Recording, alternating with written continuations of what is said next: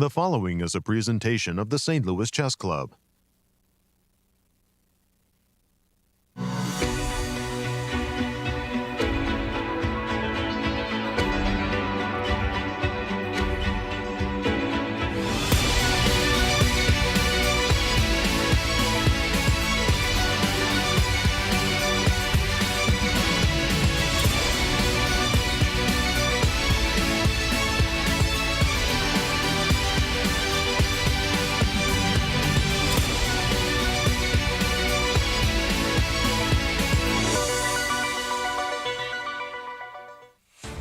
Hello everyone, welcome back to St. Louis. We're going to have another amazing event here, Chess 9LX, where the one and only Garry Kasparov will be joining the field, together with a lot of strong American chess players. I cannot wait for this event to start. Let's go to the studio and get this tournament started. Welcome to St. Louis, the home of chess in America, as the St. Louis Chess Club presents Chess 9LX. Some of the best players in the world take on the toughest format in chess.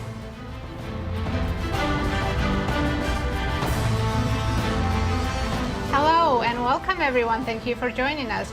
I'm International Master Nazi Paikidze and I'm here with Grandmaster Yasser Seirawan. Nazi, so wonderful to have you back in studio here. Welcome back to St. Louis. We missed you. Thank you so much. I'm so happy to be back. Me too. Hello everyone and welcome to our show, Chess 9LX. What on earth is it? I know it's going to be very exciting, but let's get an insight. Nazi, what is Chess 9LX? Right, it was invented by Bobby Fischer in 1966. Right. Originally named Fischer Random, also known as Chess 960, named for the 960 possible starting positions. Except there are restrictions from those possible positions. Think about it. You don't want bishops on the same color, so you got to put the bishops on opposite color. In order to castle, the king has to be between both rooks. And for this tournament, the players are only going to receive the starting position 15 minutes before the start of the play. But the players, what a roster of players it is. Do the honors, please. Indeed, we have an incredibly strong lineup. One and only legendary Garry Kasparov. It's Garry Kasparov versus America. Look at that. Look at who he's up against. Right, we have the top players in the United States: Fabiano Caruana, Hikaru Nakamura, Levon Aronian, Wesley. Murderer's Row on the left side of the screen. And we have Leinier Dominguez, Shankland, Robson, and two youngsters, Jeffery, Xiong, and Sevian. What challenges there are there? And tell us about the format for this event.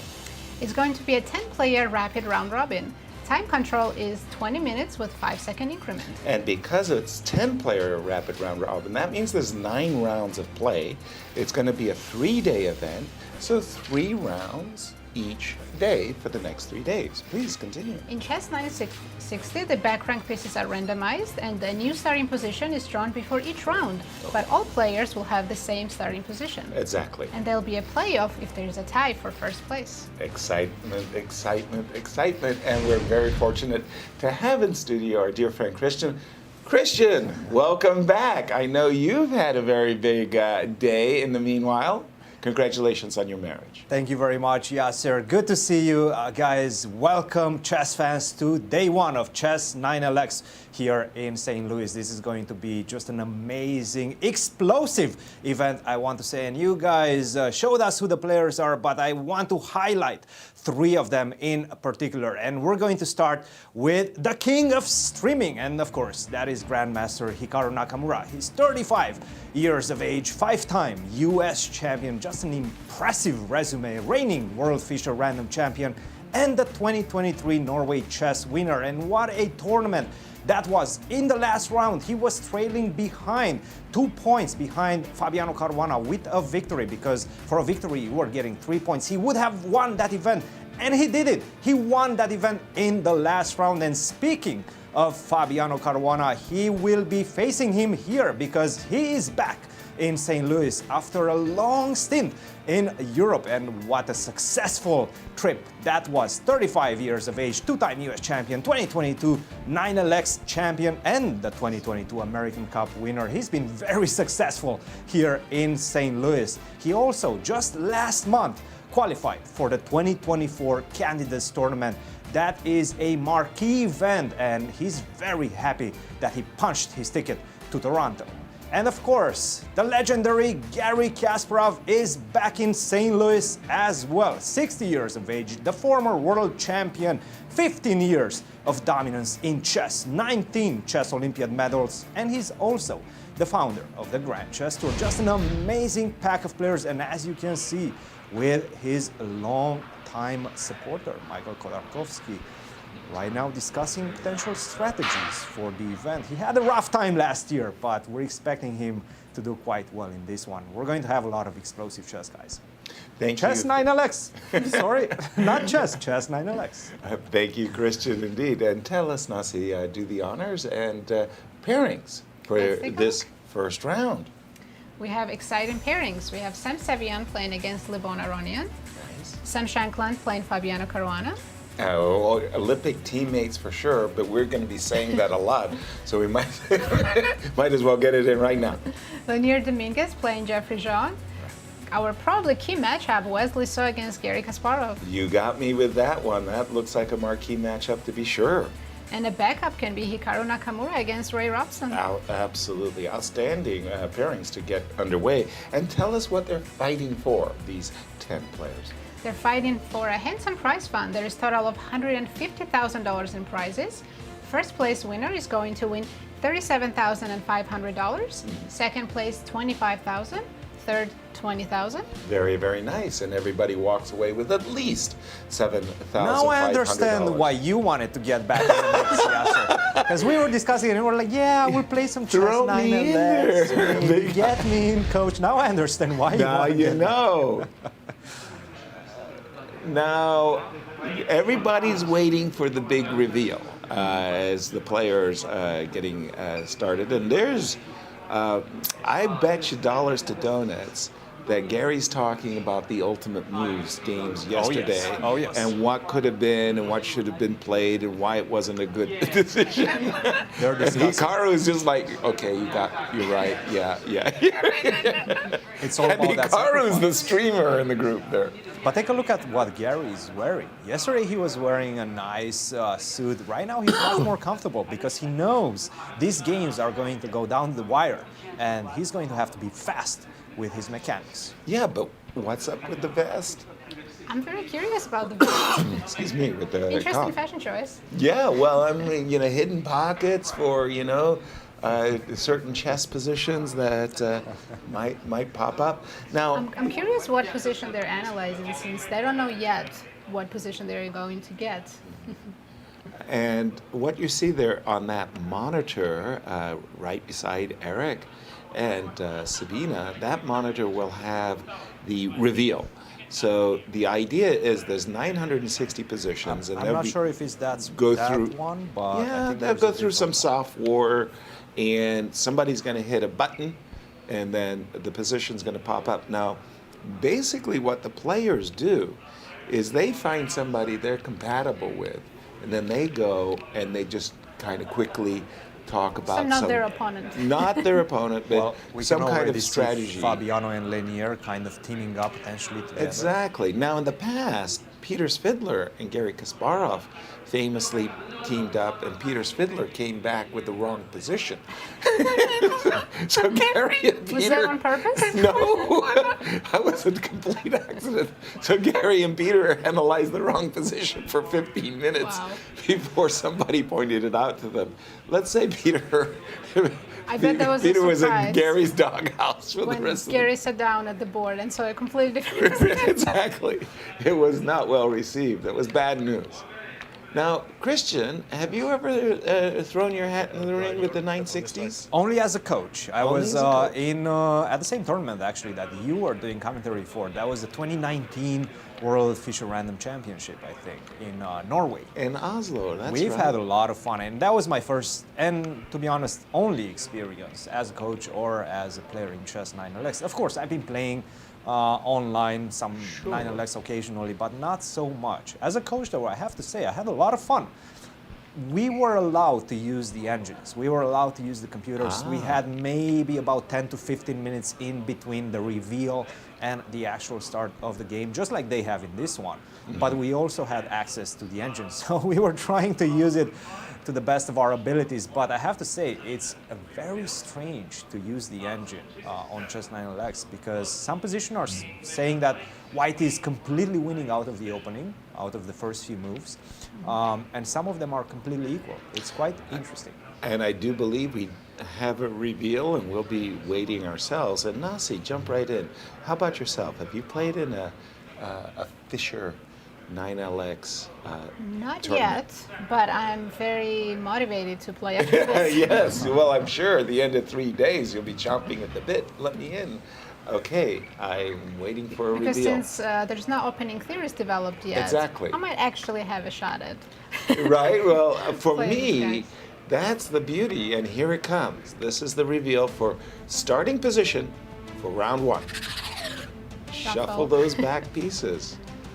Rook, king, Okay. bishop, knight. So, the way we break it down when we see this position, we look at the awkward pieces. Actually, in this exact position, all the pieces are fine. We're going to play g3 or g4 to release the bishop. The knights are fine, the bishop is fine. There's a weakness. There's one pawn weakness, and the pawn weakness is h2 and h7. But it's not so easy to target those weaknesses. And as you predicted, Leinier and Fabi. I think that's Levon and Fabiano. Is that Levon? Yes. Oh, excuse I me. recognize his glasses. And I think it's more than just the two of them. I think we see another figure right there, and perhaps that's Leinier, the one on the right. So in this starting position, you would be thinking to castle longside more, since king's already on b1. Well, let me see if I can just refresh my board to figure Let it me out see myself. Sam Shankland and Ray Robson analyzing. No, I don't have my reshuffle.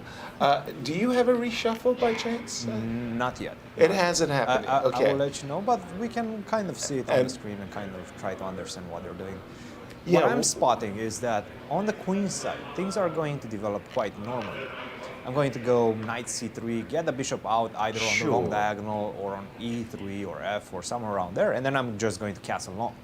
Well, I can imagine that d4, bishop f4, the London system, if you will, as a way of defending h2.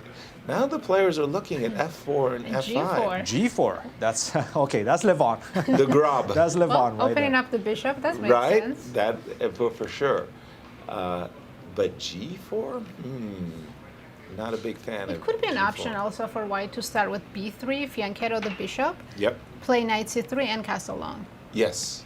That way the queen needn't move in order to get out of the way. And there we see, geez, G4, D5. D4, G6. See? d5 Yeah. stops black knight D5, from going to F5. c6, and knight on d8 is very uncomfortable.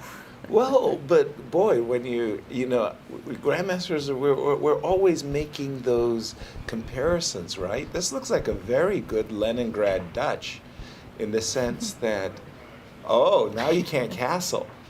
On that Right. side, Right. but you Right. can castle long, which is actually very short. I don't think Very short. I don't think I've ever seen Leningrad Dutch with long side castles. No, so- no, that's not a frequent. And it looks like Sam Shankland and Ray Robson kind of teaming up. By the way, Ray and Sam are both on the bubble of making the Olympic team. We have these extraordinarily top 4 players, and then the fight for the 5th place it's intense. Sam doesn't seem to be very happy with the bishop on h1 after this move. Yeah, once you start E4. with e4, bishop on h1 is going to be unhappy. True. So I think first moves b3 or d4 look the best to me. For me, d4. Yeah, I really but do like. I think there's a problem with b3. Black goes g6. With Now, just to remind everybody, the players are looking at the starting position for the first time right now, and they get 15 minutes, and only 15 minutes, then the clock is going to begin, and they've got to come up with Well, I think the goal is the scheme of development. You know, where are the pieces going to go? I like what you were just saying about b3, g6, by the way. But then if you continue the thought, bishop b2, bishop takes b2, knight takes b2, you've helped develop White's pieces. So. But knight on b2 is not the best placed piece. No, I'm not a big fan either. As we see our legendary Garry Kasparov. Let's talk about Garry for a moment, because Garry, of course, loves chess. But there's no way with his busy schedule that he can keep up with the players and the theory. So, but when he thinks about the Fischer Random and there's no chess theory, then he wants to get in. But the problem is, and Cristian, you can speak to this more directly, he's not used to being under fire. It's one thing to do training, it's another thing to play tournament chess. No, absolutely, and it's all about that time expenditure. You just don't feel the position. You're not confident in your moves when you haven't played in so many, well, years, to be honest, right now, because he's playing, sure, maybe one tournament every now and then, every couple of years. We've seen him here at the St. Louis Chess Club often, but only momentarily, and only generally in chess 9LX. So he's not very well versed with his opening theory, which doesn't matter in this one, but he also doesn't feel the pieces as much, right, when you're not playing chess all the time. You're going to spend a lot of time in the first few moves trying to figure things out, and then there's going to be, as you mentioned, a lot of pressure in those last critical moments of the game. Exactly. As we've got just a little bit of time, we're going to put our panel on the spot. We're going to, ladies first, your choice. Who's going to win the tournament, Nazi? I thought about that already, and my pick is Wesley So.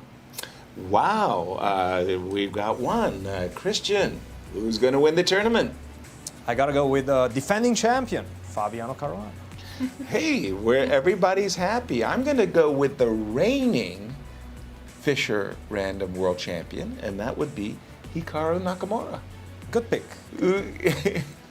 And Darush, everybody's got a favorite. Darush is going with Leinier Dominguez. I like that. Wow. And Sabina made her pick, and it's Levon Aronian. Wow, no duplications in any of that. Top 5 used players? Sounds like it to me. My goodness. Nobody picked Garry? I mean, guys, come on, Yasser, Garry. come on, man. Garry's rusty. We just talked about that. Garry's your guy, though. It's true. That is true. By the way, again, and I just want to boldly reinforce what you said. Fabiano Caruana last month qualified for, I believe, the fifth time to the Candidates World Championship tournament, and our sincere congratulations to him. I think a lot of players judge their careers by whether they played for the World Championship or how often they qualified for the Candidates. I only qualified twice myself, but that is an extraordinary achievement to qualify Once 5 a candidate, times. always a candidate. There you go. Whenever you analyze a player and you analyze his or her careers, Yes. you always look at these big moments, this pinnacle of chess. Candidates, World Championship match, these are the two big ones. And Fabiano qualifying 5 times, just simply impressive. Exactly. Throw in some national championship titles and maybe a couple Just a Olympic appearances, and that's what it's all about. And of course, the most important thing in all of that, according to Ben Larson, winning. Yes. Winning. That's Great. why qualifying the candidates, you're one step away, but it's just not yet enough. That looks like the table right there. I mean, there you're seeing 5 of the 10 participants looking over one another's shoulder. Jeffery Xiong standing up, facing us. Sam Sevian with his back to us. Wesley So in there discussing. Must have been a good one. Yeah. No, and I do think that that's very important, that in this tournament in particular, the players are feeling so very comfortable because they're not under the pressure of the ELO. There is a tyranny in the world of chess. The tyranny is you need that top rating to get to the Grand Chess Tour, to get to those big invitations. So oftentimes the players play a kind of a risk-averse chess. Here, they swing for the fences, Cristian. Oh, yes. You said excitement. Yeah, we're going to have the most exciting games when they're not worried about their ELO. Exactly. Do you feel... It's always about prestige, of course, for these top players and bragging rights, to be honest, because if you win any tournament, be it Chess 960, Rapid, Blitz, you name it, as long as you touch the chess pieces and you win a tournament, you're going to have bragging rights for a while. Exactly. Do you feel that in your practice, Nasi, that you have an awareness of your rating and you jockeying, I don't know, for Olympic spots or Cairns Cup or something like that? Does that go through your mind? I've stopped playing a lot of open tournaments to make sure I always qualify for the U.S. Championship and American Cup and the Olympiad. Right, Yeah. because those are the appearances that you really want to show up for.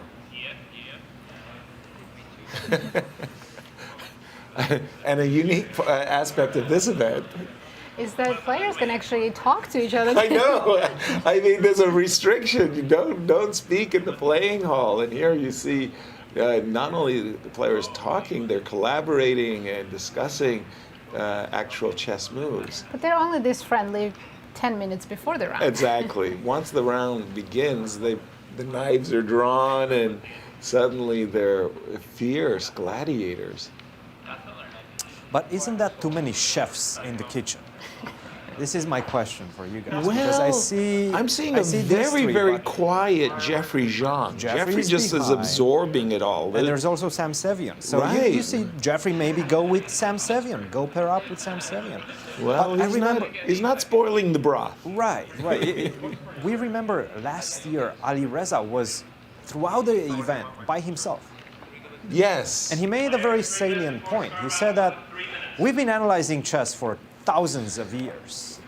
And right now you're going to solve this position in 5 minutes or like 15 minutes or whatever. It doesn't matter. That's I'm what going he to said. chill. I'm going to chill instead. I'm going to look at the position on my diagram. I'm going to try to make my own predictions of where the pieces should go and then just go play a game of Chess 911. Sorry to interrupt you there, but if I have to see a focused look, Jeffery was like in some other zone. He was really absorbing everything that was being said and played. That is concentration squared. I mean, nothing but the chess position Do you is going think through his in mind. this position that got picked, position 267, White has any advantage in the beginning? This looks, it's funny because the Stockfish chess engines have calculated and ranked each and every one of the 960 positions. And there are a number of positions that are extraordinarily balanced, very even at the start. And there's a number of positions that are actually a very serious qualified advantage for White. This strikes me as one of the more balanced ones. How about you? I think the same way, yes. Because the weakness is on H2 and H7, and it's not, if you play a move like, for example, C2, C4, and the queen on B1 can't capture H7, there's no threat to those pawns, then there's no real weakness at the very start of the position. Well, it seems like the players are about Yeah, to I get think in their seats. I think they've got the 2-minute warning, as you might say in football. So they're finding their boards.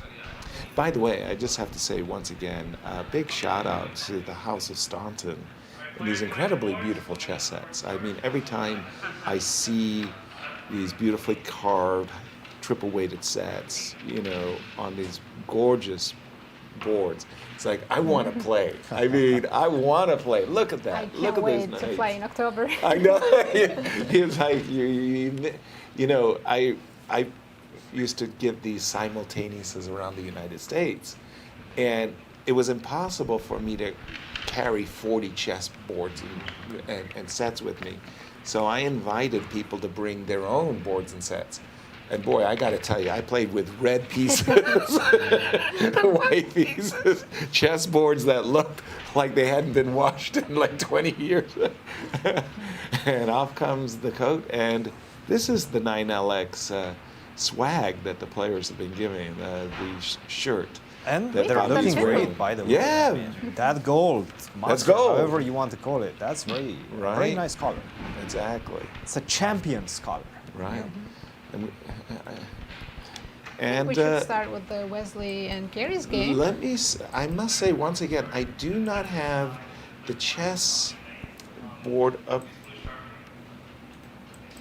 But Nazi, your choice. Where would you like us to begin? Would you like us to start with the Sam Shankland Fabi game, or By the way, I'm what was rooting that? for Kasparov's game. Kasparov's game? Wesley. So we're going to bring up Wesley. What are they signing? I'm not This sure is what the this is. authentication of it. I do believe the chess sets as pieces of history are put up for auction.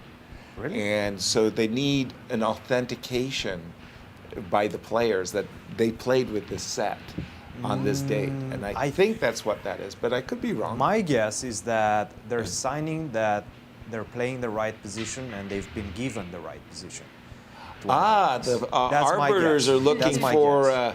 they're looking for a release. DGP official think so. checklist? What is that? Because you see, there's round 1, round 2, Yeah. etc., etc. The arbiters are looking for indemnification. You can't sue us. Well, especially after the Zvidler Kasparov incident last year. We gave you the proper position. It was your responsibility. I'm sorry it cost you first place. And we're underway. We're off. That was an awkward handshake, I must say. I didn't come off Looked as... like it was going to be a fist bump. Yeah, it was some kind of a combination there. As E2, E4, we're underway. And again, I'm sorry to say, yes, no. We I have do have a- E4, but we have a standard chess position. We have a standard chess position. The pieces haven't been shown. E4, B3. Well, after Garry played E5, now bishop on H8 is closed on that diagonal, so Right. B3 makes a lot of sense. Okay, but Do you think Black should also play B6? you're copy. right. It's kind of a copy. When I see the move E4, B3, I'm usually seeing it in combination with D2, D4 Right. or F2, F4. Now, because there is this rook on F1, I do believe that bishop B2 and F4 might be on the agenda of Wesley. D2, pardon me, D7, D6. Opening up the bishop. I think this is like the most awkward moments in Fischer Random. The first 5-10 moves and just figuring out what the proper scheme of development is. Now, Garry, his whole life, has been a naturally born King's Indian defense player. Right. So he's going to love the fact that his bishop is already sitting on H8, and he's going to be looking to play F5 himself, knight to F6.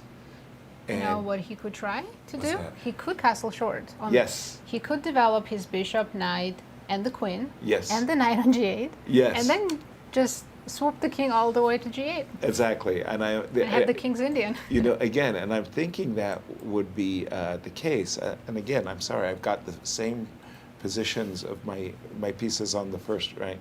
Apologies, but imagining that I have the position, I do think that the move F7, F5, without the move G6, like you can just play F5, knight F6, and prepare a short castling.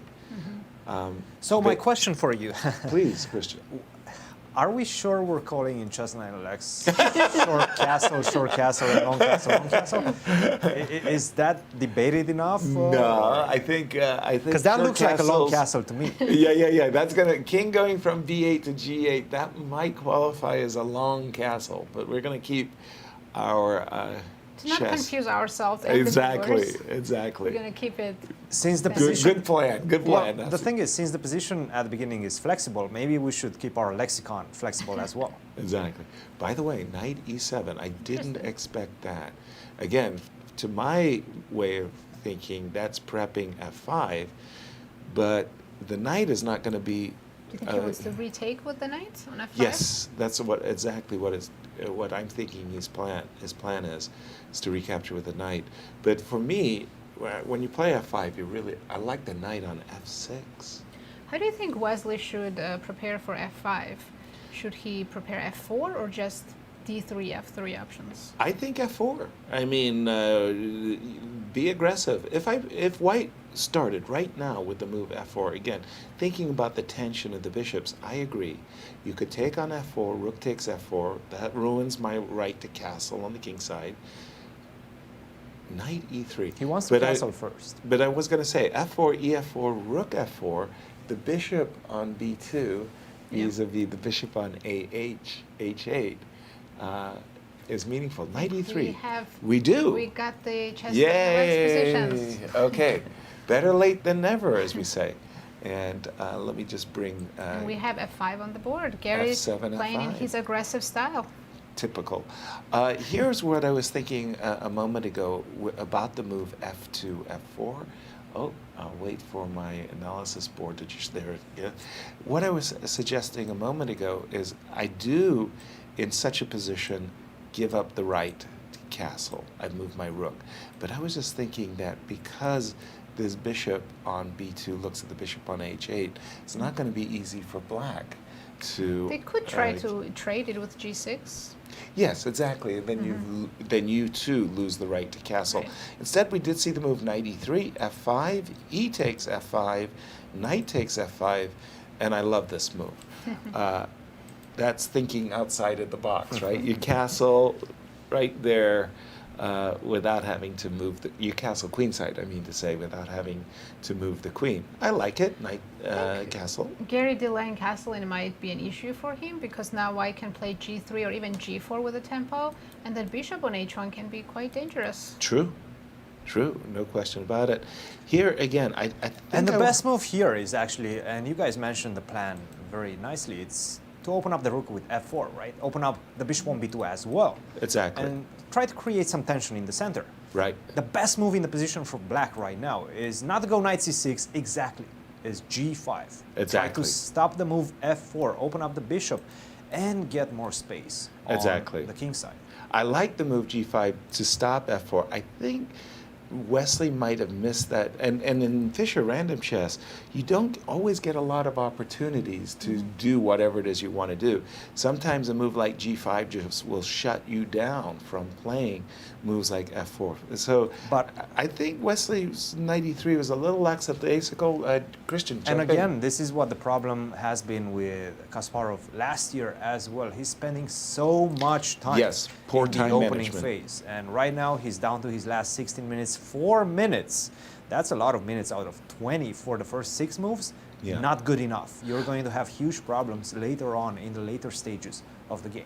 Well, I hear you loud and clear. I won't G5. Let's go. Right, let's go. Same move, faster, stronger, right? Yes. But in this particular case, and this is a practical decision, as you see Wesley much more practical with his clock.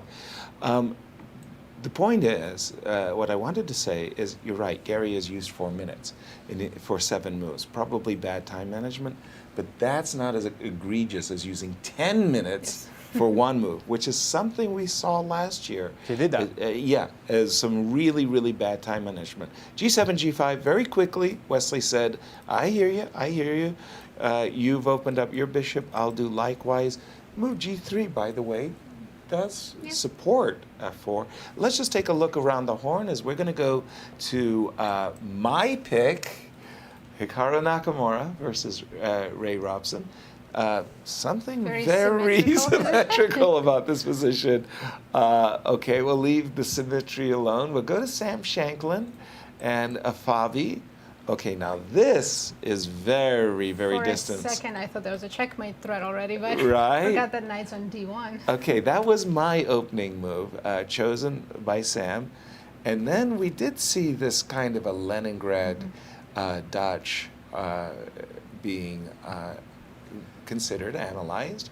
Knight d5, okay, so winning a tempo, but the bishops popped out. Okay, knight e3, suggesting that the tempo is going to be 1 back. Bishop d2, and there is a checkmating threat.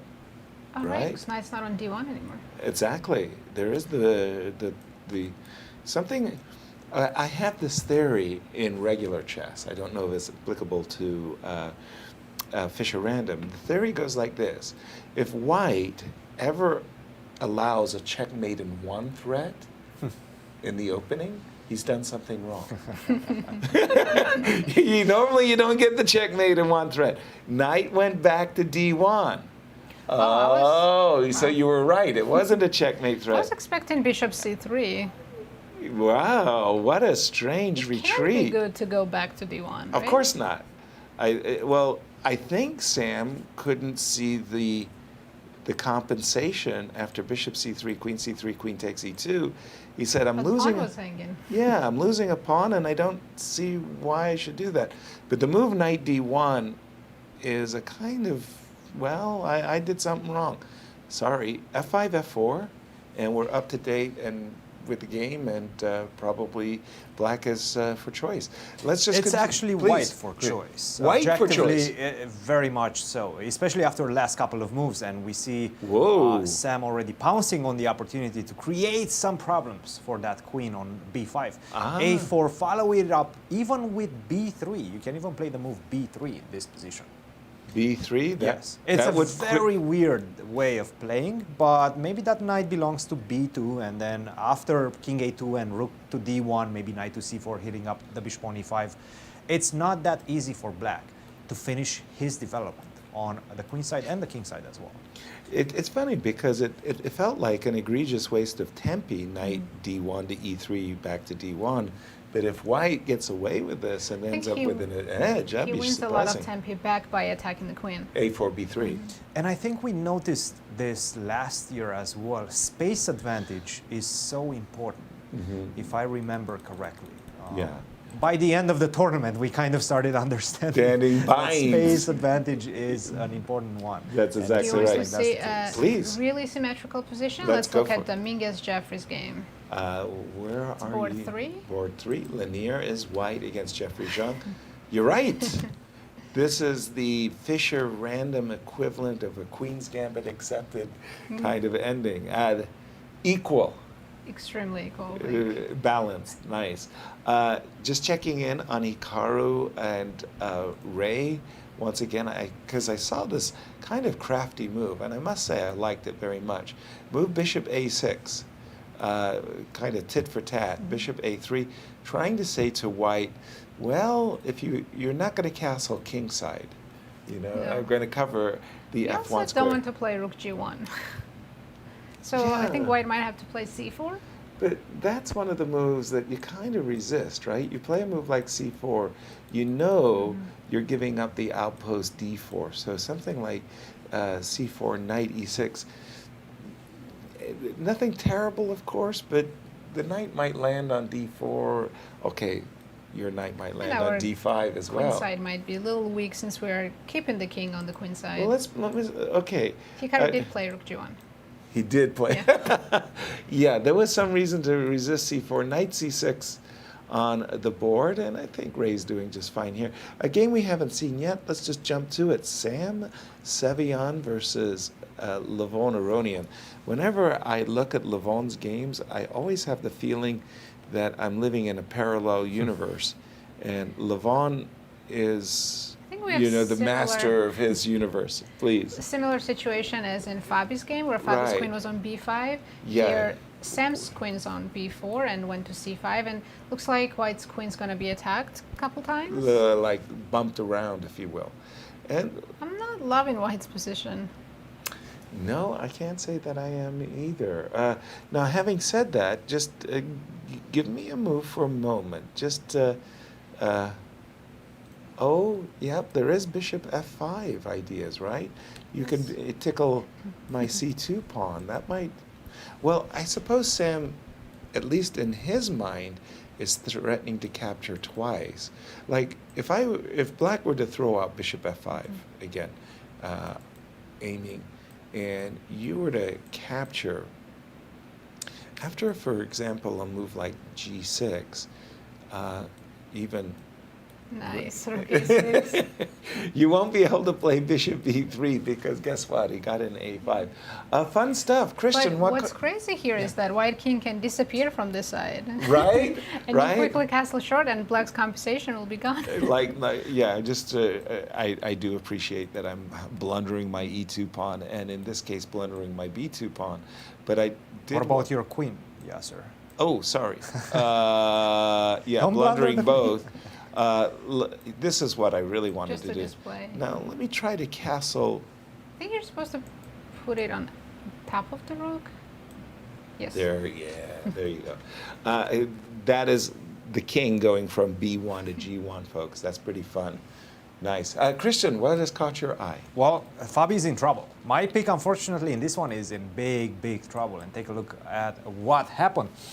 The queen landed on a6 after this a4, queen c4, b3, queen a6. I have to say Sam has been playing the best moves in the position. And they're not very intuitive because you are opening up your king quite a lot on the queen side. So this is quite an interesting and intriguing approach from white, but it definitely delivers the results. Because right now, how are you going to develop and deal with the passive knight on g8? If you go knight f6, obviously you're losing the pawn on f4. If you go knight h6, it's just simply not the right avenue for the knight. You can take knight to d3. Everything is coming with tempo for white, and you still haven't castled on the queen side. Bishop takes d2, queen takes d2. Now you have to worry about the knight on h6. Yikes. I have knight to f4 coming. This e6 square is going to be a nice landing spot for that knight. This is pretty much all she wrote for black. This is not looking good. So what do you do? How do you develop your pieces? Maybe you want to castle, right? And how do we do the castle? We move the king over the rook, castle like this. But unfortunately, after take, once again, it's all about the tempos. You take knight to d3, everything with a tempo. You still have problems on the dark squares. What is this queen on a6 doing so far away from the play in the position? Queen to d2, maybe queen to g5 and start attacking and posing some problems for the bishop on a3.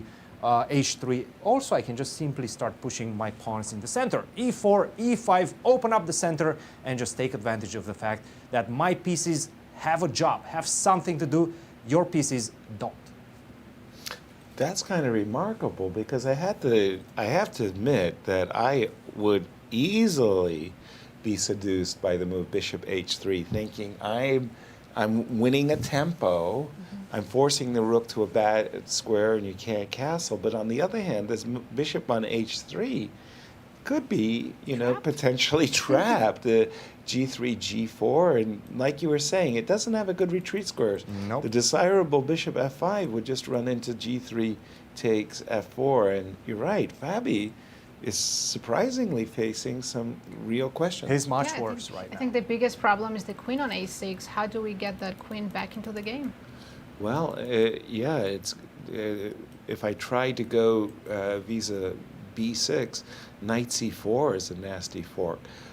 We'll keep an eye on this one, as that would be, in our estimation, quite an upset to start our tournament. Just jumping back to the game of Garry and Wesley for a moment, when we have left it, we were full of admiration for the move g5 and also for the practical response g3. Knight to d4. Okay. I'm going to point out that actually Please. Wesley already has a huge time advantage. 16 minutes against 9 minutes. And we're only on move 10. By the way, Garry moved his knight again. So that's two Provoked tempi. c3. For the, yeah, but is that a good judgment? Like two tempi, and Wesley said, well, I'm going to be developing my pieces while you're jumping to and fro. And I don't see c2, c3 as being injurious to white, whereas I do think that, these tempi could, be good for white. Like, okay, first of all, he is threatening to win a pawn. Jumping on this one too, Christian. This one, I don't know. It seems like it's very Garry balanced. is. The thing is, the position remains extremely balanced. The one thing that is not balanced is their time situation. Right. Wesley has more than double But his time. So this is not looking good for Garry for the simple fact that he's spending too much time. Forget about the time for a moment. Just tell me what he should be doing in the position, because it's not like if you take. You can start exchanging. So you well, can take on let's E3. say if you take. Let's take on E3. Okay, just to point out what I see as a bad line. If you take on F4, I'll take on F5. You take on F5. Now your queen needs. You must trade. Lost rank issues. Exactly. That's where the loss of development comes If you into can it. castle here long, It position wouldn't be bad, right? No castling while you're in check. But you were about to suggest taking on E3, Christian. Yes, I yes. recapture. Now I take on F4, I recapture, and I take back. and I recapture. And also, by the way, I'm not sure if I would take with the G pawn, but okay, let's say take. There's also an in-between move, maybe bishop g4 develop with a tempo. So black I can castle do that. quickly. I can do that. I can also just exchange absolutely everything on F4 and then try to go A5. Open up the position on that A5, side. Yes. Okay, that is a surprise move for me. So the idea is that you won't move your bishop and you won't castle, rather you'll play A5. I'm starting to play for initiative on the queen side. I'm giving you the H7 pawn if you really want it, and then I'm just saying that. What pawn on would C3 two wonderful pawn grubbers do in this situation? Without probably thinking. take- Without thinking. They They go- probably take it. So take it. Take it. You got us. I'm you, kind of curious. You, What's you up? had me at hello. But All right, let's continue. Christian A4, has right? support of the engine. But forget about that. I mean, don't trust those chess engines. They're not what they're cracked up to be. A4. Let's do it. Okay. It looks a bit scary, right? It does. Well, scary for whom? Like, okay, I'll go back. I'll just bishop c2. I'll just pretend like you're attacking me. Gary's down to 6 minutes. Oh, That's no, the problem. he's I'm telling you, that's just So that's you simply see, that's problem. that's where the lack of practice, the lack of awareness, this. You're not under enough tension of the tournament that the tournament tensions do bring. And he's We've It's also the anticipated this first at the round. beginning. He's gonna definitely speed up right. as he plays more games, but Knight takes e3, as you predicted. Christian is on the board.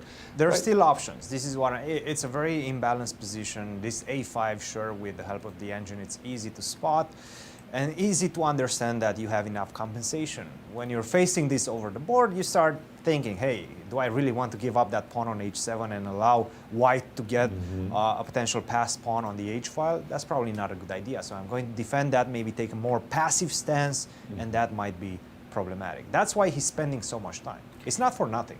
Right. if you guys don't mind switching position, let's look at Hikaru's game. I really like Ray's knight on d4. That is a gorgeous Ooh, outpost. yes. For folks who really do follow our broadcast, you will hear me say this on multiple occasions. Knights have a very intriguing property, and one of the properties that knights have is the more often they're defended, the more powerful they are. It's the strangest thing. But that knight on d4 is really one of the most best defended knights I've seen in a long, long It's already time. defended 4 times, Right, but but- it could easily be defended by 6 times. Six. Knight c6, queen d7. You got it.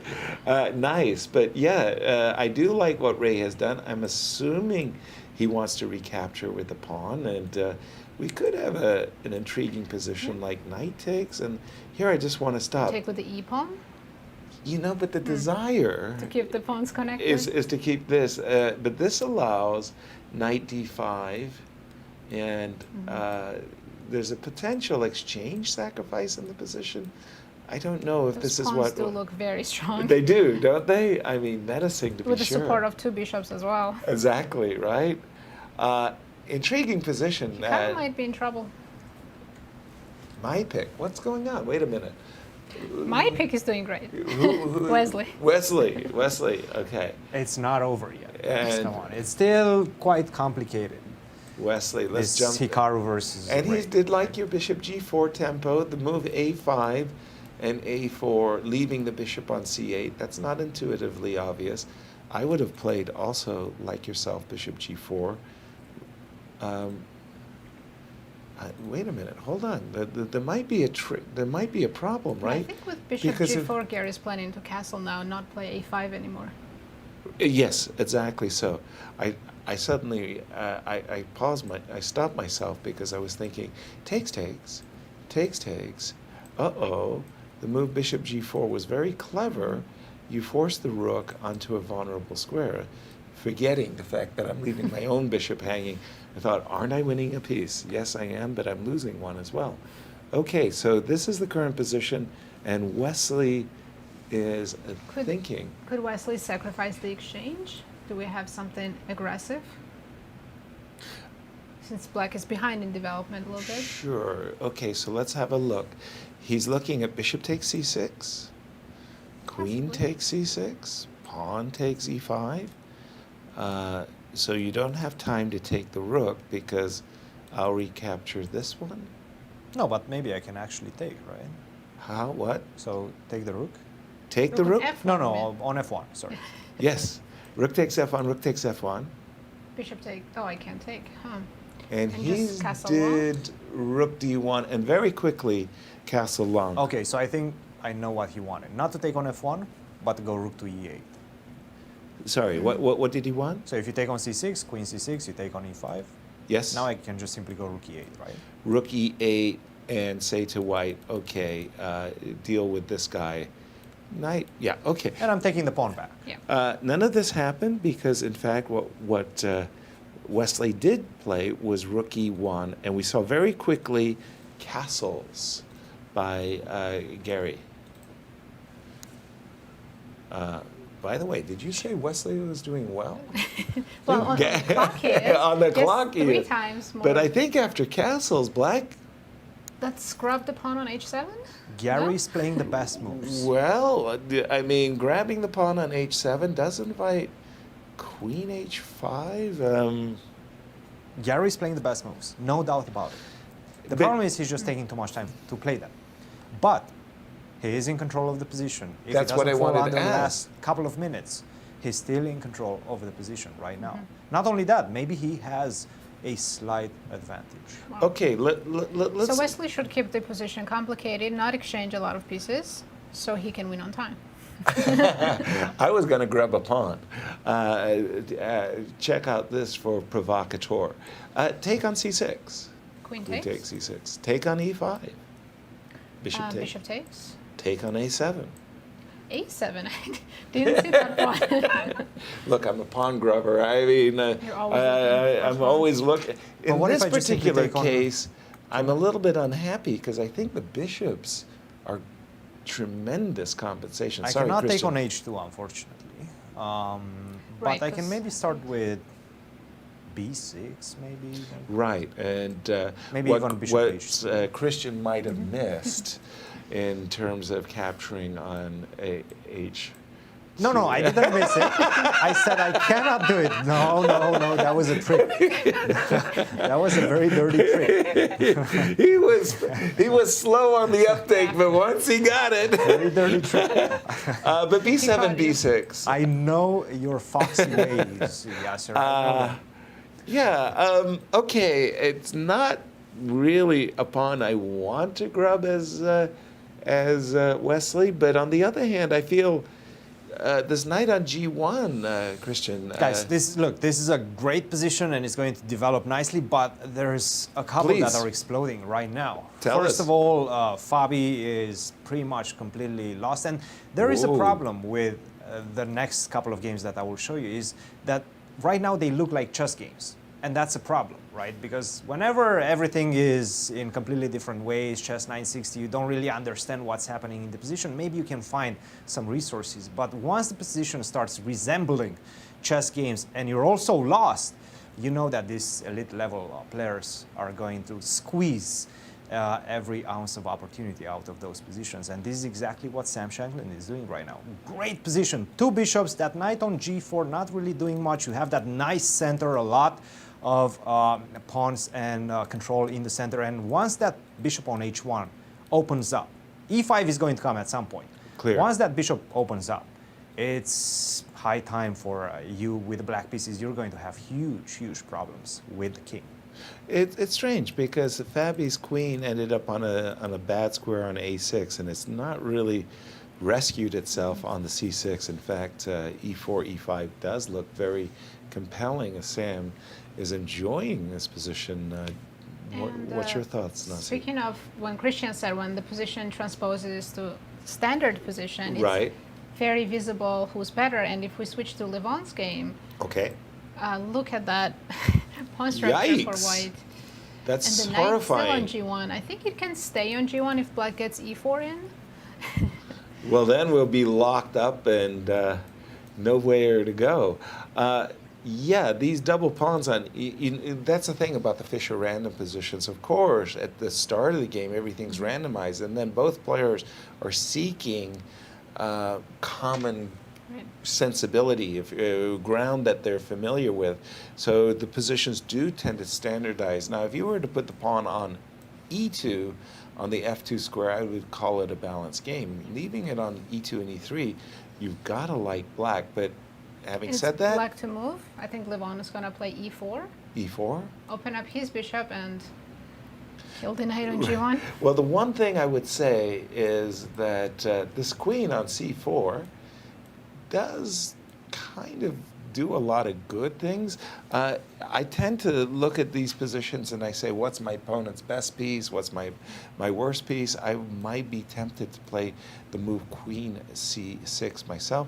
Another move that I'm also tempted by is the move f5. Just that if I do play e4, the knight might land on the f4 square. And what are the clock times in this one? I think it's even. 6 Even? minutes for both.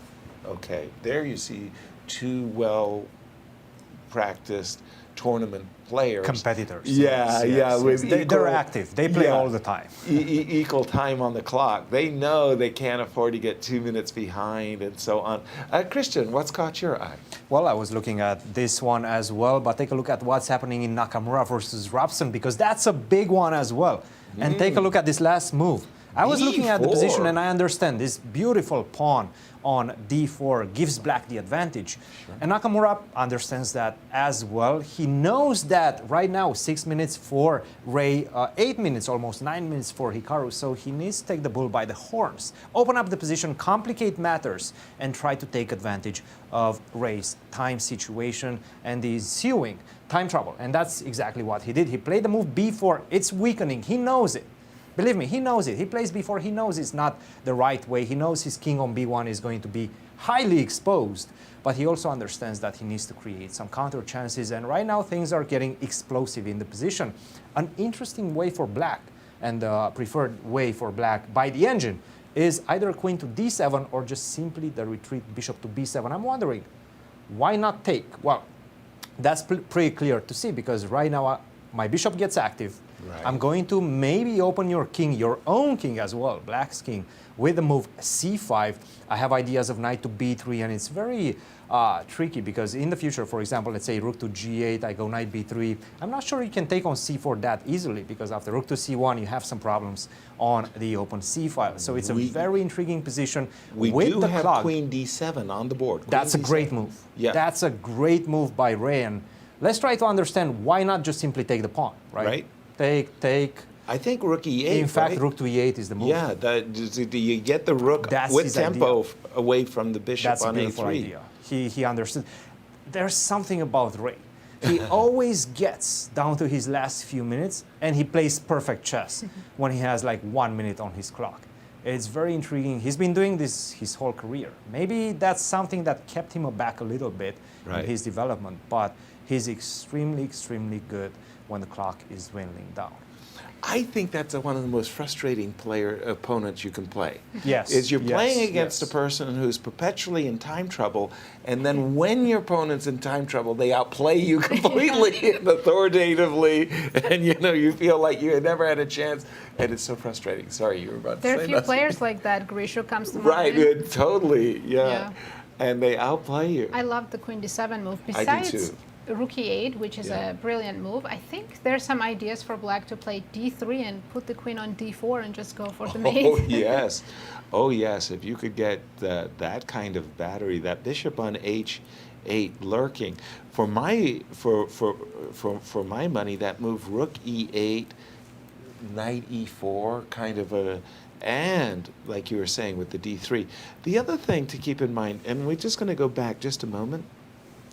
If it was my turn, I would, as black, Ray did play the move queen d7.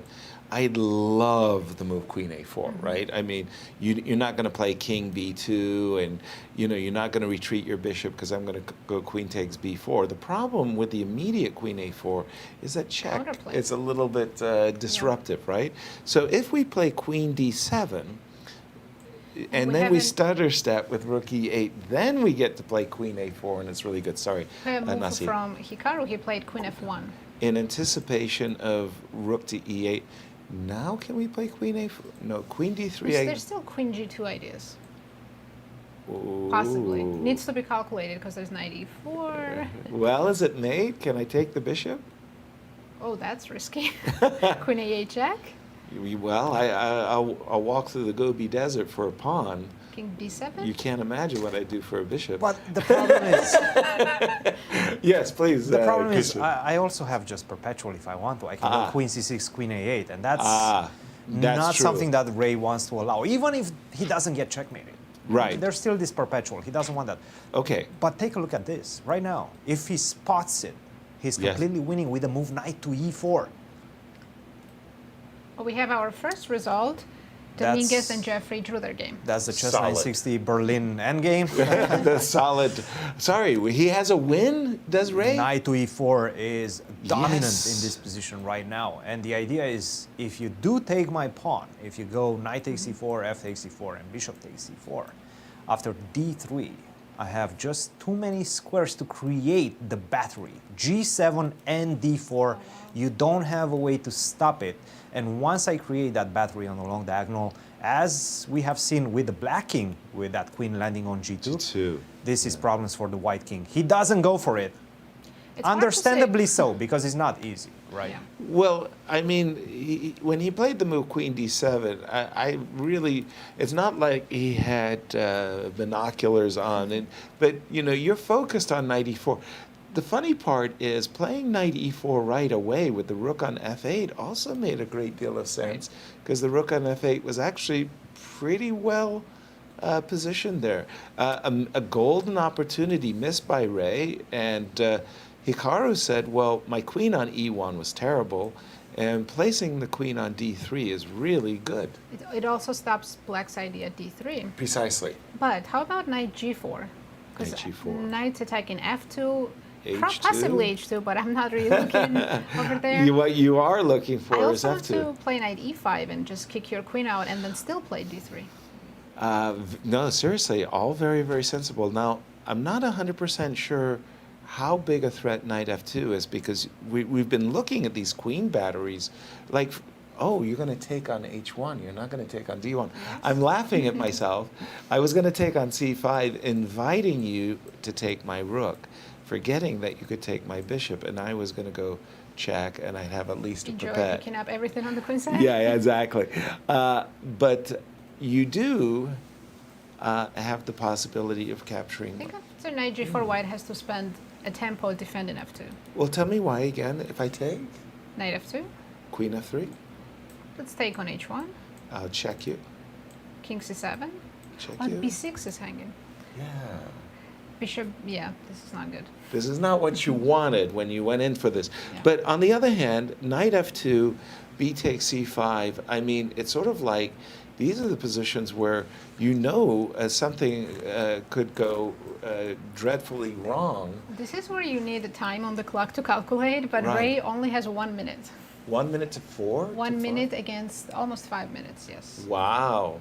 And Christian, jump in on this move, knight g4. Do you see this as something that Ray should... That's the best move in the position, but he's falling down to his last 1 minute. Guys, we have to pick a game and stay with that one. Sure. Because we're going down to the last couple of minutes. And Garry is down to his last minute and 30 seconds. Ray under 1 minute. Which one will it be? You guys choose. Nazi. I think we should watch Hikaru and Ray's game because it's very sharp. You made a very executive and bold decision there as you eschewed our legendary Garry Kasparov in favor of Ray and Hikaru. Ray is chilling and he has 30 seconds left. Ray is so chill. Look at that. If you were to tell me with this California cool that Ray has 10 seconds. Did you see his eyes? No. Bulging? It's gone down, right? Yeah, it's 16, sorry. No, it's 10 right now. 10 seconds. Does he know that he only has 5 I'm second not sure. increment? It's just a chill. Take it easy, guys. After a 2-minute thing, C5 takes Bishop B4. takes B4. 9 seconds for Ray, and he's He's drinking drinking. water. What is he doing? And Ray, Ray, you have 5 4. seconds. Move. Oh my god. And then finally, a kind of a quick, jolty, jerky move. Knight D5. What about them apples? Taking advantage of the pin pawn on C4 and eyeballing that gorgeous square Knight So C3 many check. tactics on the board. What just happened? Can I play Queen F3? Yes. Check my Fischer Random regulations. Completely legal. I guess you can play Queen A4. Yes. You know, tit for tat kind of thing. But 8 seconds against 4 minutes. I don't think that is so but impractical. we did say by- that Ray finds the perfect moves when he has no time. So Right? Like if you saw A3, D3 on the board, you'd be really reluctant to allow the mate in one, right? I mean, oh my gosh. incredible position. With no time. By the way, Garry jumping- is completely winning. Sorry, what? Garry has a winning move. Let's go to that one for just a second, see if he finds it, and then we can move on from it. Garry if he has finds a queen to winning D3 move. and the queen is on D3, that's winning. That's So it. it's bishop F5? Bishop F5 is coming, and I'm just picking up the exchange, at least.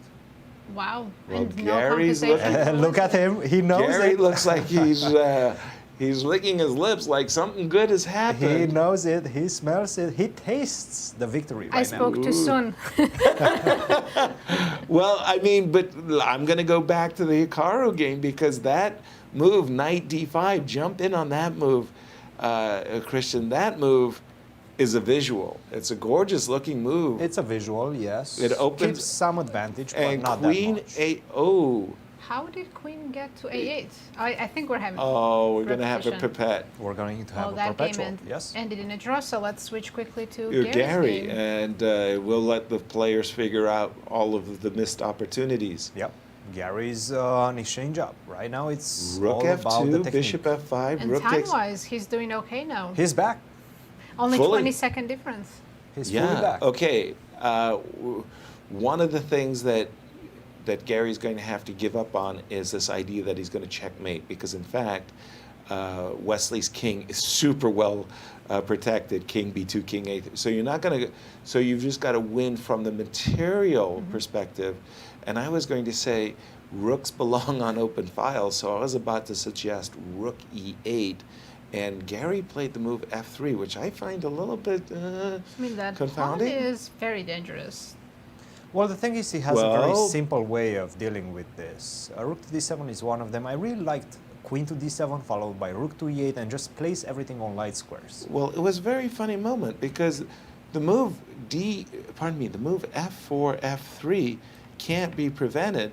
The only move I saw as a threat was Queen E7. So Rook E8, an ounce of prevention, pound of cure.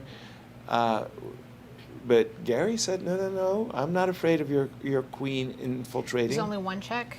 It's only one check. Check King B7. So And Wesley Wesley needs to says, just- okay, Queen E6, King B7, King B2. So it's a waiting game for Wesley. Garry just needs to figure out how to trade Well, pieces. Yeah, no, he just wants to drop a rook on E2. Once he can play rook E2, that's And he just played Rook F7 with the idea to play Rook E7 and Rook E2. precisely so. Yeah, there's No the problem is stopping there's it. no threats for white, right? You Right. don't have I any way think to get the king. Wesley's trying something. He wants to push the pawn to A6, but Yes, in almost a Scotch defense, a Scotch opening. You're a pardon bit me, far away from style. that. Yeah, I Yeah. think that black will probably meet A5 with A6 and say, that's all you get. I think this is game over. I don't see anything for white.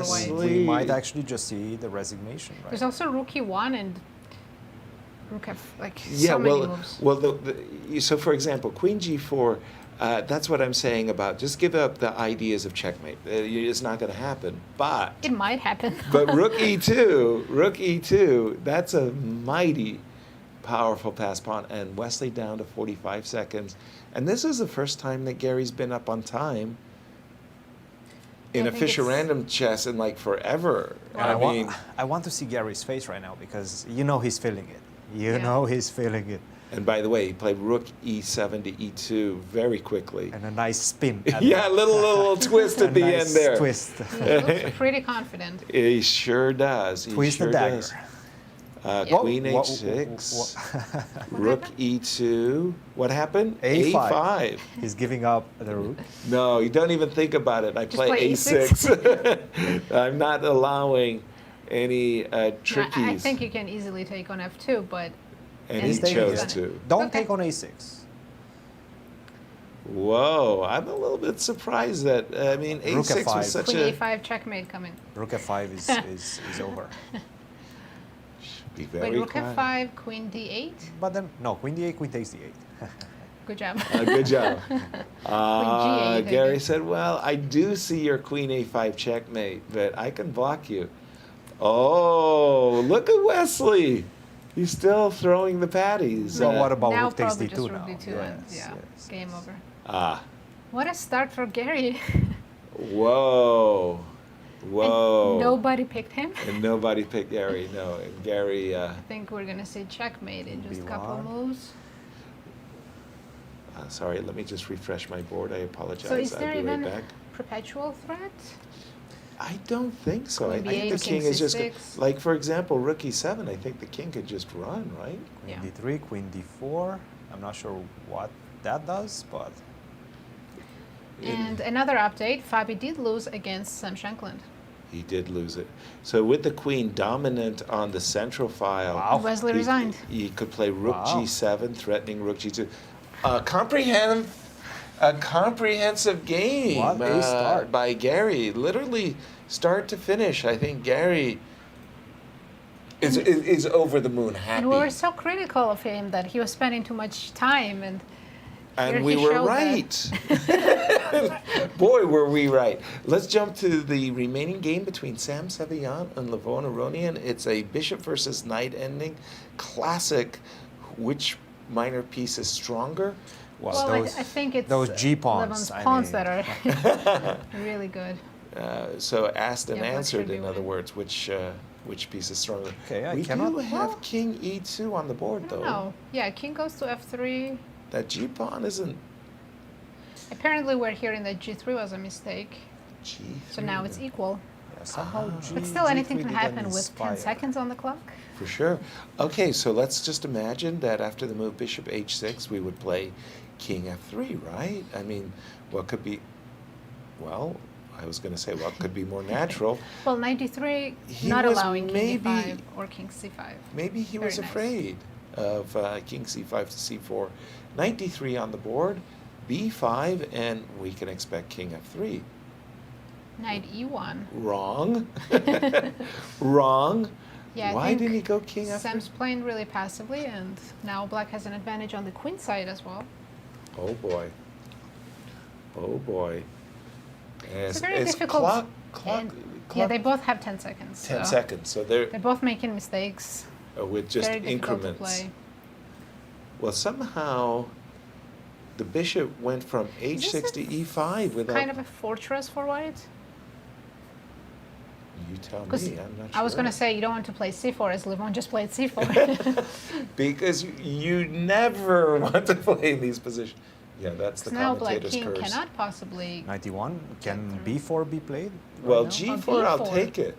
b4, I'll Maybe take not. it. Yeah, with you'll the take it. A1. King c5.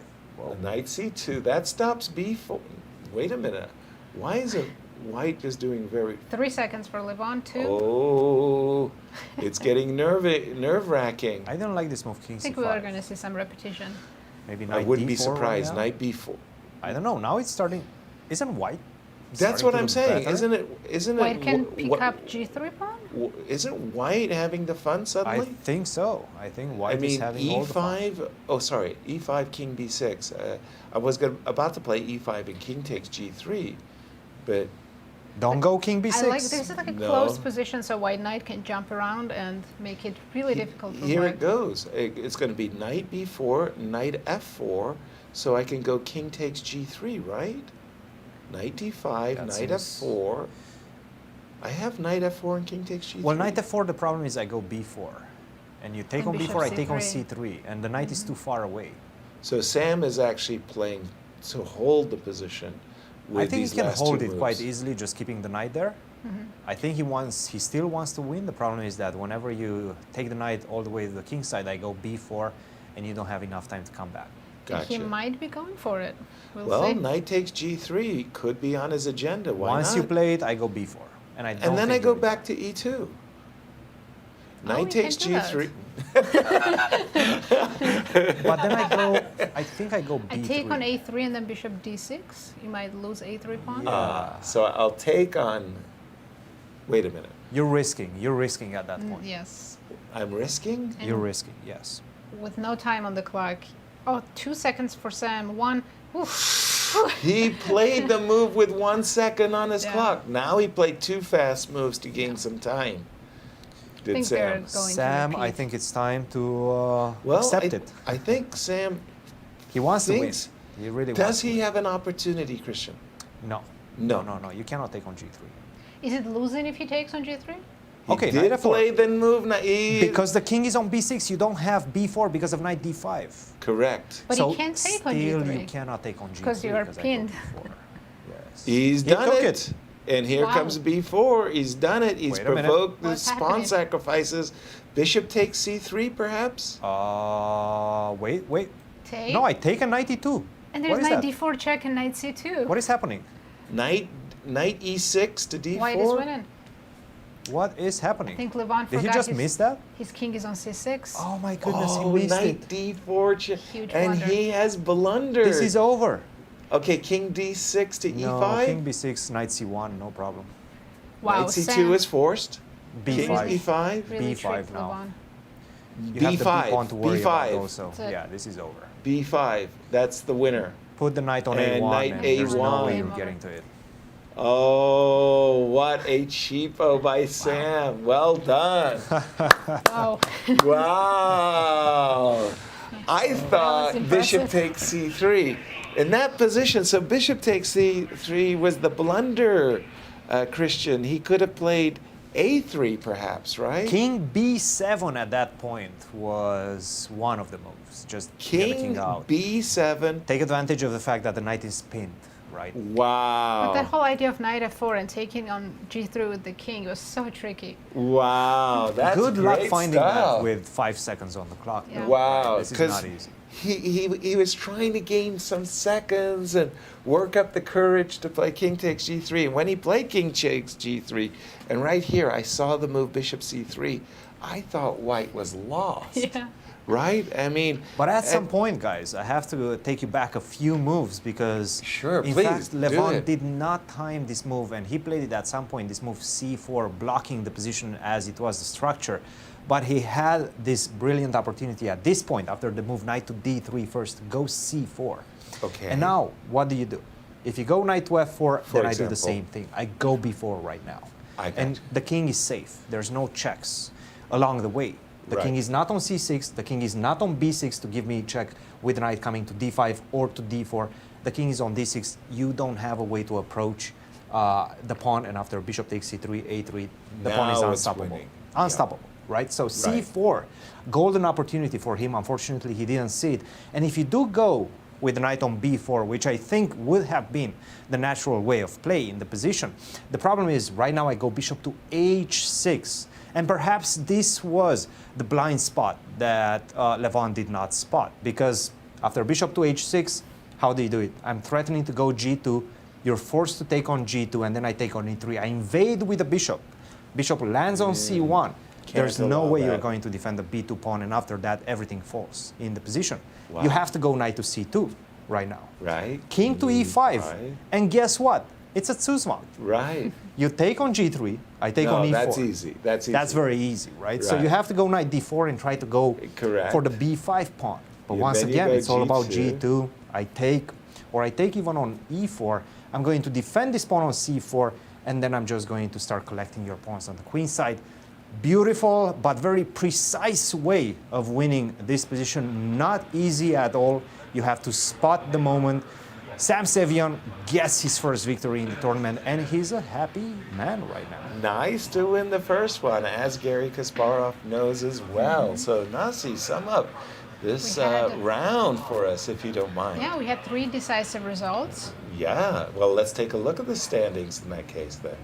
We have Garry Kasparov, Sam Sevian, and Sam Shankland leading the tournament after the first round. Garry Kasparov fans, take a photo. Their man is on the top, as it is Garry Kasparov versus America here. 9 great players and continue. Who got the draw? And we had 2 draws. Hikaru Nakamura drew against Ray Robson, and Jeffery and Leinier drew in Berlin style. In Berlin style. Very safe draws. 3 And players. 3 of our picks, Fabiano, Wesley, and Levon, currently sitting with 0 points. Well, my pick Hikaru. I'm feeling actually pretty good with Hikaru. And just to take a sneak peek at the round 2 pairings. We have Levon Aronian playing Ray Robson, Garry Kasparov playing Hikaru Nakamura, That's a big one. Jeffery Xiong against Wesley So, So Fabiano against Dominguez, that's a rematch of the World Cup. Just Yeah. played in Baku. Continue. and 2 leaders playing each other, Sevian against Shankland. Sam squared. And as we get prepared for our break, let me just tell you about what's happening at Q Boutique. As I've got this beautiful T-shirt to That's share your with favorite, yes, sir. Yeah. STL.com. you. 9LX unisex T-shirt. This is the 2023 edition. It's perfect for any chess player. Any chess player is going to find they're going to like this 50% blend of polyester, 25% cotton, and 25% rayon in metallic ink. Screen printed shirt is both comfortable and stylish. And you could actually see that T-shirt worn by Fabi right now, Exactly. and I think Leinier is wearing it, if I'm not mistaken. So They're both stylish. you have the best models. Exactly. sporting It that features T-shirt. the St. Louis Chess Club logo on the sleeve, a large print of the 9LX logo over the back, so you can look sharp both on and off the chessboard. I don't have and it on we are me, not but going on break Levon is Levon because has we it on want to right now. see. Yeah, there you go. I mean, he's showcasing and the St. Louis Chess Club on the sleeve, the left sleeve there. Levon discussing his game. And we didn't get to see how Fabi lost his game, but as Cristian was mentioning, Let's just jump to that because it was sort of like this very strange position after the move Queen B5. Who could not play the move Queen B5? Cristian, if you would bring up the game on your board, the game of Fabi. the game and the critical moments Oh, please. of this game. And I think we left it somewhere around here, and we were saying that White is doing really well. 2 bishops, I believe it was this idea after Queen to C6. Queen to C6, by the way, was not played for a very specific reason, that at some point you're always going to have this opening of the bishop on H1 with tremendous consequences, right? And in fact, in this position, if you go F5, you cannot take because I'm going to take back. You're in trouble, right? This is pretty much all she wrote. Game over. But he played the move C5, and in fact, the position is still really bad. You have a weak king, 2 bishops, still this beautiful center for White, and the knight on G4, despite the fact that it has a beautiful outpost, it doesn't really have a lot of targets. It doesn't do much on that beautiful outpost on G4. Let's take a look at what happened. Bishop to A5, and by the way, Sam was really playing a good game, very precise game, but unfortunately for him, at some point he played this move, F5. Critical moment, and I can understand why Fabi did not play the right move, which was rook takes c4, and then just go into this endgame. It's a very depressing endgame, because you take on g6, I take on d6, I'm a pawn up, there's absolutely no chance you're going to win this position with the black pieces. You're going to have to suffer for the remainder of the game.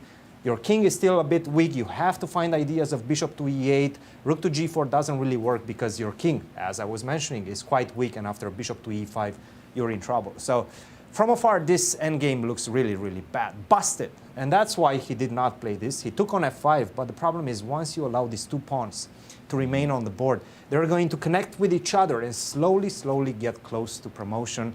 And unfortunately, that's going to bring a decisive advantage to white, which he dealt with quite precisely. Bishop to f4, nice little tactic to end the game, not taking the rook on e1 back, but just simply pinning the queen and winning the game. And we're going to have the reveal of the next game's position in just a few seconds. Let's take a look. All the players anxiously waiting for this to happen as our chief arbiter, Brian Yang, gets ready. You know, he's holding court. He's got the power, you know. These moments are to be relished. So it's completely randomized, right? It's just computer button. Yes, yes, exactly. Again, I think Fabi and Levon both sporting the Q Boutique shirt I just spoke about. Levon and Fabi. Yes. I think Chris Bird is sporting a very impressive tie there. Matching with the background. Right? We talked about that coming in on the broadcast. And the players have the position. We're going to take a look at what they're looking at right now as Nazi spin them. Queen on a1. Okay, that's the unfortunate piece, that bishop on b1. The bishop on b1 can only be developed by c4 and or a3 to bring that bishop out. The king looks good, the rooks look fine. Bishop on e1 is a... Bishop on... Both bishops, I'm going to say, are the bad pieces. Pawn weaknesses. Knights are completely fine. They can go to f3 and c3 very quickly. Yeah, those are good. Pawn weakness of g2, well, no, not bad. And as the players are looking, we're going to take a break. We're going to have the position so you can look. And also, I've been told that Sabina Feusser had asked the players a number of interviews, and we'll share some of those interviews with you during the break. See you soon. Absolutely.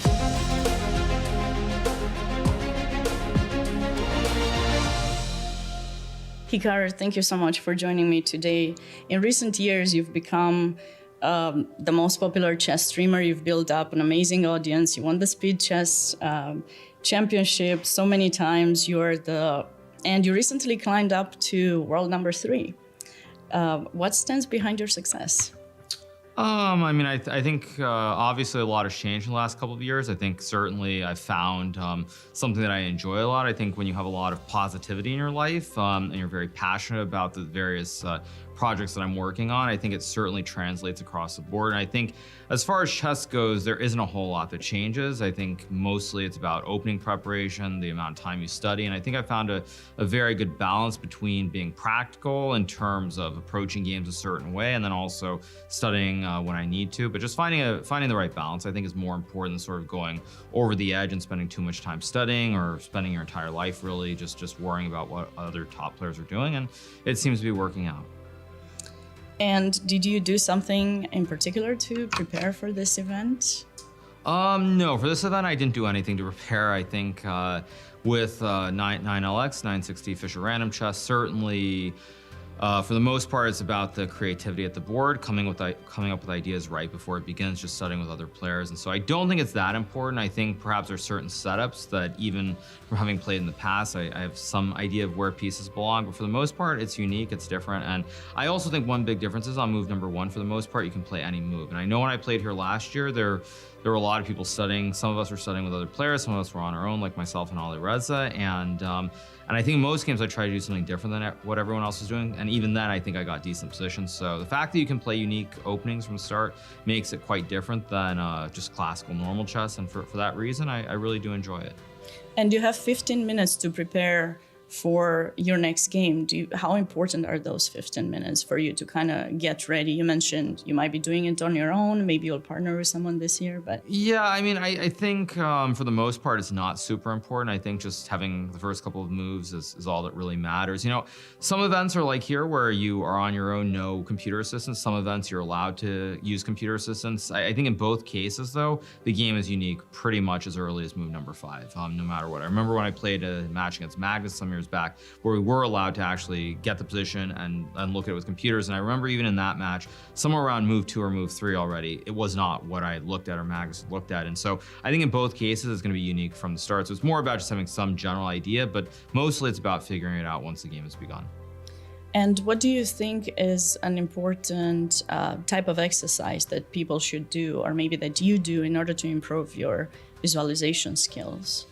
So this is just about chess in general. I think, you know, the biggest thing is doing puzzles. A lot of stuff has become very commercialized over the last couple of years in particular. And I think, you know, some people look at like things like Puzzle Rush, for example, as being beneficial. I actually would argue that just doing puzzles without any of the gimmicky stuff like timers or anything else, but just looking and trying to do puzzles/tactics is arguably the most important thing anyone can do, because it's the one thing where there is no pressure on you. You can take your time and figure it out. Whereas if you are playing, say, games of chess, which is another way of trying to improve as quickly as possible, you can play games, but you have to go back, look at the games, try and understand. And also in the split-second moments when you're making decisions, you aren't always going to make the best decisions. It's not always replicable. And so I think mainly just doing puzzles. Nowadays, of course, everyone does it online, whether it's online, whether it's from a book, but basically just doing puzzles/tactics as much as you can. Any blindfold chess at all?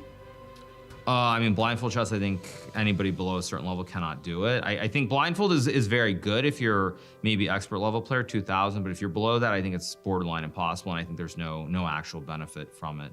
And I know from personal experience that a lot of people who I know who are in like the 1600, 1700 rating range, they simply can't visualize. They can't do the sequences even when they see the board in their head. So I think it's just not really productive at all below level. And of course, you're known that you've become a really strong player at the beginning by playing a lot of bullet chess. What do you enjoy the most chess-wise? Do you enjoy blitz, rapid, classical chess? If you were to just pick one, what would be the one? Yeah, I mean, I think for me, blitz is my favorite. Blitz, or what I would classify as like fast rapid, so like 15 minutes with 10-second increments, something like this. Slow rapid, I don't particularly like with 25 minutes. I find it to be a little bit too slow, not fast. I'm somewhere in between classical and blitz. So probably like the fast rap with 15 minutes, or just blitz like 3+1 or 3+2 with the slight increment. Final question for you, Hikaru. Whom are you looking forward the most to play in this competition? Of course, you've played probably everyone so many times, but is there a particular player you're excited to play? Yeah, I mean, for me, playing against Garry is always a great pleasure. He's from a different generation. I think when I look at like myself, Fabiano, Levon, or others, I think we're oftentimes asked, maybe not so much in recent years, but in the past at least, one of the most common questions is if you could go back in time and play someone from another generation, who would you play? And I would say pretty universally, at least I think myself, Fabiano, and Levon all pretty much answer the same way, which is we would love to have played Bobby Fischer. And so I think considering the generations that we're from, you know, you always want to play people who came before you. They're the people, the idols that we all looked up to as we were growing up. And so playing Garry is always very special. Even if he's not as strong as he once was, he's still one of the greatest players of all time. And having that opportunity, I think, is very special. And since you mentioned Fischer, if you don't mind me asking one last thing, he often said how important the ability of spatial perception is in chess. Do you feel that, what do you think is the most important in chess 960? Is it pattern recognition, visualization? Is it the pawn structure? Is there something specific that... I think one of the great things about Fischer Random is that the players have to figure it out at the board. And I would say it's not too different, actually, if you look at just regular chess going back, say, 150 or 200 years. Now, these days, when you look at players like Paul Morphy or some of the early greats in chess, we tend to think they were very good at the time, but they don't hold up against modern players. But I think certainly it's the exact same skill set, where back then you had to figure it out. Now you have to do the same thing. And one of the things is that as great as we are at regular chess, there still are a lot of blunders that occur when you look at it with the computers when we're playing each other. And so for that reason, I think there's a lot of room to explore. And I think generally the players who are more creative, I would say, the players who rely a little bit less on on preparation tend to do better in 960. I would very specifically refer to players like Magnus, who has great intuition, myself, and probably Wesley so as well. I think we're players who, of course, we can do preparation and we're very strong players, but I think our general feel is a little bit better in terms of the intuition and unique way of looking at chess, and I think that helps us a lot in Fischer Random. Thank you so much, Hikaru. I wish you good luck and looking forward to seeing you play this tournament. Thank you.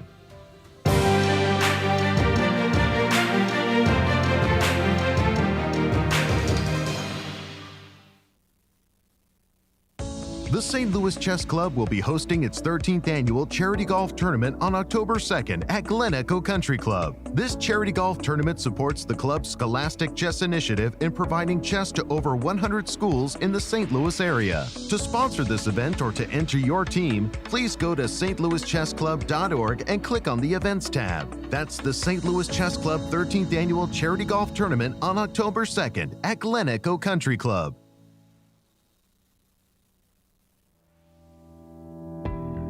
The St. Louis Chess Club is the premier chess facility in the United States and is among the best in the world. Thanks to co-founders Dr. Jeannie Cairns Sinkfield and Rex Sinkfield, the St. Louis Chess Club is a non-profit organization committed to promoting the game of chess locally and internationally.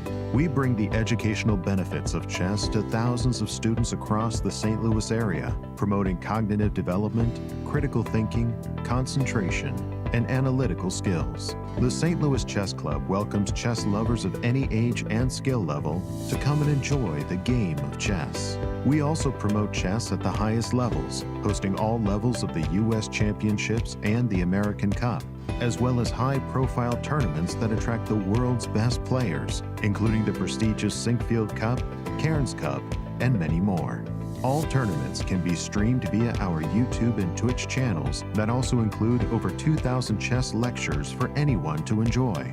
Become a member and enjoy perks such as free classes and lectures, weekly tournaments, merchandise discounts, and so much more. Visit stlouischessclub.org to claim your membership today.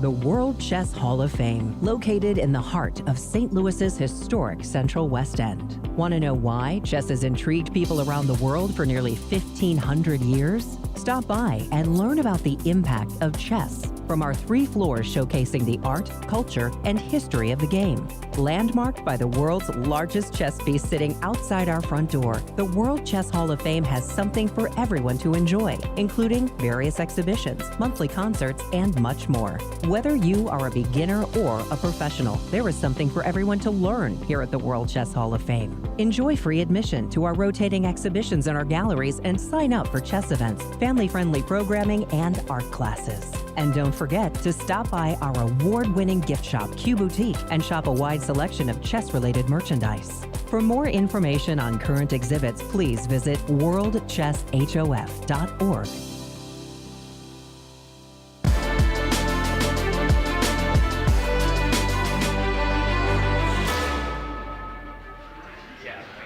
Welcome back, everyone. We see players analyzing the new position they got for round 2. Absolutely. That's quite a crowd of players there as they have been hard at work prepping for this round 2. And in round 1, our standings, we had a very eventful start. Welcome everyone to our show as Nazi do the honors. Who won? Current standings up to round 1, we have 3 co-leaders, Garry Kasparov, Sam Sevian, and Sam Shankland. 2 games ended in a draw, so we have 4 players at half a point. And in the round 2 pairings coming up, we've got, well, I've got to say that Garry Kasparov, Hikaru Nakamura match. That's very exciting. Yeah, marquee right there. But who else is playing? 2 leaders are playing each other, Sam Sevian and Sam Shankland. Nice. Fabiano's playing Leinier. As you mentioned, it's going to be their second match in this month, last month. Right, but they've played against one another. Fabi and Leinier in the quarterfinals of the Baku World Cup knockout. But the 2 Sams are, properly speaking, tied for first. That's going to be our second. But Garry Kasparov and Hikaru Nakamura. Notice that for the first round, Hikaru and Garry analyzed together. Now that they're going to be playing against one another, get lost.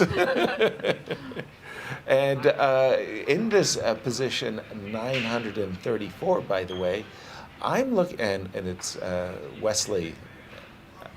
Former opponents are now analyzing. There you go. For the next round. I see the problem of the bishops. The bishops are the ones, the knights, the rooks, the queen, that's okay, but the bishop on e1 and the bishop on b1. You're really okay awkward. with the queen on a1?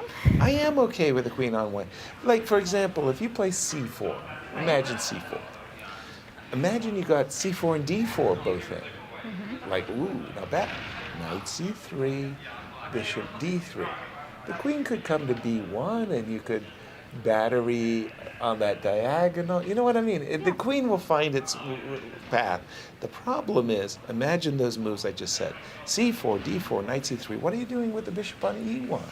That's a real problem. That's awkward, right? So that's what the players are facing as, well, we're a minute or two away from the start of round 2. Cristian, jump in. Three wins out of the 5 games against these great competitors.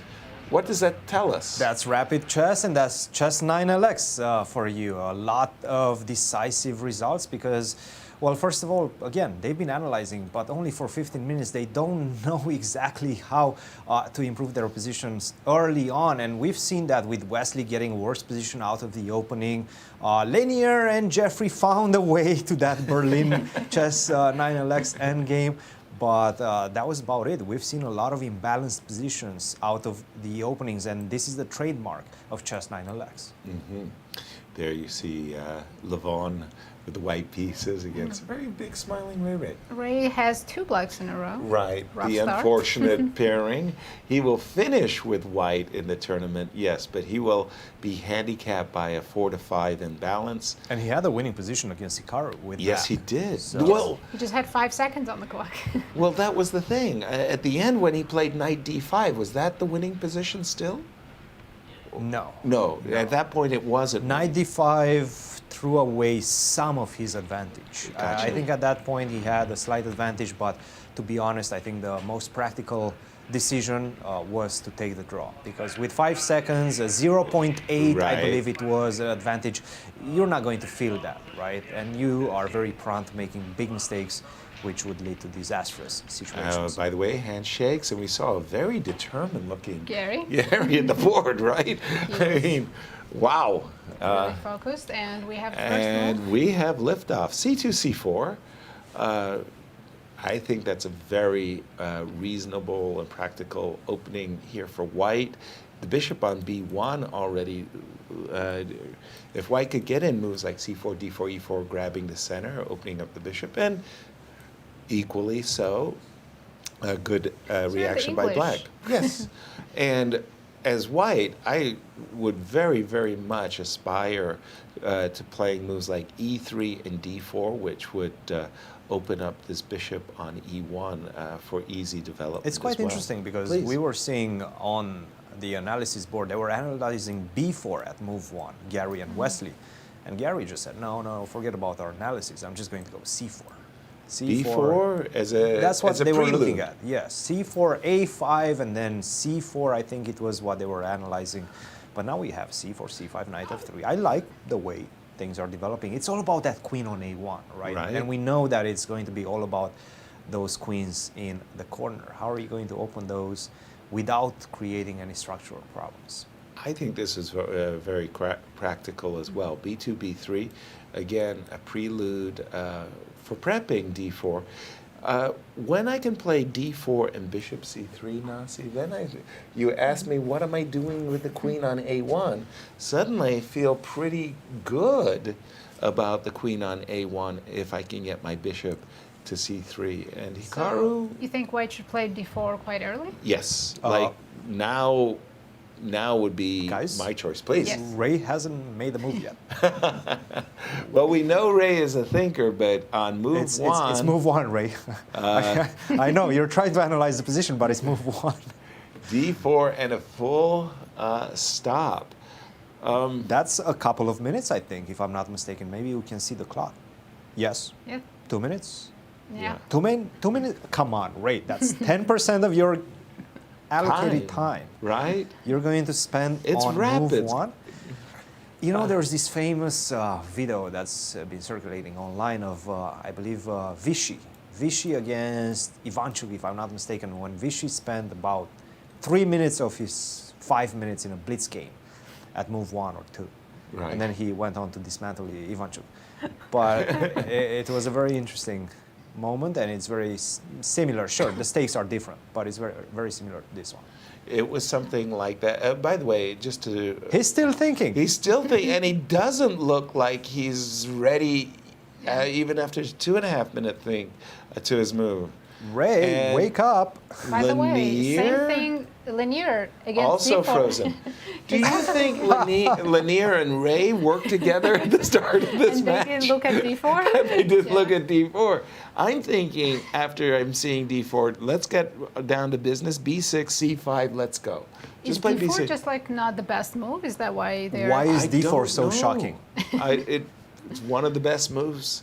And finally, I think he played C5. Yeah, All right. I was about to say B6 or It's a risky C5, move. You're bringing your rook out on move 2.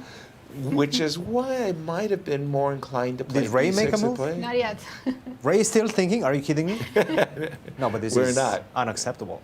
Yeah, it's true. Ray, wake up, make a move. There we go. C5. And C5, they both came up with the same idea. And by the way, both Fabi and Levon, practically speaking, they captured on C5 instantly as if they had prepared this. Yeah. Whoa. Let's jump back to the game of Garry and Hikaru for a moment, because those players have played more moves, and Garry did play the move E2, E3. I was more or less suggesting, the immediate D4 with the idea that in case of takes, White is ready to play Bishop C3. One of the beautiful things about capturing Scandinavian defenses are really, really good when you can't play moves like knight c6 and knight e6. The queen is actually superbly placed in the middle of the board, so you would not want to capture on d4 twice. But e2, e3, a prelude to e5. You know, I Nazi. think we had early d4 in a very similar position in 2 Sam's games. 2 Sams. Board 5, Sam squared. Sam squared. There we go. And by the way, here we do see the precise Almost idea, identical. right? Just a different Sam move played order, b3 later. right? And bishop e3, queen b8, h3, and we've caught up to the I players. like White's position. I do with early too. D4. I mean, players who like the Maroczy bind will be familiar with ideas of knight e4 and knight e3. And black bishop on e8 is just terrible. It really is. You're going to have to play d6 and bishop d7 at a certain moment in time. And okay, very, very nice. Jeffery Xiong, Wesley So. Let's just take a quick gander at that one. This So we is have a very little- similar setups in 3 games. Yes. With c4 and b3. It's like one of those moments I had to just pause for a moment because it looks like an absurd move. 96. Yeah, well, I mean, this idea of knight f4, right? Like, you know, and so it's not that easy, you know, to defend this pawn on e2. It's a little bit You have awkward. to play but- knight c3. Yeah, unfortunately, that is a good move, of course. But it is kind of funny to see a move like knight f4 and then this inability to defend a pawn on e2. Okay, we're going to keep our marquee matchup, Garry versus Hikaru, as our boards, and the Sam squared, as both Sam Sevian and Sam Shankland won their first round matchups, and they share the lead with Garry. And I think Fabiano and Levon have very similar positions after we had d4 and c5 open. In both of their boards, yeah, with c4, d4, c5, and with no a4 on. Oh, pardon me, that's the wrong board. A4 for Fabi. Fabi played the move Fabi, where A4, are you? and Levon is still thinking.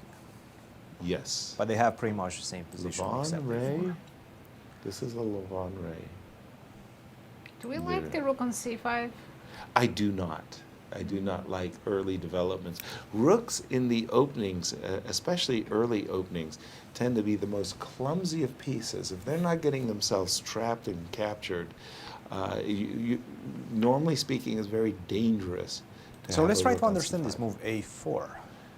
We've discussed that taking space advantage is important, but what else? Because after A4, it felt like B6 should be the move to make. Was he concerned perhaps by Queen A3 and Bishop B4? So this was the plan, yes. Maybe. It does look Knight artificial. C6. Pardon me? Knight comes to C6. Exactly. Well, that was why he retreated his rook. I think he was really eager to play the move Knight C6. Maybe he was a little bit concerned, again, that the rook could potentially get trapped. Yes. So he played rook to C8 as prelude. I mean, especially if you were to play Queen A3, I would be playing Knight C6 to defend E7. Or Bishop D6. Bishop to D6, Bishop B4.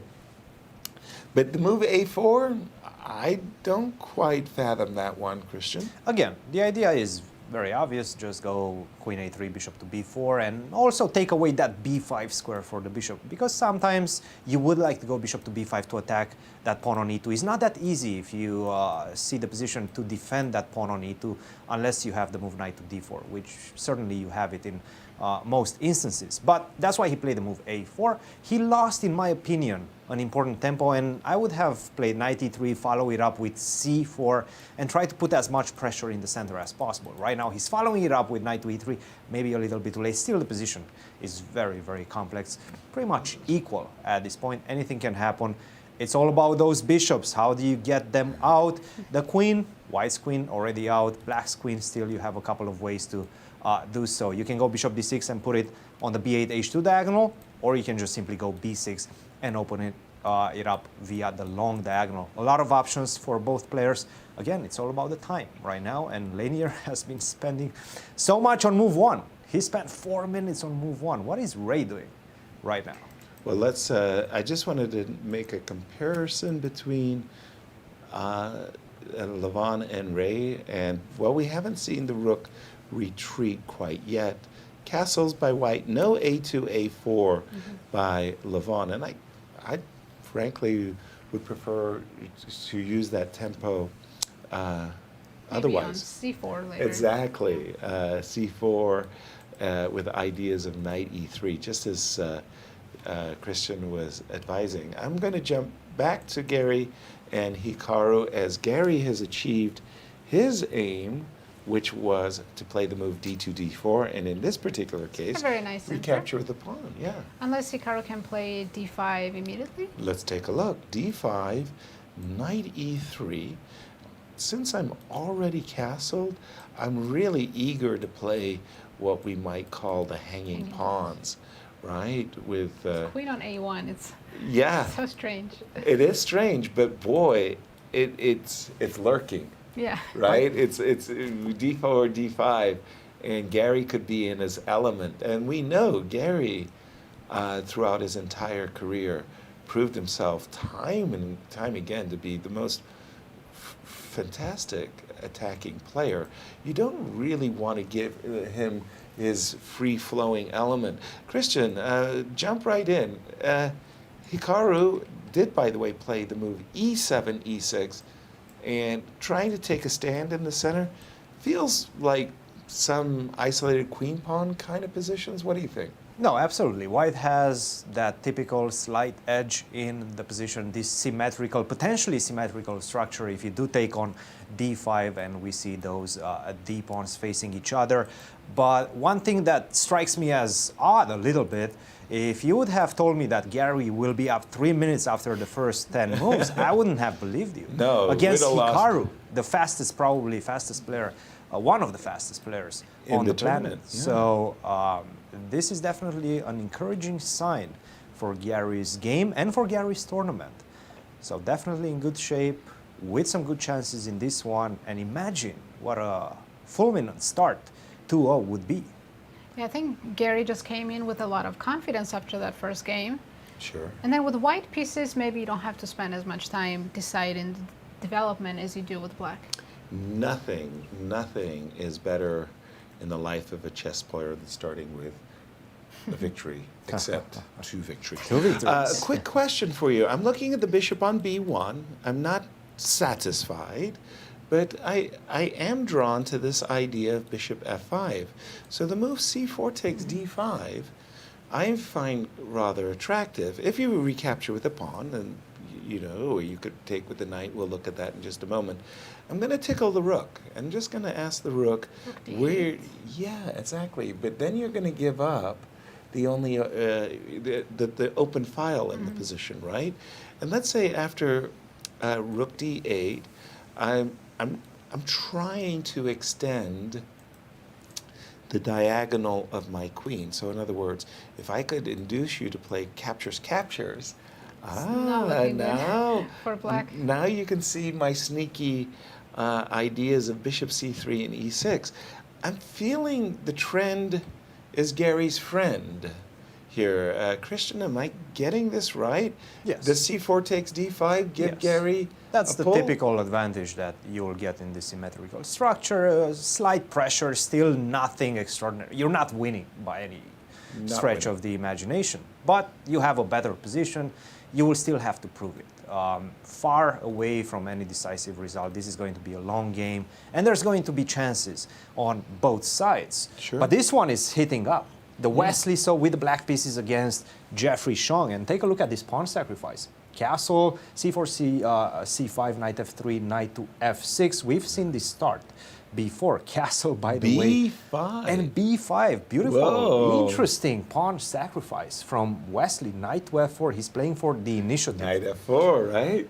Yeah. Don't take bishop to e5, beautiful move, right? And this is the plan behind this move, b5. I'm going to pin the Nice. knight, and you cannot touch the bishop in the center. Knight takes e5 would be met by queen takes g2. Whoops, that's game over in one go. So don't do that. Don't touch the bishop on e5. But what else? What are you going How to do? does I have white defend e2 pawn? very good question, Nazi. Yes, absolutely. That's the key Drum idea roll, behind this whole please, idea. and the answer is? Bishop d3 is the only way, right? That's so ugly. Yeah. It's an ugly move, but do you want to take... I'm not sure if this helps you too much because you're first of all, I'm still a pawn at out. least the time. Yeah. And you're losing some tempes, right? Yes. You have to move the bishop back or defend it. Then I have d4 ideas. So knight takes d3, perhaps not the best move. But how would you continue right now? Maybe just the simple D6. d6 and saying, okay, you put your bishop on d3. What are you going to do with the bishop on e1 now? No more d3, bishop to d2. You haven't gotten to that stage Right. of this position yet. So perhaps a very intriguing, I have to say, pawn sacrifice. Crazy game in this one, but Wesley, I really like what he's doing. Well, that is certainly mixing it up. And we do see 13 minutes to, again, about 13 minutes as you see these two active tournament players Wesley's keeping. looking for a strong comeback after the first loss. Yeah. I actually really like h5, h4, h3 for black. What? I mean, with the knight Wow. on f4, Wow, very that's ambitious on the king side. H5, H4, H3. Very aggressive. What on earth did White? I'm White inspired castled. So by that Garry's play. inspired that. Okay, but one of the things I was going to ask is check this out as an idea. Bishop to d3, and Christian threw out the move d6 and said, okay, then I was going to throw out the move bishop c4, which looks crazy. It does. Because, but I do have the idea of e3. You want it as an in-between move if I played d5? I wanted to take your Can you? bishop, if I could. Takes. Now there's no queen takes g2 according to Take on my c4? right, according to my rule book. And now I didn't know. Did I want to come back with a knight or possibly just block the diagonal and maintain my knight? Intriguing, right? Just it's a funny move, bishop to d3 to c4. Just to get out of the way of knight takes f4. Again, I just want to drop in on our marquee matchup as Garry Kasparov is going up against Hikaru Nakamura. Nothing happened. This is where we're saying Garry previous editions of Fischer Random. This is where he gets himself into trouble. And then he works himself up because he does get good positions. which he absolutely destroys in a frenzy of time trouble. Well, I think right now it's a critical moment in his game, and he's deciding if he should take on d5 or not. It's not worth 10 minutes on the clock, though, to make that decision. You should make that decision rather quickly, because we know more questions are going to be asked in the game in the future. Well, nothing happened in the Ray game. The only thing that happened is Ray is down to his last 7 minutes. His last 7 minutes? 7 minutes. Yeah, those guys need to work together. He's been spending his whole time on not natural moves, sure, but the first few moves of the game. I mean, you're going to have so many other issues along the way. And look at this. Speed things up. Speed things up, Ray. Levon is in a rapid chess earlier. Levon just got up and took a walk and said, "Let me go take a look at these other games." Ray's still in Ray has thinking. only made 5 moves. Nothing has happened yet. I mean, 5 moves, and he's easily. used 13 minutes. Terrible, terrible, terrible time management. Don't know what's going on in Ray's head. Let's check in on the Sam Squared. You really like that. I love that. I mean, look, dude, I'm going with your podcasting with Fabi and Cristian. Here we have G7, G6 on the board, and visually to me, Sam Shankland, black, has done everything right, because this looks like a very good, well, dragon slash. As long as you're not concerned about king side, the king safety, because there's no pieces around black's king. Just one bishop, which can easily be exchanged. Right. Maybe some aggressive f4 is coming, and g5, and attack Agreed. on the h file, possibly. F7, F6, I view that as a type of move I can always play. I'm much more inclined in such positions to try to play b5. But I think F7, F6 is actually a prelude to playing the move b5. Normally speaking, in a Maroczy bind where we have this, what is it, the accelerated dragon positions, black is oftentimes playing moves like a6 and b5, and white is often trying to shut it down. Well, I have an idea then for white. Let's play a4. Shut it and if you play down. a6, I'll play a5. And that's why she gets paid the big bucks. Okay, that's exactly right, by the way. That would be my approach as well, because I am thinking whatever I do nurse operations on the king side, I can do it on my timing and No just rush stop. on the king side. Yeah, just stop the counterplay. Cristian, jump in. What you got? Well, Fabi is looking to bounce back in this one. He has a pretty golden opportunity, because take a look at what happened. And it does seem like this move d4 at move 1 is the more challenging option for white, most challenging option for white. And rook to c8, I have to say, to my eyes, is a bit too passive. Rook to c5, rook to c8, you're losing too many tempis, and you're going to have to pay for them. Knight to c6, c4, very important to play fast with the white pieces. You have to find a weakness, you have to open up the position, take advantage of the fact that you have those extra tempis, and this is exactly what Fabiano is doing. Knight to f5 with some tempis in the position, try to attack the pawn on e7. And if you do give me the 2 bishops, the bishop on d3, beautifully placed already to try to attack the pawn on h7 and potentially hint at some ideas against the black king. Knight to e7, bishop to b4, knight to d5, bishop to a3. And right now I have to say, I'm looking at the position, I'm seeing this move e4 coming at some point, maybe not immediately, but at some point. e4, attacking knight on d5, the superfluous knights on d5 and e7. 2 bishops for white, an open center, the rook ready to go to h4 or g4 to create some mating attack. The queen is perfectly placed on a1. Completely winning position right now for Fabiano, and the engine approves. The engine is saying +4 right now. +4? Not a single pawn up, but I'm Wow. +4 in this position, because you simply don't have moves. And as you can see from the time expenditure as well, Leinier is not happy with what he has in front of his eyes. And we have rook e8, sorry. I think it's +4 because black is playing without their queen. Exactly, yes. Well, that would make it +9 by my count, but boy, +4, I would have never guessed it that high. One of the things that I really enjoy about Fischer Random is you've got this random position at the start that becomes less and less randomized. Mm-hmm. And you don't see this often, but this bishop on d3 is actually protected by a pawn on e2, which is great because the bishop on d3 blocks the d file and you get to play rook c1. Now, I so had a you were little about update to jump. Please. in Wesley's game. I don't know if Jeffery blundered the pawn or gave it back, but e2 pawn is gone. With a Hakasito as So well. Jeffery never played bishop d3 that we're looking at. He played king h1. He played king h1, invited Wesley to capture the pawn. I'm sure he was thinking about knight takes e5 here, wasn't he? Knight takes e5. But the rook on c1. Okay, let's go.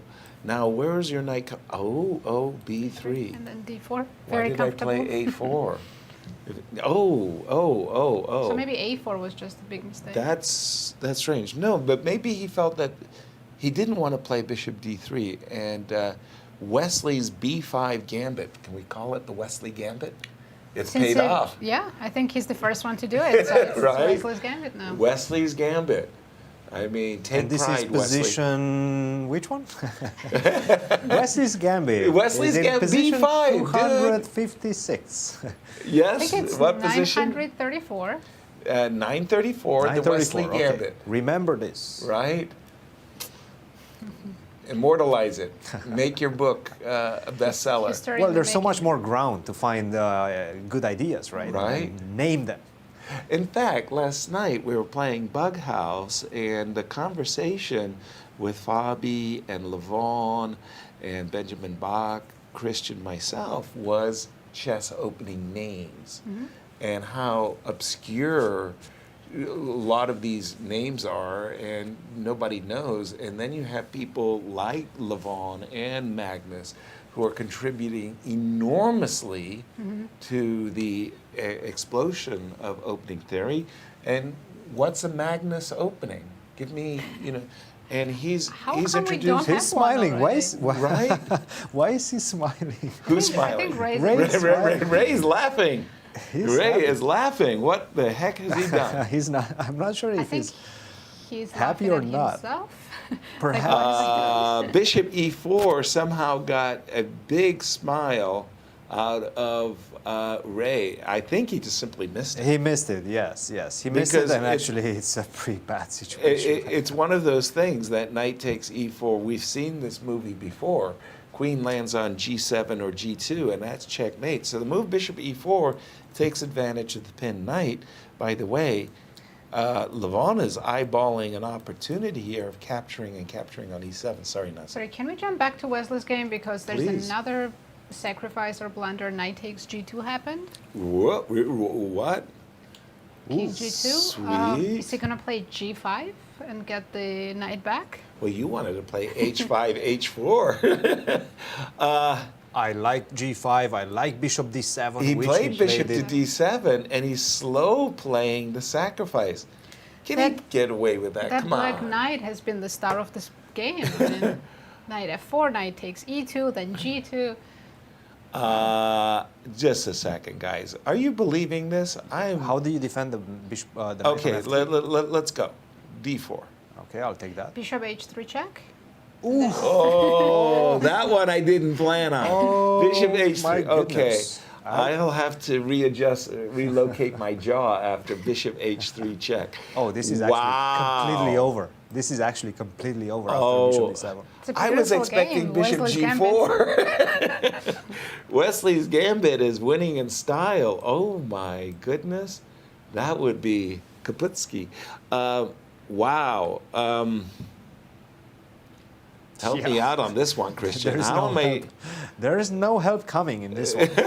Bishop I was d7, afraid the of game is bishop over. g4, but bishop h3 is a smack. No, you have to give the piece back with knight to e4, but that's not going to. 94. 90. I'm losing my queen. Queen. Maybe bishop e4. I guess probably. that's what you have. No, maybe bishop to e4, yes. But after knight takes e4, it's kind of the same situation. Well, thanks for that. I mean, I refer to Christian as not my ace in the hole, but my deuce of clubs. Bishop e4, knight takes e4. Ugh, that looks horrifying. I mean, it's the only way to prolong the agony, but that's agony. That's just agony. That's not happening. Bishop d7, just brilliant. So much better than g5. It really looks great. Levon, Aronian, and Ray Robson, after the move bishop e4, big smiles, laughter from Ray as he realizes he has just fallen for a sucker punch. He played the move queen d7, and Levon is tempted by how do I make attacking ideas like bishop c6 and knight e7 work. He can play rook f to d1 first. I invite everybody to the party. This is exactly what Ray wants, though. No. I'm going to sacrifice. You do? I just want to sacrifice. I just want to free my pieces a little bit. Maybe that, or maybe queen takes d1 first. But yes, something along those lines. And by the way, the clock times are so decisively in Levon's favor. 11 minutes for Levon, a mere 2.5 for Ray, and a bad position. I love your move, rook d1. Why didn't that occur to me? Christian doesn't. No, I like it. I like it. I just think that this is what Ray hopes to achieve, just to get something, some sort of play in the position. By the way, with white, you can just simply play the move bishop to a3, and then go rook to d1, and there's still nothing stopping that plan. Unfortunately, you cannot castle. It's the e7 square, e7 and e2. We've seen these two pawns getting under tremendous pressure. Remember what Wesley did. Right, Knight Wesley. to f4, that e2 pawn was in big trouble. The whole Wesley gambit is based against that pawn on e2. That's the weakness in the position. Pawn, he took a these players understood that. Yeah, very, very nice. I want to go to Garry. Garry spent 10 minutes. Seriously, it's on one move. It's unprecedented, and he's done it. He's done it in previous editions of the 9LX, and he gets burned by it every time. I mean, he knows better, and he says it to himself. I have to be more practical. And now he's down to 4.5 minutes, almost a 2-to-1 time advantage against Hikaru. And by the way, it looks like a pretty normal position. They've instead of random, they've normalized the position. My first impression is evenish. Queen's Gambit or Exchange Slav or something Yeah, like that. right. And it shouldn't be where is a 2-to-1 time advantage in one of the players' favor. On the other hand, it's not that difficult to play with white, so maybe time disadvantage won't play a big role.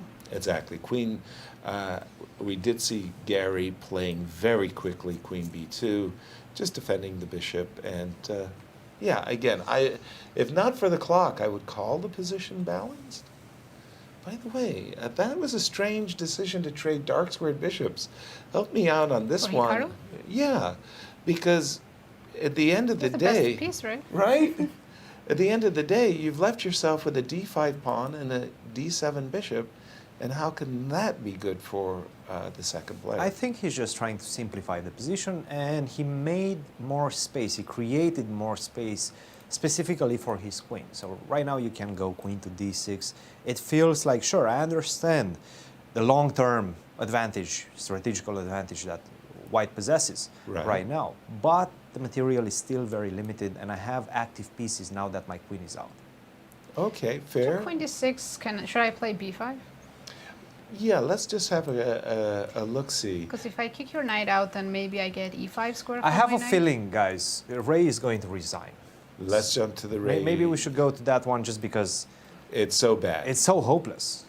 I mean, he played bishop a3, by the way. Ray is down to his last 20 seconds. And there's just nothing to do. Absolutely nothing. Rook d1, queen's going to be harassed, and he can't even give up. He can't even give up his queen for rook and a minor, as you were pointing out. But we do have in only chess 9LX, you can see top players lose in 11 moves. Because Yes. Jeffery's also losing, right, against Wesley. Yes. It's also been only 12 moves or something. Yeah, and it's remarkable how many miniatures of literally a dozen moves you can see. H7, H6. So essentially, Ray is saying, if I am forced to play the move Queen E6, I don't want to get hit with a Knight G5 on my head. 9 seconds for Ray. Levon said, look, I'm a pawn down. 5, I 4. will 3, oof. Queen E6. And he barely made it. How many seconds does he have? 7 seconds. 7 So he seconds. made this move with 2 seconds on his clock. But But again, his what if I position just is so continue? bad. Terrible, terrible Rook on F1. Let's just continue attacking that on knight so on many C6. levels. Rook on F1 to C1, Rook F1, just yes. putting as much pressure on a pin piece as possible. Looks to me must be winning. So the idea of H6 was obviously to prevent the move knight to G5. Yes, it was all about stopping Knight G5. Have at least some breathing room with that queen on E6, right? Yeah. But after Rook C1, I mean, this Well, is so I- hopeless. Yeah, just go ahead and kill me if I go G6. I Knight don't. takes E7. If you're asking nicely, Very nice. That is. Boy, did I walk into that one. you don't have to ask you had twice. a good night's yeah. sleep last night, didn't you? I mean, you came to the studio ready to rock and rumble and roll. No, this is. I'll resign on. I felt like on Ultimate Moves. By the way, there was.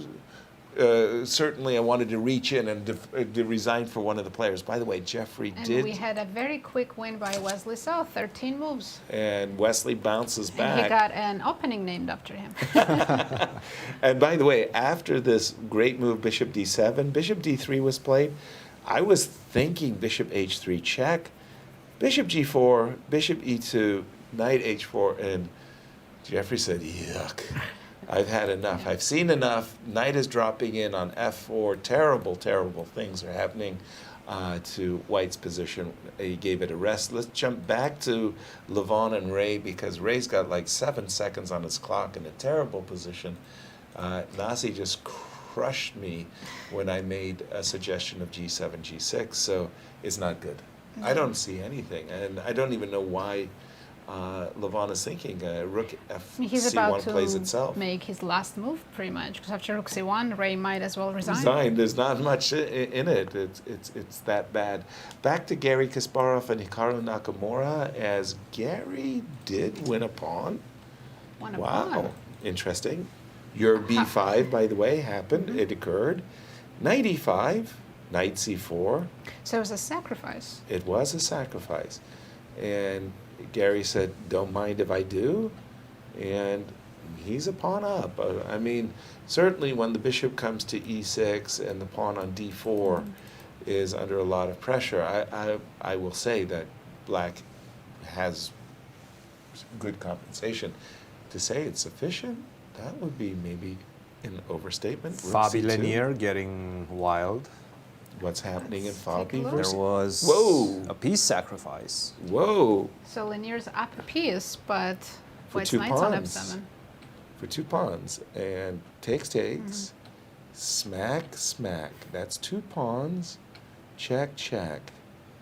Knight to F5 is the move that we see on the board. Wait a minute. Knight F5 on the board. So that's inviting an E4, right? All right, let's see what's happening if I do go E4. Well, the question I was having for myself is should I include H6? Well, we'll find out in a moment. Let's start with E4 and see where this leads us. Are we missing something? First what are we impressions, missing? this is looking really strong. Ah, maybe Knight C3. Knight C3, Queen E1? Yeah, that doesn't really help that much. I have a weird, well, I'm not sure. The bishop on A3 is What if I hanging? just move my rook to Where? C5? Okay. What is happening? I don't know. I'm confused by what's taking place. The intention, I suppose, is That is really deep. That is really deep. If this happens, one the players. Knight F5, inviting E4. That is great. And That's, I good have stuff to show from respect Dominguez. for our two tournament leaders, Sam Sevian and Sam Shankland. Let's just jump to this one because, well, we left it at F6, and I just Surprisingly, it's Sam Shankland who is attacking on the H file. Remember earlier I suggested white should have an attack? Yeah, but not only that, not only is he attacking, he's got a pawn in this pocket as well. So he's attacking from a position of strength, is Sam Shankland. H5, H4, reading your thoughts from a previous game. This looks great. I've got one weakness sufficiently covered for Do you black. think white should pick up A7 pawn, just to at least not be down a pawn? Yeah, but the problem is you go queen A7, and you're right. You know, if you're going to suffer, you know, you don't want to suffer down material. But are we surviving this checkmating attack that's coming down the H file? Well, Sam played C5, didn't take on D4, A7. He did play C5. Okay. His idea is to open up the position, exchange Exactly. rooks to not get mated. He would love any trade so that he could, in this case, be threatening E7. But it's all about this H3 move, right? Which Sam already played. I mean, if you take on D6, I'll recapture. You This can't rook take. is actually pinned. In fact, it's tethered to the defense of G2. So C5, H3, I don't even see how C5 actually helps White's cause. Looking unless you're really playing good C6. for Sam. Sam Well, Shankland. Sam Shankland could be starting with 2 out of 2. Yes, Fabi's winning. I don't know exactly how Ray's still alive. Is Ray still alive? Somehow he hasn't resigned yet. How did Ray survive this? Position's Well, not he did looking play He rook hasn't C1, survived. He takes, just hasn't takes. resigned yet. Takes. That's a discovered check. So he's a pawn down. good. The king on D7. I think And by the way, he looks absolutely disgusted with the position. Yeah. I mean, you can see it on his face. He's like, oh. and as he should be. And we do have a result as Fabi bounces back with a win over Leinier. There was this great comment by Levon during Ultimate Moves. It was like, black has the two bishops and an active king. The king was exposed, right?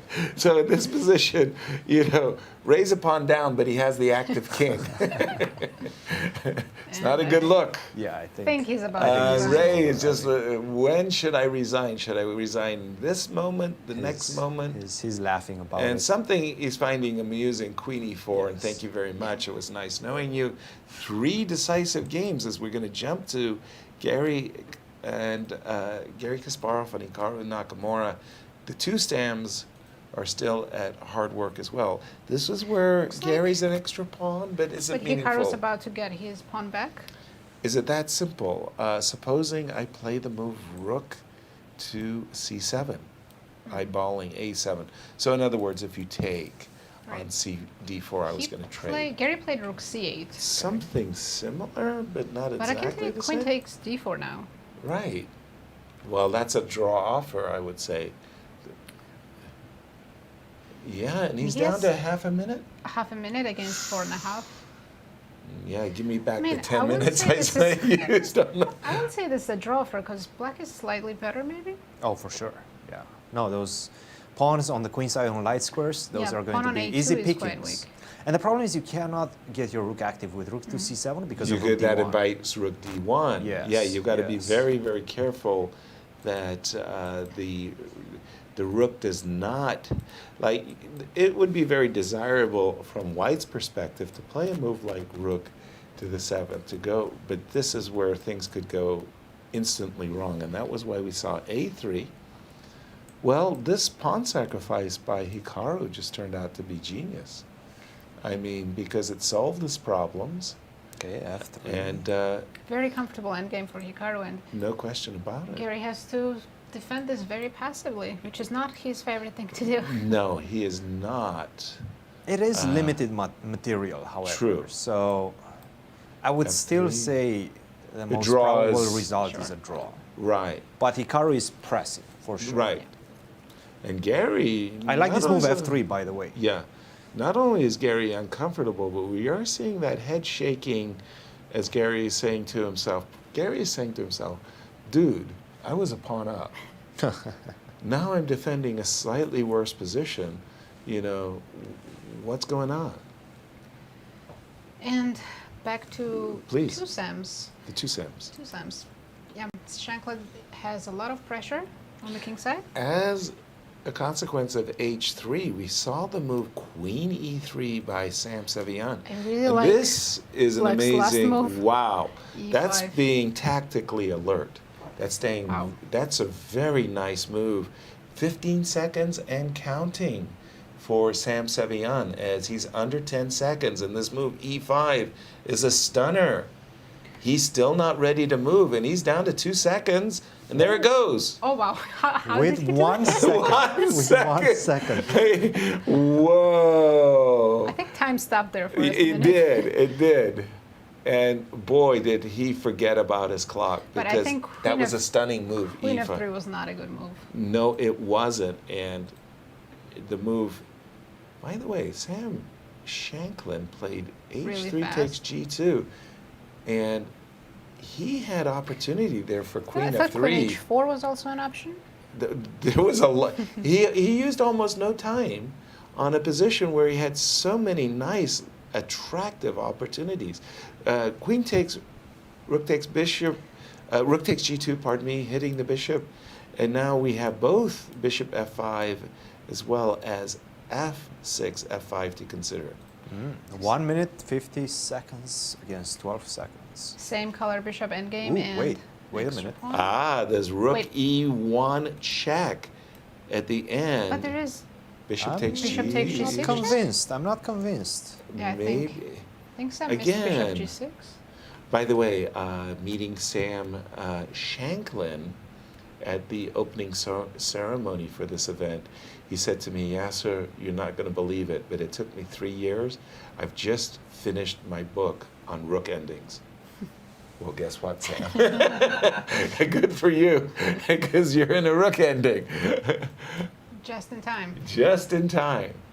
Does he have enough to win this? First impressions are yes, because Black's king It's very is so active. very nicely placed, but The double pawns. it's I the don't double have pawns, though, faith right? in them. Good I don't point. know. I don't see it. You go on the E file, I give you a check on E7. You go on Okay, the G file, so- I give you a check on G7. So I start with a check, of course, right? King Rook- F3, And I give you another check, King F2 back. and I'm playing F3. But how do you improve? How do you make Well, progress? we start with the 2 checks. They're repeating He's your going moves. for it. He's going for it. That's because these guys Are very good. They're the best. They're the best They're the best. ever. Are we going to see F3? He's reaching for it, and he's done Yes. it. Okay. So did you already read Sam's book? No, Is that why you're guessing all I'm these moves? telling you, I didn't even get an advance copy. He said that it's going to the printer. I said, okay, Sam, you got a sale. I'll speak with him and he'll give you the 5% family discount. Right, the family discount. Oh, that was a good move But sorry, by Sam Sevian. Isn't this just over, like a draw? Rook A4. what That do you do stops next? the king from. I guess you can play F5, F4, and then King G4. But I at can that also, point, Yeah, of I've got Rook C4 in my pocket. why didn't he go, F5? by No, the way, this rook must to be E4, draw. rook to E3? Yeah, no, this must be a drawn position now. I feel that, yeah, Okay, they and agreed a to draw agreed. Wow. Okay, quickly, let's go to the remaining game of Garry Kasparov and Hikaru Nakamura.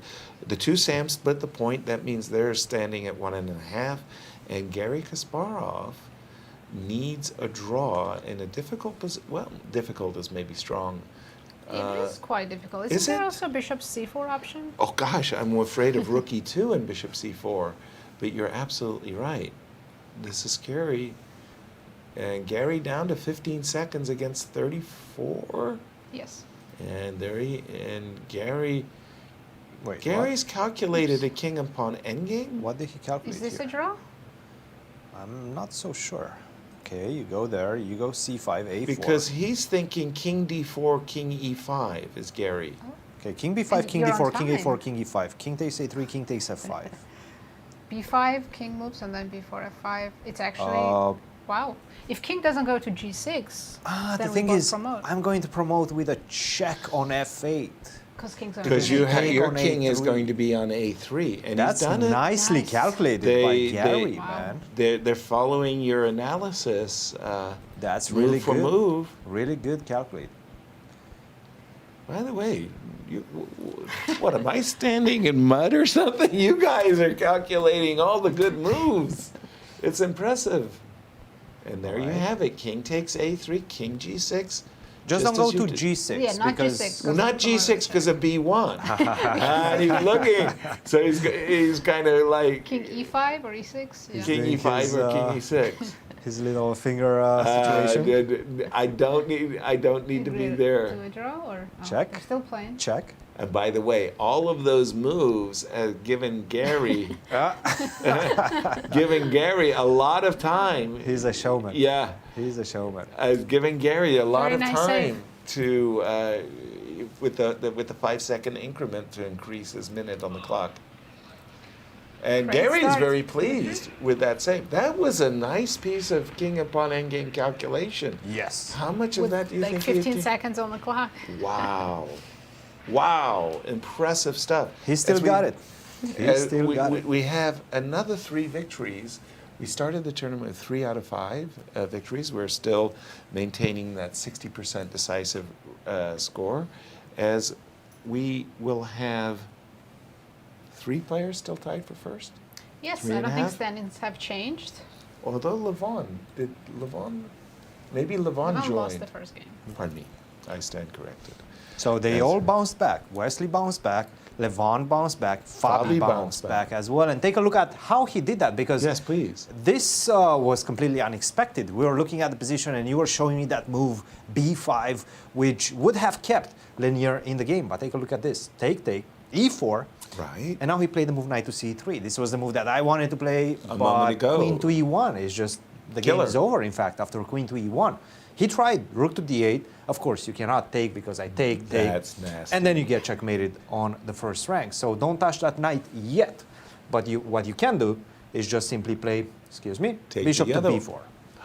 Bishop to b4. I'm going to still take this knight on c3, and after that I'm going to follow it up with taking the knight on f5. Nice. Or just simply be 2 pawns up and an open king for you. So this is completely resignable, which he did. Leinier resigned. Fabi bounces back. Important victory for my pick in the tournament. But I have to say, we have a tournament in this one because everybody's bouncing back. All the players that lost in the first one are back. Wow, and that sacrifice was therefore correct by Fabi. Bishop h7 and knight f7? From a practical perspective, yes. From an objective perspective, it lost a little bit of the advantage. Gave it Okay. away, but still, you really had to find this move, b5. G takes h6 was not the most precise. King takes h6 was the best. But who takes with the king and Right. leaves it exposed like that? Nobody. You're going to take with the pawn, like he did. And after e4, again, You have to find b5. 43 seconds, that's the problem. You have to find the move b5, keeps the game going. It's still not over because take a look at this variation. Take f6. Wow. Don't go to g8. You get That's checkmated. Queen to g6, queen to g7. So you have to go to h8.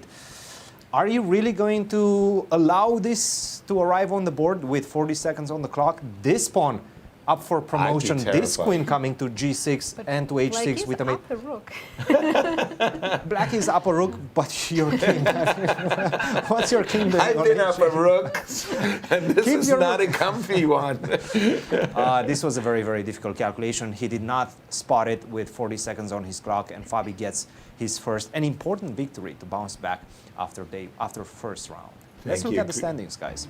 Thank you, Christian, and indeed, do the honors, Nazi. What do we have? After 2 rounds, we still have 3 leaders. The same leaders Same as leaders. round 1. Garry Kasparov, Sam Shankland, and Sam Sevian. And with 1 point, 4 players following closely: Hikaru Nakamura, Fabiano Caruana, Levon Aronian, and Wesley So. My pick, Hikaru Nakamura, showing his solidity to save quiet, easy draws. But Fabi, really Levon, style. and Wesley have been the roller coaster riders, wins and losses. And with the last round of the day coming up, round 3, tell us about the pairings. We have Sam Shankland playing Levon Aronian, Nice. Dominguez against Sam Sevian, Right? Wesley So against Fabiano Caruana, I mean, when those two sit down to play, we have to stop and watch. Hikaru Nakamura against Jeffery Xiong, Right. and Robson playing Garry Kasparov. For Garry is saying, when I want to play Ray Robson, I want to play Ray when he's thinking, and more thinking. As he lost that game on time as well as position, but really it was time mismanagement. That cost him. Oh yes, absolutely. No, for sure. And almost for Garry as well, right? I have to say, but Ray, what are you doing? Spending 5 minutes on the first move, that's just simply unacceptable. And after that, as you can see, these positions and these just 9 LX positions are so complex. It's so difficult to get out of the opening, but still, even if you get out with the worst position, at least you have some time left on your clock. If you leave yourself 20 seconds to find the best defense, you're not going to find it, and your opponents are going to punish you. And this is exactly what happened, and maybe should have happened in the first game as well against Hikaru. He just had a much better position in that one. Definitely an intriguing start to this one, and it just goes to show that every single player in this tournament has a chance to potentially win it all. Exactly, and here to remind everybody where our picks were. Wow, you guys are doing Nice bounce back for us. Had a good round 2. a good round 2. That start of the round 2 where Leinier and Ray both used like 3, 4, 5 minutes on move 1 really forcibly reminded me of David Bronstein. David Bronstein at the time of this tournament game was one of the greatest, if not the greatest, opening theoretician in the world. And he's playing in Hastings. His first move, his opponent presses the clock, and David thinks for 50 minutes on his first move, makes a move and destroys his opponent. And a journalist asked David after the game, well, Mr. Bronstein, what were you thinking about for 50 minutes on move 1? And David said, I was thinking about what to play. Deep thoughts. That was what happened with Leinier and Ray. They spent 5 minutes on move 1 thinking about what to play. That's why he gets paid the big bucks. Bad. And a lot of chess left in our year as look at these upcoming events, and boy, the U.S. and U.S. Women's National Championship. When I think about Grand Chess Tours, Sinkville Cups, this event, the U.S. Women's and U.S. Open Championships are the best. They're just great. Exciting tournament for me, for sure. Exactly, and then of course that's followed immediately with the St. Louis Rapid and Blitz and the Sinkville Cup to cap off another Grand Chess Tour as we will be crowning a winner of the Grand Chess Tour December 1st as those events coming up. Wow, great stuff. And Nazi, I'm hurt. You said at the opening ceremony to me, I asked you what you're doing. You said you're preparing yourself for the Women's Championships. And the first thing you said is, please do not pick me as your choice. And I said, why not? You said you never win. I said, you're not counting the moral victories. You were afraid. I put pressure on you if I chose you. I know that you'll be rooting for me, and that's enough for me. That's enough. Okay, I like that. Okay, I can live with that.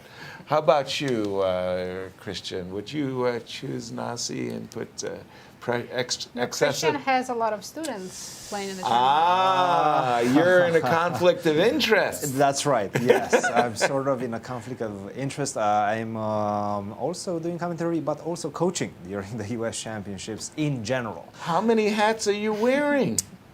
Quite a few. And sometimes I'm doing a podcast on the side as well. But I just was taking a second to admire that moment between the players, with Wesley showing his gambit. he was showing this idea of b5, and Garry comes along and he's like, yeah, I think we analyzed something similar, so maybe some influence coming from Garry with that particular pattern. It's all about pattern recognition, and this is what the players are in fact lacking in Chess 9LX, because they spend their whole entire lives understanding all the patterns to perfection from chess, from the starting position of actual classical chess. But whenever you throw this type of unusual positions, they miss certain things. And as you can see, Ray missing that move, bishop to e4, not allowing the knight to take on e4 because you get checkmate on g7. And he was laughing about it. He understands he's lacking the pattern recognition that you get as an elite level player. And you're seeing, what are you seeing here? You're just seeing 6 enthusiastic people in love with chess. Yes. That's exactly what you're seeing right there. Have new positions to analyze. And they're sharing with one another. I mean, this is really wonderful. When I was growing up as a kid, this is what we would do at the club, is we'd run to the club and we were analyzing the Fischer Spassky games. And, you know, like it would be like 12 hands, you know, moving pieces around the board, especially when they got adjourned games. Then we all wanted to know who was winning the Germans. You didn't have engines. So we didn't have engines. So much more exciting. It was a mystery. It was like a self-discovery again. And just think about the brain power in this analysis session. We're about a minute away from our new reveal for the third and final round of today. Again, there will be 3 days of play, each day featuring 3 rounds, and then we could have a playoff tiebreak, right? Absolutely, because Yeah, these players are so close in strength, and Garry's playing so well if he continues. Wow. I will make day 2 very exciting for sure. Again, a reveal coming up, but if you could summarize once again, Cristian, decisive 60% for rapid chess and 9LX. Yes, but let's not forget, 2 of those, in fact, finished before the 15th move mark. So that's quite impressive, I have to say. Miniatures all around, and of course, we've seen that one, Aronian versus Ray Robson, that could have ended after 10, 15 moves as well. Ray was just playing, asking Levon to show him the final moves in the position and find the best moves in the position, which he did. Levon definitely and accurately and comfortably, I might add, found the best moves and finished Ray off. So very, very intriguing game so far, but it's fun. Chess 9LX, I have to say, it's a lot of fun. As the chess players gathering around the arbiter, come on, give us our reveal. As here we go. We're about to see what happened. And by the way, in that game where Ray did Levon Aronian versus Ray had that moment where he kind of burst out into laughter because it was this crushing move, bishop to e4. And I think Ray had seen that and then forgot about it, and then he saw it on the board and went, whoop. And here we go. Drum roll, please. Nazi. We have knights in the corner. Both The of bishops them. look good. Oh, bishops in their starting normal. position. Queen looks good. I think that this is going to be pretty normal position. Both e4, d4. Bring out the bishop. Like, for King example. can castle either side easily. Yeah, but for example, if I'm white, I'm immediately seeing the scheme. I want to play the move e4, followed by bishop c4, followed by castle. Later, I can choose to play the move knight g3. Do you think this is one of those positions where white has an advantage from the start? No, this is another one of those where I think that it's really very feeling more balanced. And by the way, we're going to just take a quick break, and we're going to see you on the other side of the break for round 3 of this exciting Chess 9LX. Don't move away.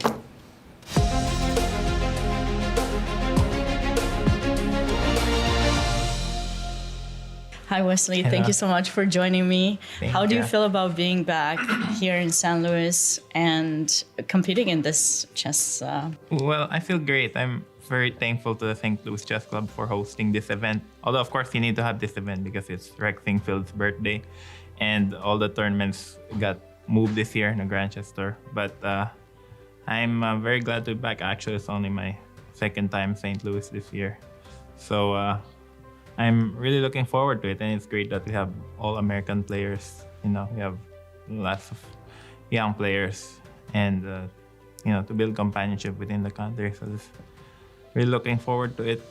And hopefully I can do well. I'm also looking forward to the ultimate moves and also the analysis sessions before the games. What is your favorite way of playing chess? Do you prefer classical chess, rapid, blitz? Which one would you say is your favorite? Well, I'm trying to improve my classical chess. I've been trying the entire year with no success. But chess has really changed a lot compared to when I first started 10 years ago. So there's a lot more online. There's a lot more rapid and blitz. I think it started first because of course, the World Rapid and Blitz, and then it started because of the Grandchester Rapid and Blitz tournaments in 2015 and 2016. I'm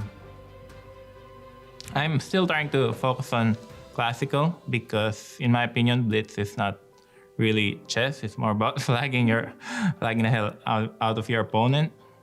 But in terms of money and sponsorship, I think it's more gearing towards faster time controls.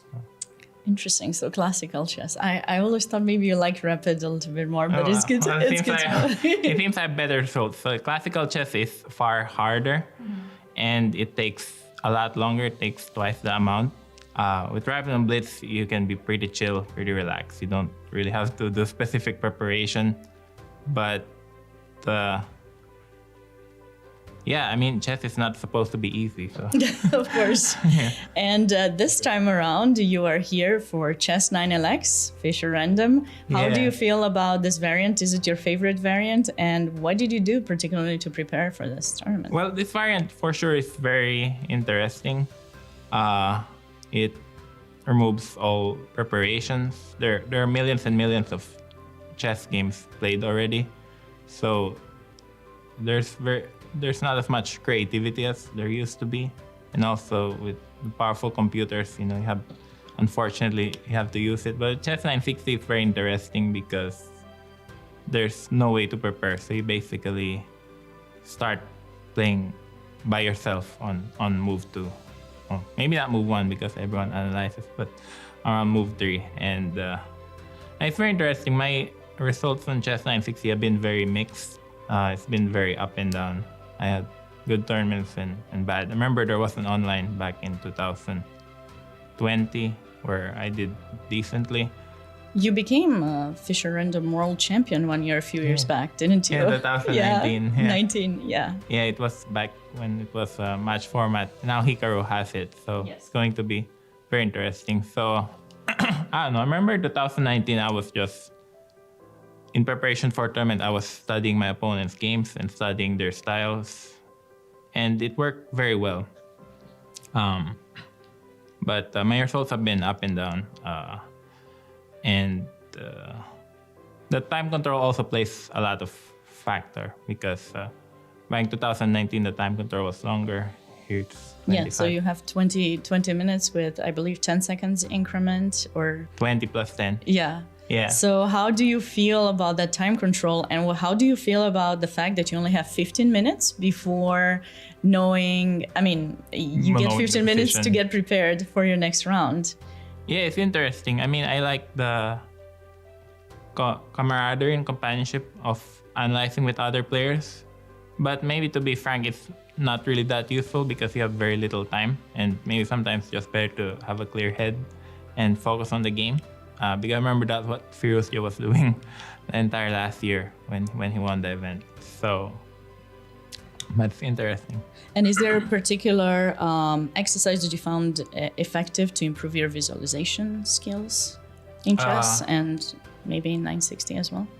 Well, I'm probably not the best person to ask that based on my results. But I do some warm-up, you know, like analyzing difficult positions just before. Again, with very limited time control, it you have to pay huge amounts of attention to the clock. But if you have more time, perhaps analyzing your opponents and figuring them out is also a good way. I see. Final question, Wesley. How do you feel? Who's the player that you're looking the most forward to playing against in this tournament? In this field. Oh, Garry Kasparov. Everyone says Garry, so yeah, you've question. played against him before, right? Yeah, you should check out YouTube in 2016. 2016, my Blitz game against Garry. But Garry has always been. I've always been a big fan of Garry because I remember back in 2000, I think year 2000, I was playing some kiddies tournament in the Philippines, and the prizes were Garry Kasparov books and also his matches with Kasparov and with Anatoly Karpov. So I never imagined that I would meet Garry in person. So I have always a big admiration for him. And it's still amazing after 18 years out of retirement that he can still play very decent chess. And he's ready. He's ready for it. He's not gonna lose 8 games in a row. I think he's ready for it. Yeah, but irregardless, he's a living legend, and when in his prime he was really amazing. Like, it'd be interesting to see how he would do against Magnus if they were in the same era. But I'll also look forward, of course, to playing against Fabiano and Hikaru, who've been doing very well recently. So big congratulations to him for doing well in the World Cup. Thank you very much, Wesley, and I wish you good luck. Looking forward to seeing you play this tournament. Yeah, I'm very excited. Also want to wish Rex Singfield a very happy birthday. Looking forward to playing him later.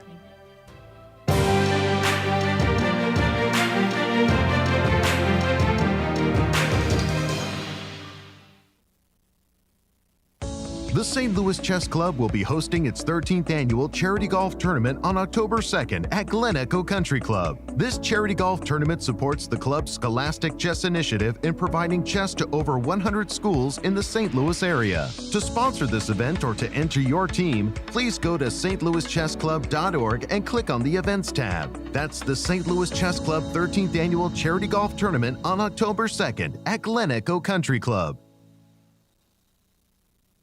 The St. Louis Chess Club is the premier chess facility in the United States. We bring the educational benefits of chess to thousands of students across the St. Louis area. We also promote chess at the highest levels, hosting all levels of the U.S. championships, as well as high-profile tournaments that attract the world's best players. Become a member and enjoy perks such as free classes and lectures, weekly tournaments, and so much more. Visit stlouischessclub.org to claim your membership today.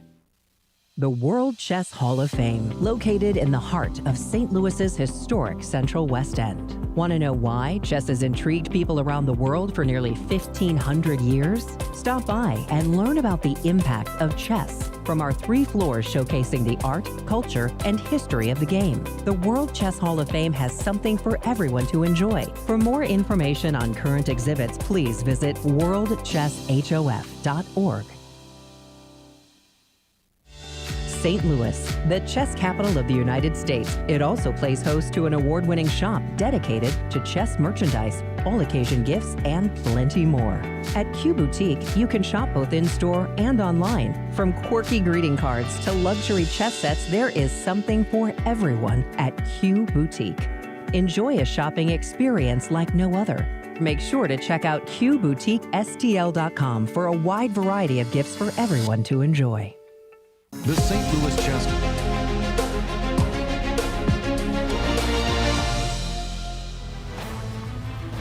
Welcome back, everyone. We had 2 rounds so far. Yes, we did, and they've been exciting rounds at that. The standings, Nasi. Let's take a look. We have 3 leaders: Garry Kasparov, Sam Shankland, and Sam Sevian, with 1.5 points. They all got here by the same way. They won their first round and drew second round games. Please. There are 4 players following closely with 50%: Hikaru Nakamura, Fabiano Caruana, Levon, Aronian, and Wesley. Hikaru got there by 2 draws, but the other 3 players threw a roller coaster up and down. Crazy games. Wesley just won his game in 13 moves in the last round. Indeed. And tell us about round 3 pairings coming up.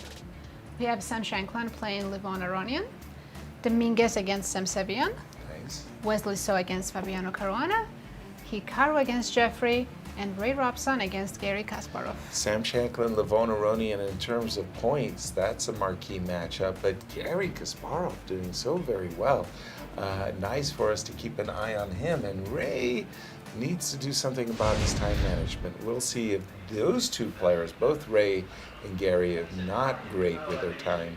As we see the players kind of birds of a feather flocking together as 3 tables. Changing partners each round. Exactly. I change. Well, I see Garry and Hikaru are back together. Right. They were together in the first round. Then they had to play against each other, so and, they separated, and now they're back. And Wesley kind of joining in. Yes. On the side there. I guess he enjoyed his analysis with Garry. He came up with that B5, brilliant idea of B5, right? By the way, we do see the signature of the players. It says official chess. Number 5? What is this? Chess set number 5. So it is the authentication of the chess sets. Perhaps it is, yeah. Yeah, what I was saying. So when the when the public is invited to bid on the sets to own a piece of history, and they say, and this chess set was used in the chess 9LX round 3, there's Garry Kasparov's signature to say, yeah, the Provence is approved. I like this. I like this idea. Yeah, no, I love it. That's great. Tell you, I went to the Buenos Aires Chess Club in Buenos Aires, Argentina, and I sat down at the same chess set and table that was used by Capablanca and Alekhine in their World Championship match. And I said, wow, if I were to buy this table, what would it cost me? And they said, well, the Soviets offered us $1 million and we refused. I said, okay, well, that's outside of my budget. Just asking. Is that, Cristian, one of those moments, if you got to ask, you can't afford it kind of situation? Kind of, yes. Kind of. Or if you cannot buy it, I think 10 or 20 times, what's the saying? If you I cannot think buy twice. it over 10 times, then you shouldn't buy it. You shouldn't buy it. Again, two time-troubled players facing off. But when you think about what Garry has done, I'm not going to go too far out on a limb, but this by far has been his best start in any of the editions. Not even comparable to any other one. Exactly. And Garry getting the bit between his teeth, you don't want to encourage him too much. He might be a force to be reckoned with. Can he keep it up for 3 days in a row? Who is going to get in time trouble first? Who is going to drop Ray first or Garry? under 1 minute? I'm going to say Garry since he's with black. I will say Ray. I'm going to go with Ray. With the tiebreaker. You guys have made 2 excellent picks. I'm going to go with Ray as well. And something tells me that Ray is still smarting, whereas Garry is feeling better about himself, about his decisions.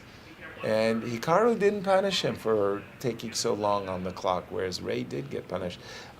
The random position is random position 593, where we're thinking that actually this isn't that a difficult position to get started with, because the pieces, the bishops are on their original squares, and the knights are so easy to develop. Once you play move c2, c4, the knight on a1, for example, will jump to b3 or c2, whereas the knight on h1 is definitely jumping to g3. But it's unlucky for Garry. He can't really get King's Indian because knight from h8 cannot get to f6. Exactly. He's not getting his beloved g6, bishop g7, that knight on h8 kind of, and d2, d4. Garry Garry is probably thinking about some kind of a Queen's Indian setup, and I'm thinking he's ready to play the move b5. Wow. Ready to play b5, followed by e6, fianchettoing his bishop to b7, dropping his knight to b6. So I would not be surprised by the move b5, what in regular chess we might call the Polish opening. You will be surprised by his move. He played knight g6.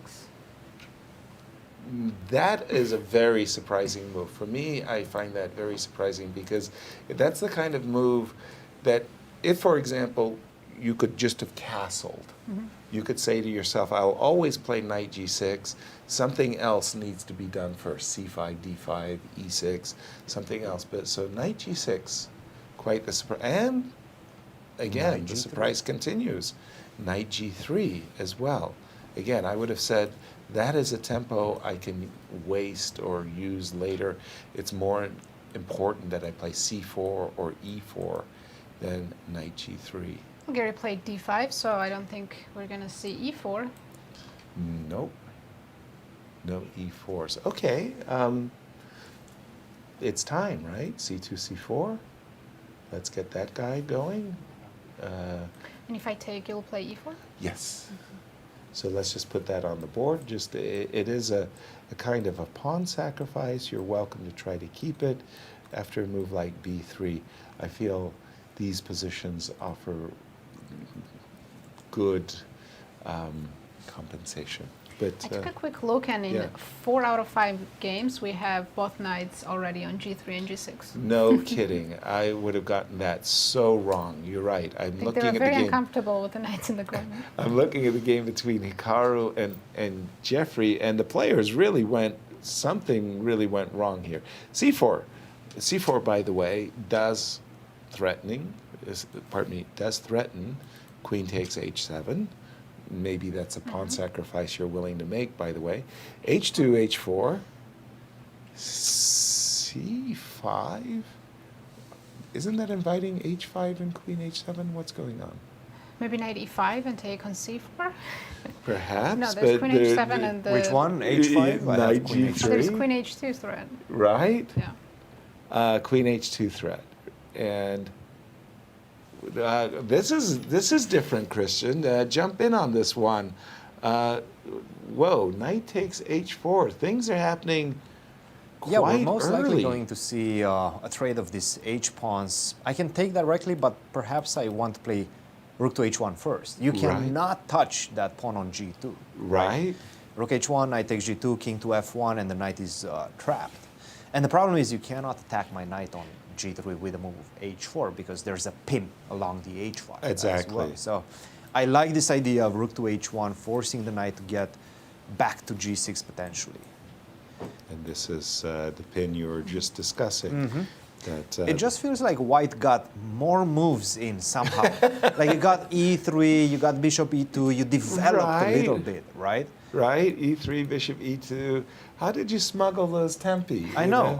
It's magic. Wait a minute. That's not the way it's supposed to work.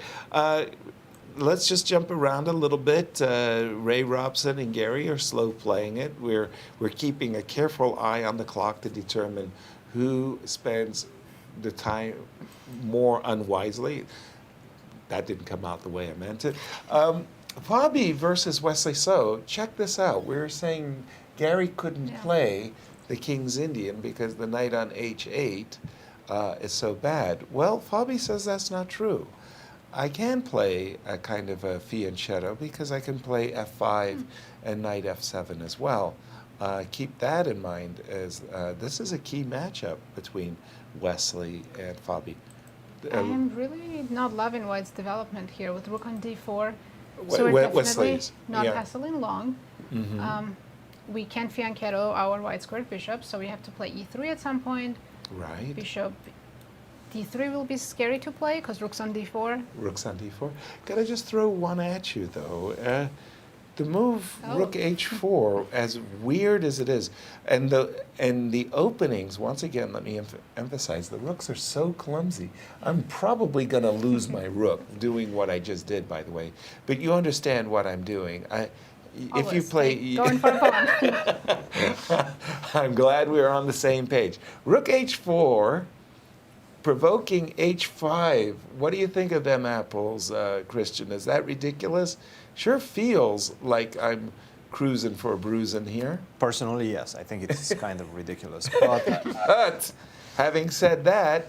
Why not? Why not? You know, why not? Why not? Well, Look if to you H4. do play h5, which you may not want to do, e4... This looks like another miniature about to happen.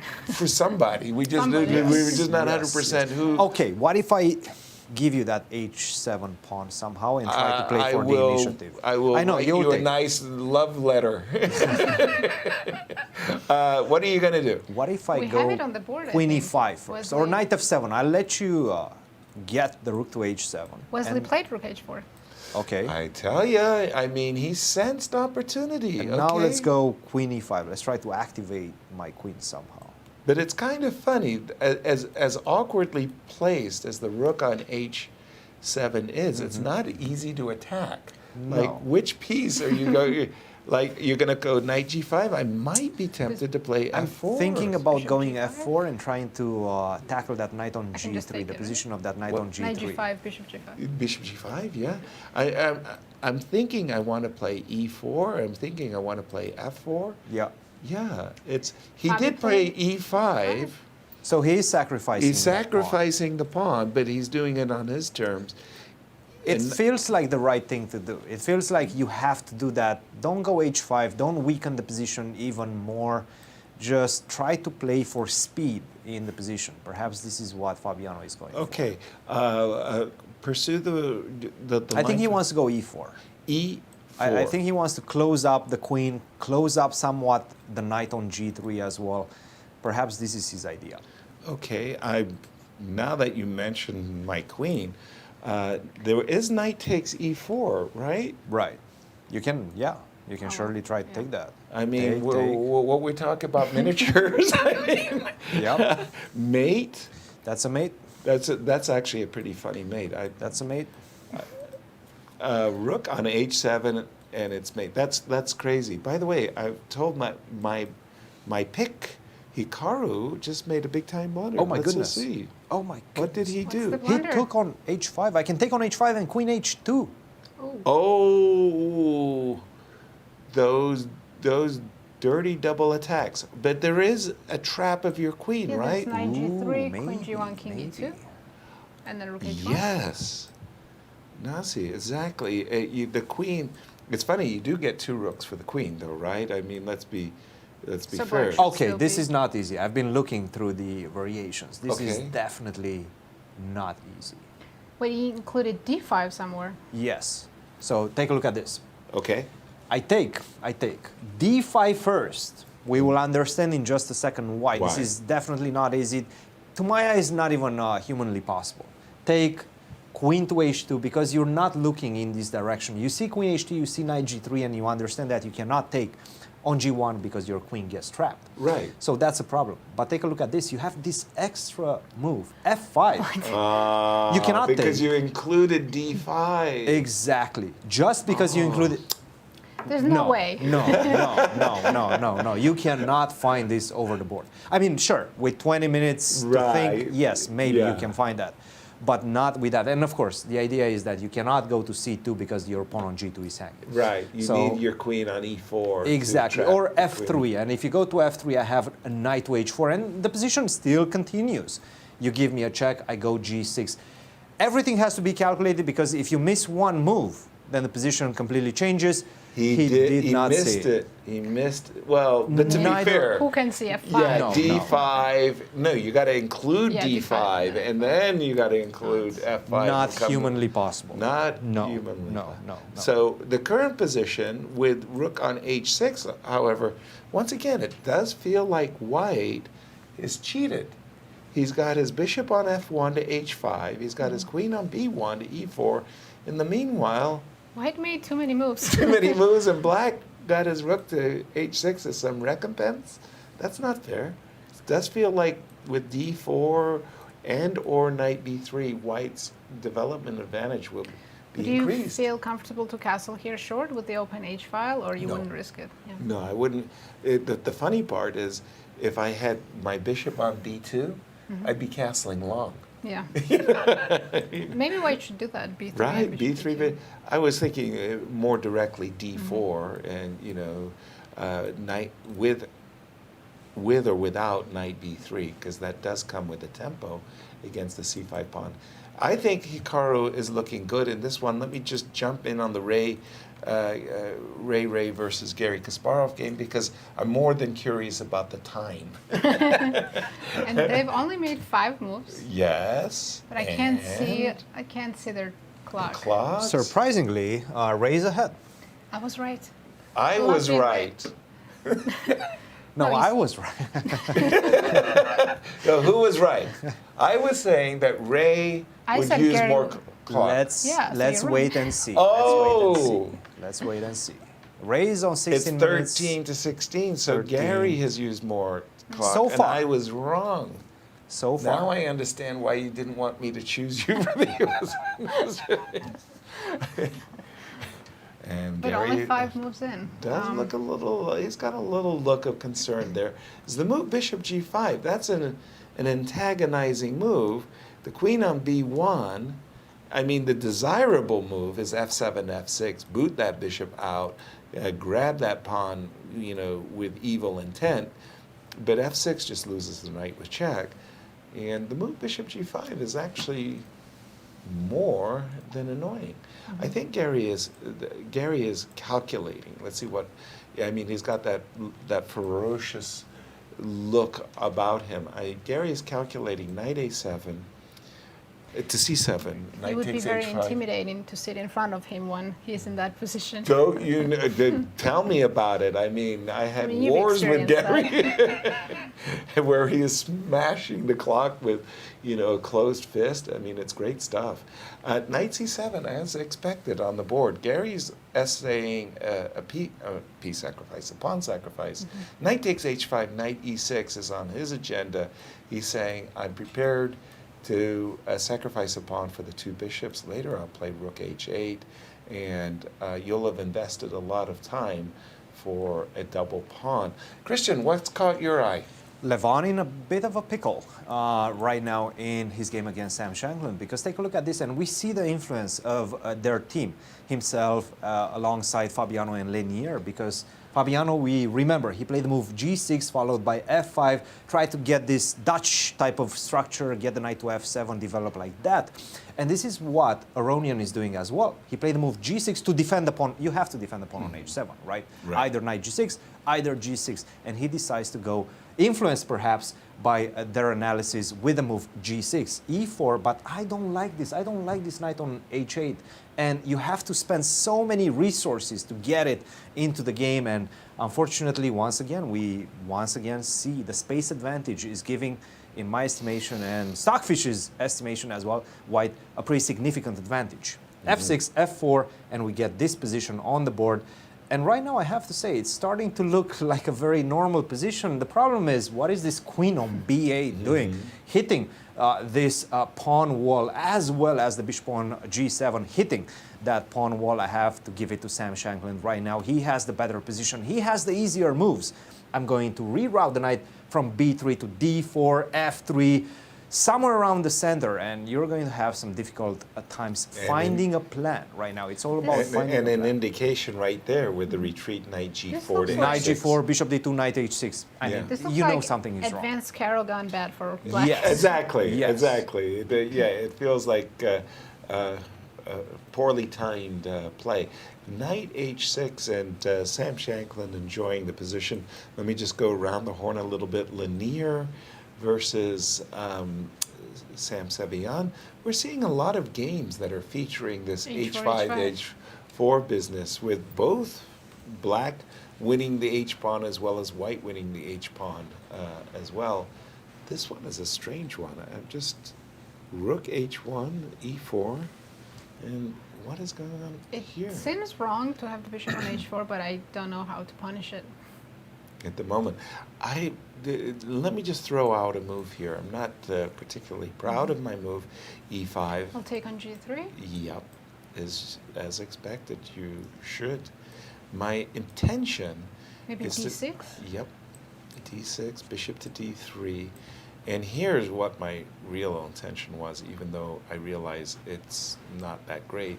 If you do play back to e7, knight to e7, I was thinking I'm going to get something with bishop f4 on the board. How I'm going to do that, I'm not sure. The queen looks a little bit trapped there, but the immediate bishop f4 might induce knight d5 takes f4. Leinier's going to have to prove himself here on this one. Jumping into Wesley versus Fabi, this was the one where Wesley went pawn hunting with rook h4. Did not take the pawn. Wow. Having said A, you're supposed to say B. Knight c2 by Wesley. Remarkable decision not to play rook takes h7. Fabi said, haha, too late. You should have taken the pawn, bishop g5. Whoa! So if you take bishop d8, queen takes back, and your rook is actually trapped. Yeah, that is one of the most clumsy rooks I've ever seen. e4 on the board. This game blowed up, and Okay. Cristian, I'm not sure who it blew up on. Fabi played really well. He did. He did. This e5 move was key. And let's understand why it was key. You cannot, well, you can, but it's going to lead to a very dangerous position. Not after e4, what we were discussing, but just a simple bishop to b4.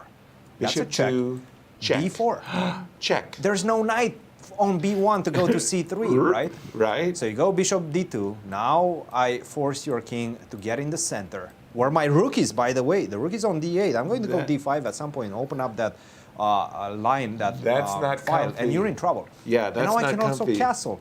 Yep. I understand now. For black, you have to go back with the rook. You're in trouble. So knight c2 was designed to stop the bishop coming to b4 check. And that the was idea what- is that if you do take on h7, first of all, if you go h5 first as black instead of this move e5, there's a nice strategical touch to the position. I go e4, and now you have to be ready to meet that with f4. That's why he played e5. Right. And if you don't have e5 to play the move f4, then you're in some sort of trouble because the light squares are getting very soft around the king. Nice. So now we're kind of, but in this exact moment, we've seen the move bishop g5, hitting the trapped rook on d8, and after queen c7, e4, isn't white a favorite to win material, Cristian? Well, the thing is, if you take on d8, I take with the queen, and where is your rook I can going? play rook h3. hide, like trembling in the corner Not sure with about absolute fear. Then I go knight f7, knight g5. I will get to that rook. And if you have to go, by the way, rook h3 and then knight h1 to open up the third rank for the rook to escape, I think I have enough compensation. I agree, but after e4, it's Fabi to play, and the clocks, even though the players haven't played many moves. 12 minutes for Fabi, 10 minutes for Wesley. Wow. I mean, we were jokingly pointing out that Ray and Garry were the two offenders, if you will, worst offenders for time. But these two, they might Their win position the... is so unusual that you really have to think. And from the looks of it, Wesley doesn't look too happy with his position. Yeah, but maybe not so concerned either. I mean, he kind of... Right, Fabi can play knight f7 right away. okay, let's break it down. A knight f7. Provoking bishop d8. Well, now that you've provoked me, I guess I have to take. Take. h3, knight g5. Knight g5. But now I'm going to be very gracious. Not always, but in this moment I'm going to be gracious. I'm going to return the exchange. I don't have to take it yet. Well, Actually, maybe I do. maybe you do. I'm not sure. E4 takes f5. If you do take, I'm thinking, and if you do take, there is some action vis-a-vis the two The players rooks. have made these moves, by the way. They We have. have them on the board. Okay. Queen d8 currently. And we do expect Wesley to now play. Rook h3 on the move. Right. I think. Yes. Sacrificing. No. Nobody believes you, as Ben Larson famously told me. It's still very hurtful.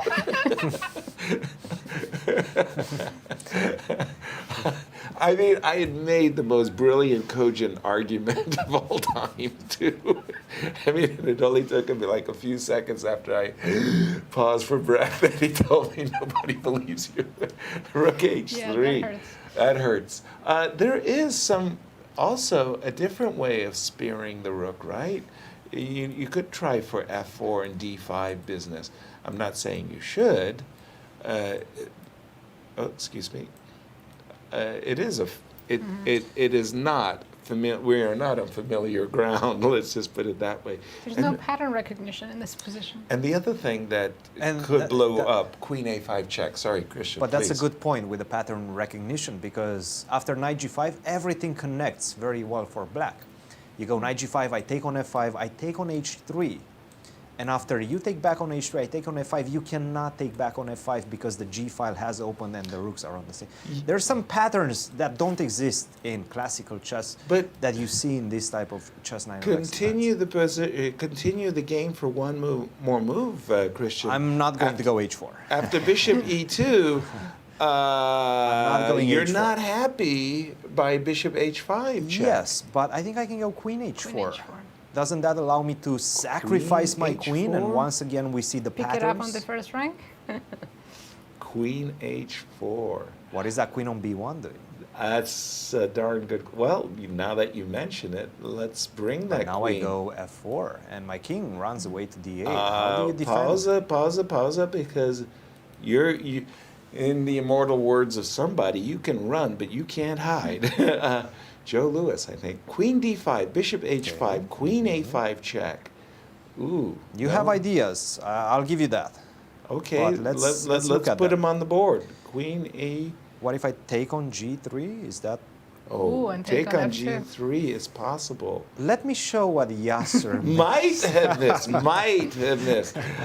Takes. So yeah, there is that. Bishop h5 check King first. d8. Yeah. D8.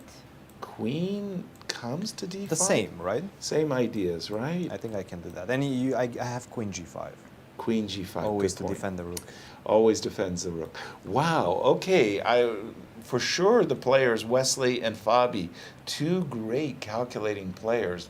They must be looking, and that's probably why they've consumed so much time. There's Nasi. there's no patterns to latch onto. Right. As a player that is so used to And- calculate certain patterns, but not these ones, you And have look to recognize Fabi new is things. under 8 minutes. I mean, and he doesn't look like he's ready to move.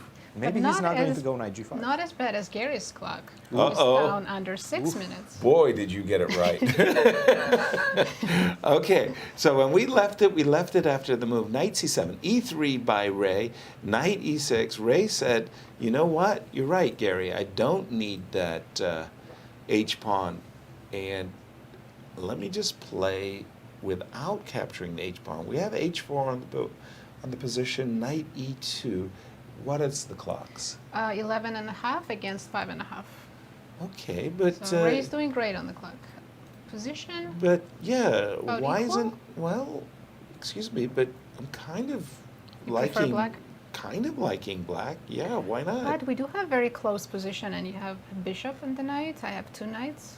Okay, but what I'm thinking is black's king is actually running to safety Probably white will do the same. Castle long. as well. Yeah.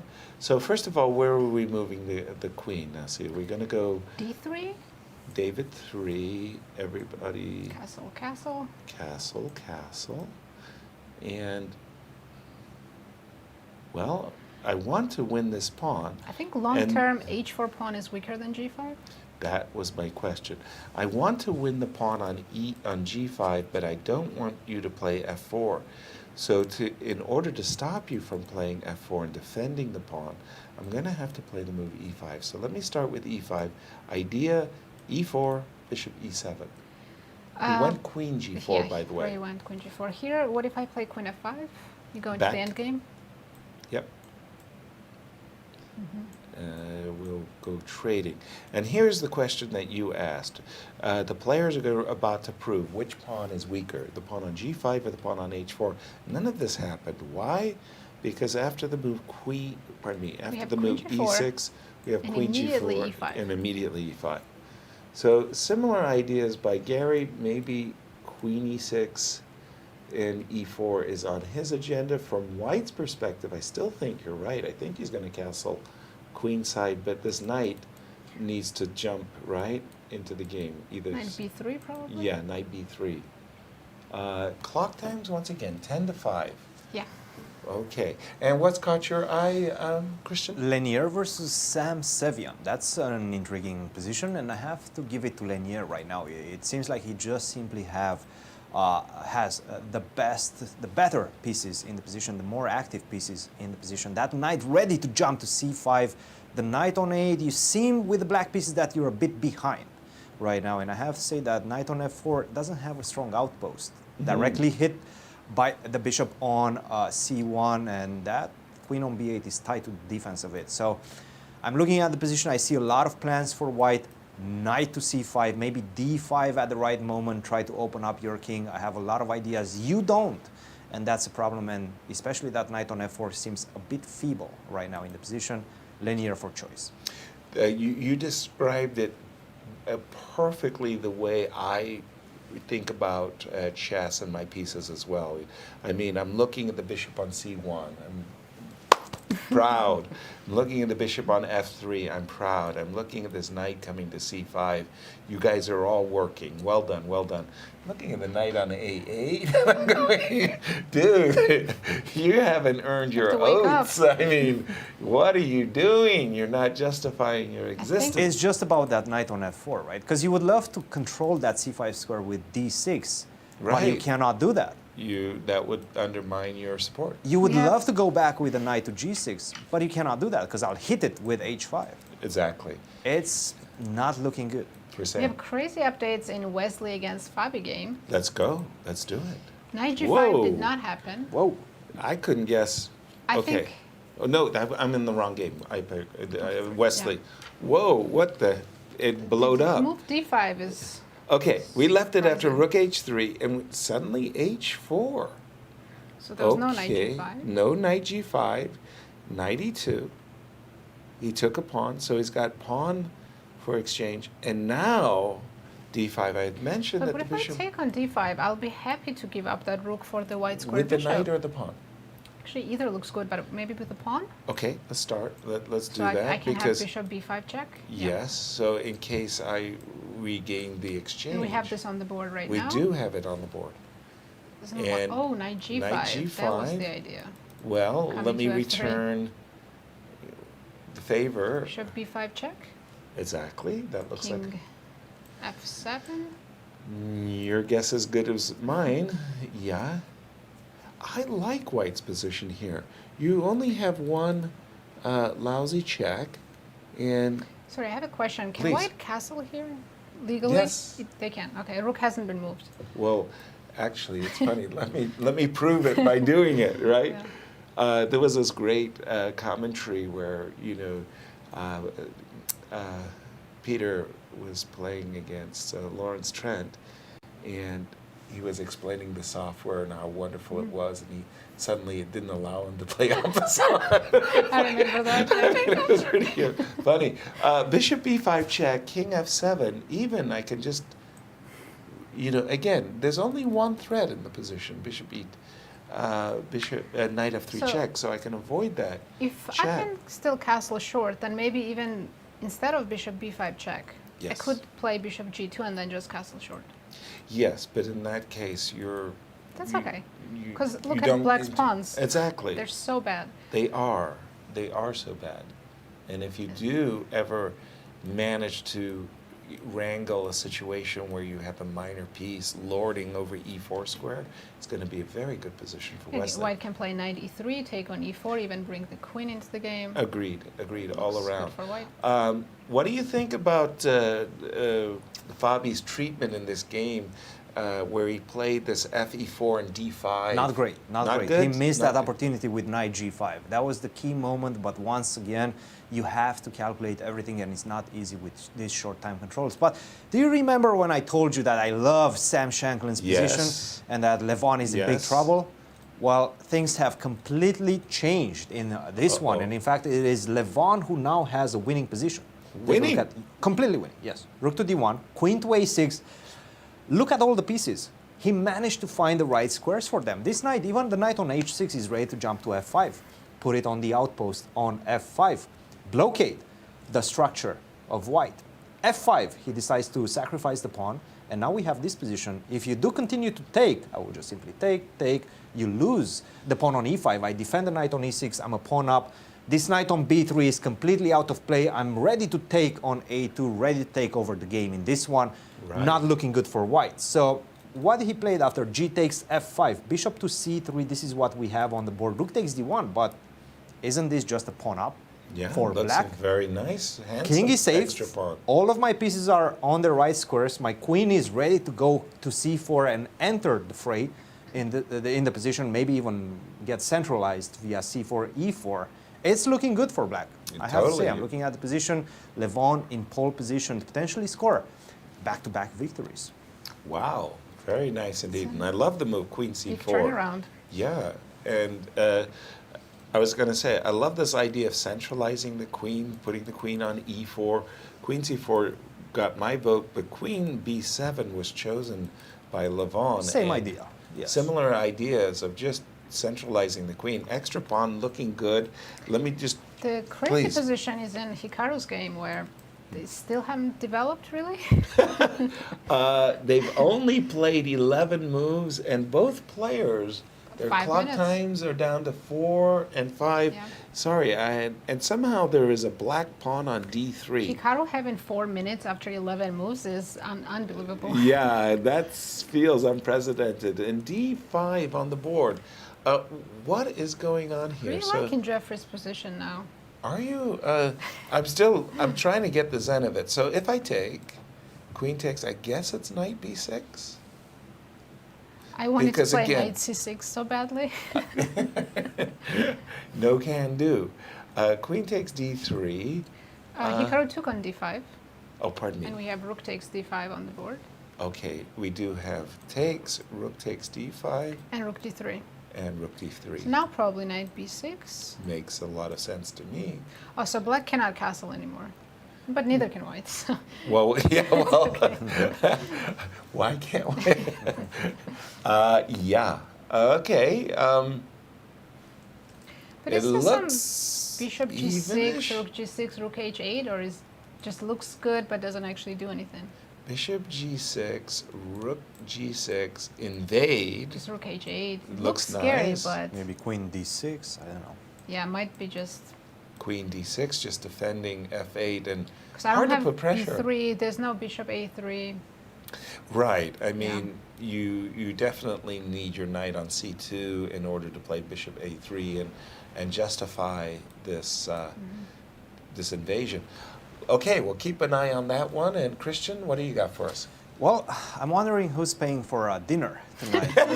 And I think it's Nazi, because she was the one that said Ray is going to be ahead on time. Yes, Ray yes. was yes. ahead on time for a little while. Yes. But right now he's down to his last 3 minutes against 5 minutes for Garry. Garry is speeding up, and he's actually in a better position right now.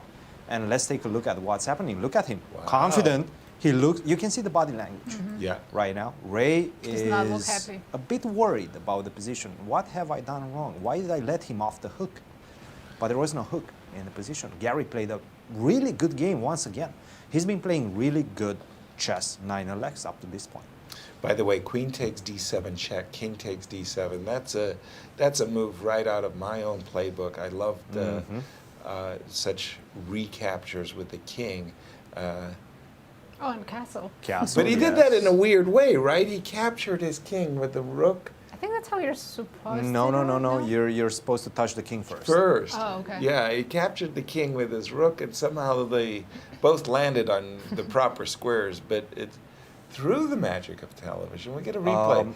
Now, you're supposed to grab your king He touched first, the king first. Oh, and then he touched the king. There we go. captures the Yes. rook. Yeah, Yeah. he can do that. Yeah. As long as he didn't touch the rook first. If Right. he touches the rook first, Then it's then he has to move the rook. right, because the idea is castles is a move with the king, and therefore you're required to move your king first. Let's jump back to that crazy game of Hikaru and Jeffery for just a moment, because we got an update that Hikaru's blundered something. He just played the move rook on h1 to d1. What has he What blundered? did he blunder? That you have been so sharp today, and now you're asking me: Is there a queen? Is there a queen like f? No, that's ridiculous. I can't play f5 because my queen is running out I of don't see moves, anything right? immediate. I mean, it's kind of Alright, funny that Queen my f3, Queen e2. I'm being bounced around. No, I don't see it myself. What do we have on the board? He played rook bishop d1. e7. He did play bishop e7. I believe so, or perhaps he didn't. No, he didn't. Not yet. But rook on h1 to d1. I was still looking at those rook h8 ideas. Back That's to the right Wesley move. and Fabi for just a moment, because Let's it's been a stay massive with this reduction. one for Oh, just sorry. a second, because bishop to e7 is indeed the right move, and it gives black a pretty significant advantage. Seriously. He played What's the it. idea of bishop e7? So what are you going to do after Well, bishop the e7? idea was I was threatening to play rook d5 and rook d5, Correct. right? So bishop e7 Sure. blocks the idea, but the desirable bishop moves, I could get my queen trapped. So the problem is I don't have a good scheme Good to follow-up. continue. And not only that, but the bishop on e7 is ready to jump to h4. That's going to create another very unpleasant pin. Right. And to be honest, I don't see how you deal with that, because you can take on d5. And this is perhaps the important step in black setup. You have to take with the pawn. With the pawn. Yes, with the pawn. With the pawn. By the way, Hikaru, for someone who has the reputation of a speed demon, a very deserved reputation as an outstanding blitz player, he's really used a And lot bullet, of time. outstanding bullet player. Truly. But so is Jeffery, actually. Oh boy. 1 minute. 1 minute Yeah. to 3. And Hikaru, he's not jiving with the position. He's really I see He the doesn't problem. like I it. see the problem He doesn't now. 'Cause like if I it. take bishop g6 after rook g6, bishop h4 is just winning. That's the problem. eternal Big pin. problem. Yeah. And he's done it. Rook takes d5. Oh, Knight takes. Took with the takes knight. d5. That's the point. e4 takes d5 was not an obvious. e6 takes d5. Pardon. Taking with the pawn was not obvious to me. No, I it thought I wasn't. wanted to take with the knight so I could play bishop to d7 to c6. Sorry, please, Nazi. Now maybe white can take on g6 and go rook h1. But then why did I put rook on d1? It was a mistake. Just I'm admit fixing that it. I made a bad move and just take it. But after bishop c6, bishop g6, pardon me. Oh, bishop f3, okay. Okay, that's far more human. But it does allow bishop h4. Also, knight h4 is interesting. Oh, sorry. Rook takes d5 is on my agenda. Right, so Bishop- knight h4 looks maybe tempting. Okay. Fair. By I the still way, have 5 ideas. you know, it's kind of funny, but if it was my move in this position as white, I'd be considering knight f5, right? So it's funny that you should play knight h4, which stops me from playing knight f5. I didn't realize that's what I was doing. I but- know, exactly, exactly. Isn't it annoying? And now it's official. Nazi is paying for dinner tonight. Oh, because Ray she's did a jolly good go the fellow. first She- under 1 minute. Yep. Oh, well, let's go to that game. I think Ray will As- be paying for dinner tonight. By the way, it's not just about the clock, but it's about the position. I like Garry's position a lot. Knight to d2, because I'm seeing the bishop coming to an anchor square, bishop g3. I'm seeing this knight coming to d6, where it's tickling the f pawn. Black has the open f file, so rook d3, pardon me, rook e3 is an invasive move. Traffic is going well. f6. That stops knight If e5. Garry check. wins this, he's going to finish day 1 very strong. Like, like very, very strong. I would say clear that's first, probably. clear first. By the way, F6, and by the way, that extra little twist. Did you notice that extra little twist? Trust me, I was on the receiving side of those twists. You know that twist very well. Yes. I mean, 96, D6 94. now, wow. This is ugly. This is Very, very impressive I play. think black is objectively 15 seconds. winning and so far ahead on the clock. 10 And seconds for Ray Ray. You gotta make a feels move, Ray. he's up against the 60-year-old former world champion, but the former world champion is not playing like a He's in 60-year-old. amazing shape. Yeah. Is he going to H1? No, he's going to go to G4. But then I don't know what he's doing on G4. When you go to G4, I can play rook E4.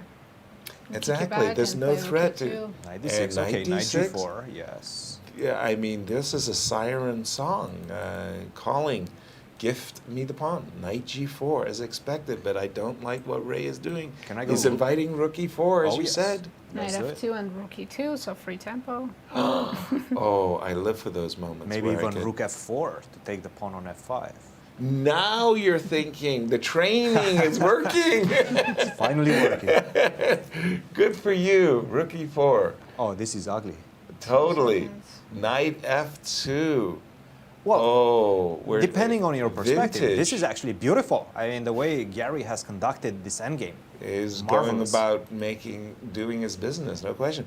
Rook F4, I love that move, but equally, I must say, I'm attracted to rook E2. Rook E2 is just Rook E2 and rook F4 both look so tempting. so good. What do you do, Nasi, when you have two really compelling moves and you've got to make a practical decision like I this? go with the one that's easier, Go that with gives the one. my opponent less counterplay, which would be rook E2 in this case, which he played. Well, less counterplay. Now that you said that, rook F4 would have prevented knight G4, right? He Rook played F- knight E4. And he played knight E4. Oh, that's I nasty. mean, white cannot move. Yeah, you defend the pawn on F6. Rook B1, that's a sad move to make. What did you do? Rook B1. White is running out of moves. It feels like strangulation. Garry's looking for a a brilliancy. knockout blow. King Yes, D6. yes. Garry's feeling it right now. He's considered taking on seconds. G5, but he didn't want to allow knight E5 with a check. Ray keeps So making King D- moves with 1 second on the clock. Okay, And you what have move one did he make with 1 half second? threat. Rook in the F position. to D1. You have one half threat in the What's the position. half threat? I don't even King see. F1. Thank you. Oh. That is a half threat. So Garry said, excuse me, that's a pawn. I'll take the pawn. The half threat I can deal with by moving C2. my rook, Luckily, I still have one square on C2. but one square is enough. Rook No, D3 with 1 second. no knight E3, by the way. Rook F2. Rook to D3. Okay, so, can I go Rook F8? Oh, Rook F8 F8. looks very good. Yeah. Okay, what's White's plan? 1 minute for Garry, There's no plan less for than White. 10 seconds, and Rook F8. And again, Such that a- extra little twist, I must say, knight that's a very E3. beautiful game played It by is, Garry. it is. What a game. Trust me, when Garry H3? was informed. H3, oh, Oh, Wow. he's feeling it right now. oh, trust me, when Garry is informed, he is a force. C4, okay, he's looking. G4. Trust me, guys. G4. Oh, G4, that's and so take out nasty. the gold coins. Let's start throwing them at the board. Yes, he deserves that If for he, sure. G4 G4. Or bishop F4 or rook H8. I think they're all winning moves. All good. But something about G4, just find Rook attractive. H8. Rook H8. He's taking it slow. He's enjoying the moment right now. Truly. Let's Taking pause it. because Oh. there's H2 check on the board, right? Oh man. Or H takes G. H2 followed check. by Rook takes F3. Is that? F3. Wait a minute. Wait. Oh yeah, rook F3 or. Was this or a blunder? No. There's No. a mate. No. Where's the What mate? if I move the bishop? Bishop F4 and knight G3. I don't see the mate, guys. Where's the mate? Bishop F3. Well, he knight can just G- pick up the rook, so he's up a piece. Yes. G takes F, knight F2, and knight D3. Knight C4 first. why, Okay. why did he put his king on D6? What is happening? Ooh, Well, F- because you can take with the rook on F3. He did it, and he just said, hey, two pieces, pieces and F2 the is pawn on coming. H2. Ray said, Wow. thank you for playing. Brilliancy. Brilliant game. Ab- Let's jump Absolute to the game of brilliancy from Wesley Garry. So and Fabi, because Fabi in big trouble. Nope. He's not down anymore. a couple of pawns. Not anymore. Not He's only anymore. down 1 pawn, and What? Did I it miscount? looks more like a draw. Yes. Things happen very quickly. Very quickly. Our I producer thought he was in alarmed big us. trouble, but I was wrong. By the way, Aronian did win his game against Sam Shankland. Back-to-back You- victories for Levon. When we left it, we saw that move queen. And we have a draw between Leinier Which means and Garry is in clear first. Hikaru two. versus Jeffery, also a draw. also a draw. So we have only this game left. So in the competition of Garry Kasparov versus America, America isn't doing very well. Man, nobody picked Garry. I think he was. they underestimated Garry, and I think we all did. underestimated Garry. Okay, rook a2. But what was Wesley just doing there? He Okay, who's playing for a win? I was about to say he's not played it very well as Wesley. I'm still thinking he's for choice, right? He King should. E4. I mean, he's a pawn up. He's the one with the extra pawn, but gosh, he's really played it lackadaisically. I mean, only way White wins this is if he tricks him in time trouble.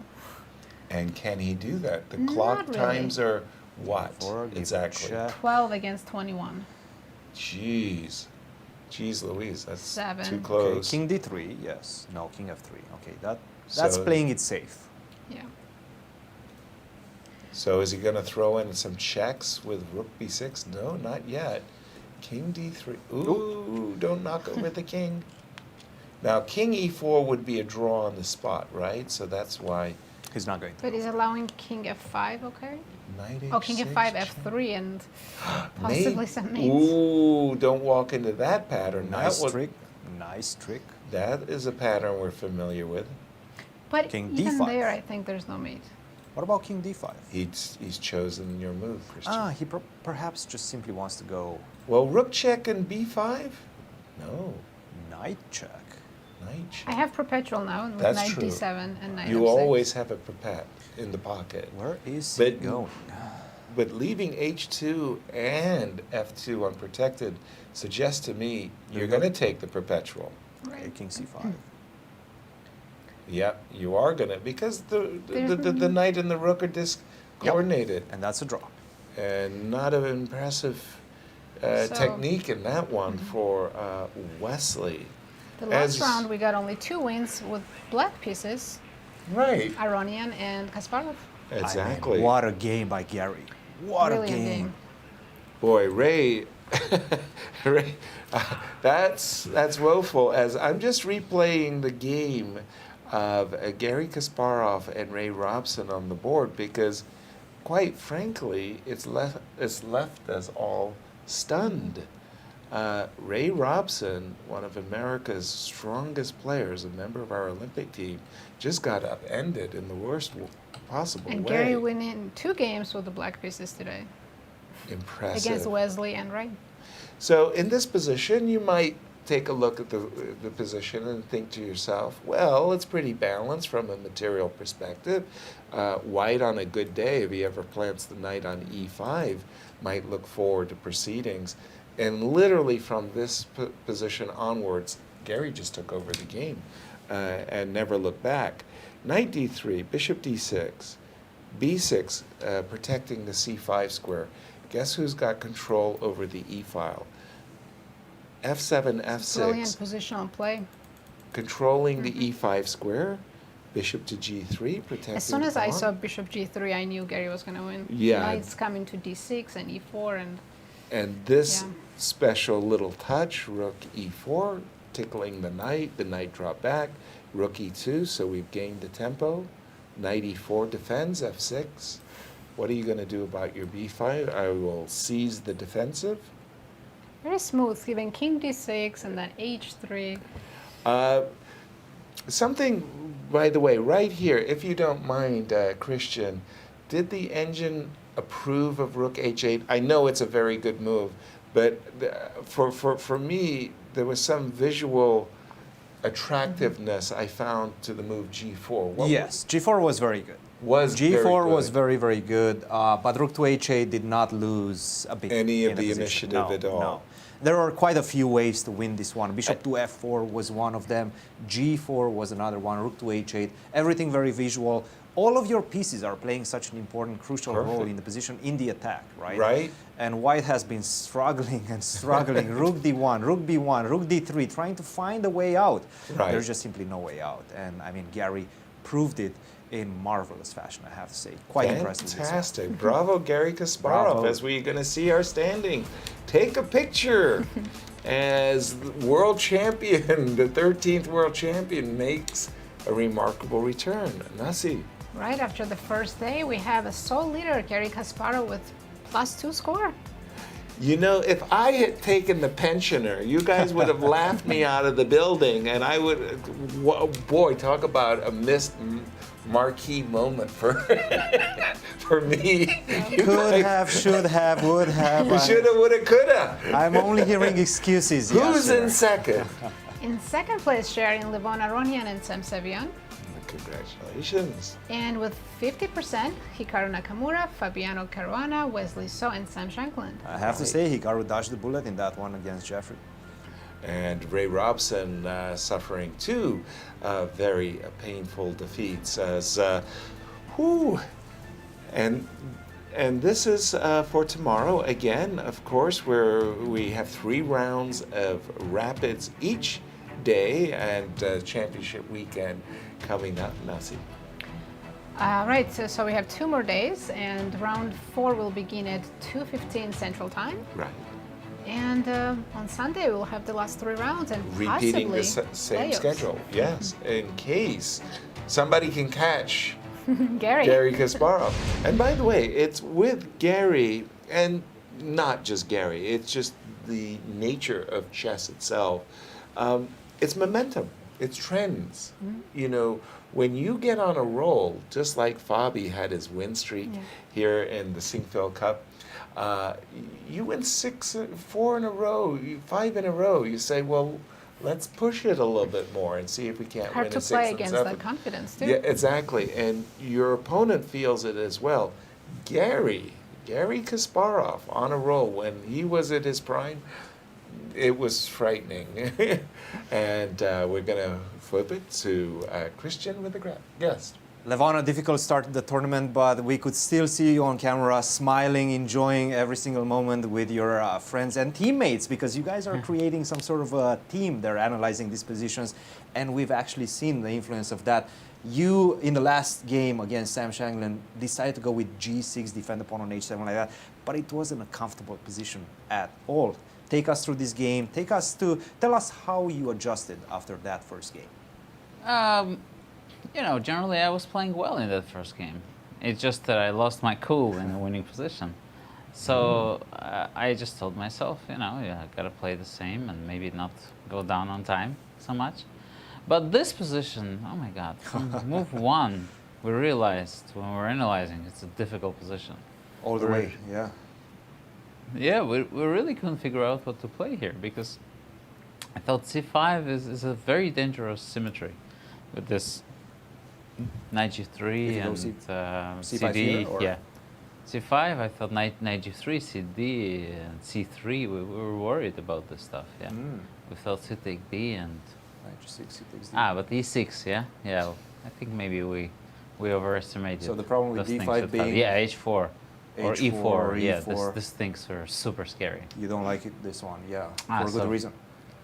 Yeah, c6 didn't feel right, but I said, what happened? We mostly assumed that people are going to play first move c4. Yes, to attack the or pawn. c3, which we thought c3 was very strong on move 1. You know, c3 we thought is even stronger because it kind of forces black. Because now if g6, e4 seemed unpleasant. Yes. And now the bishop on g7 is going to be blocked by Yeah. And if you play knight g6 and h4, or you know, this felt extremely dangerous for black. Yep. And one of those positions. One of those positions, yeah, yeah.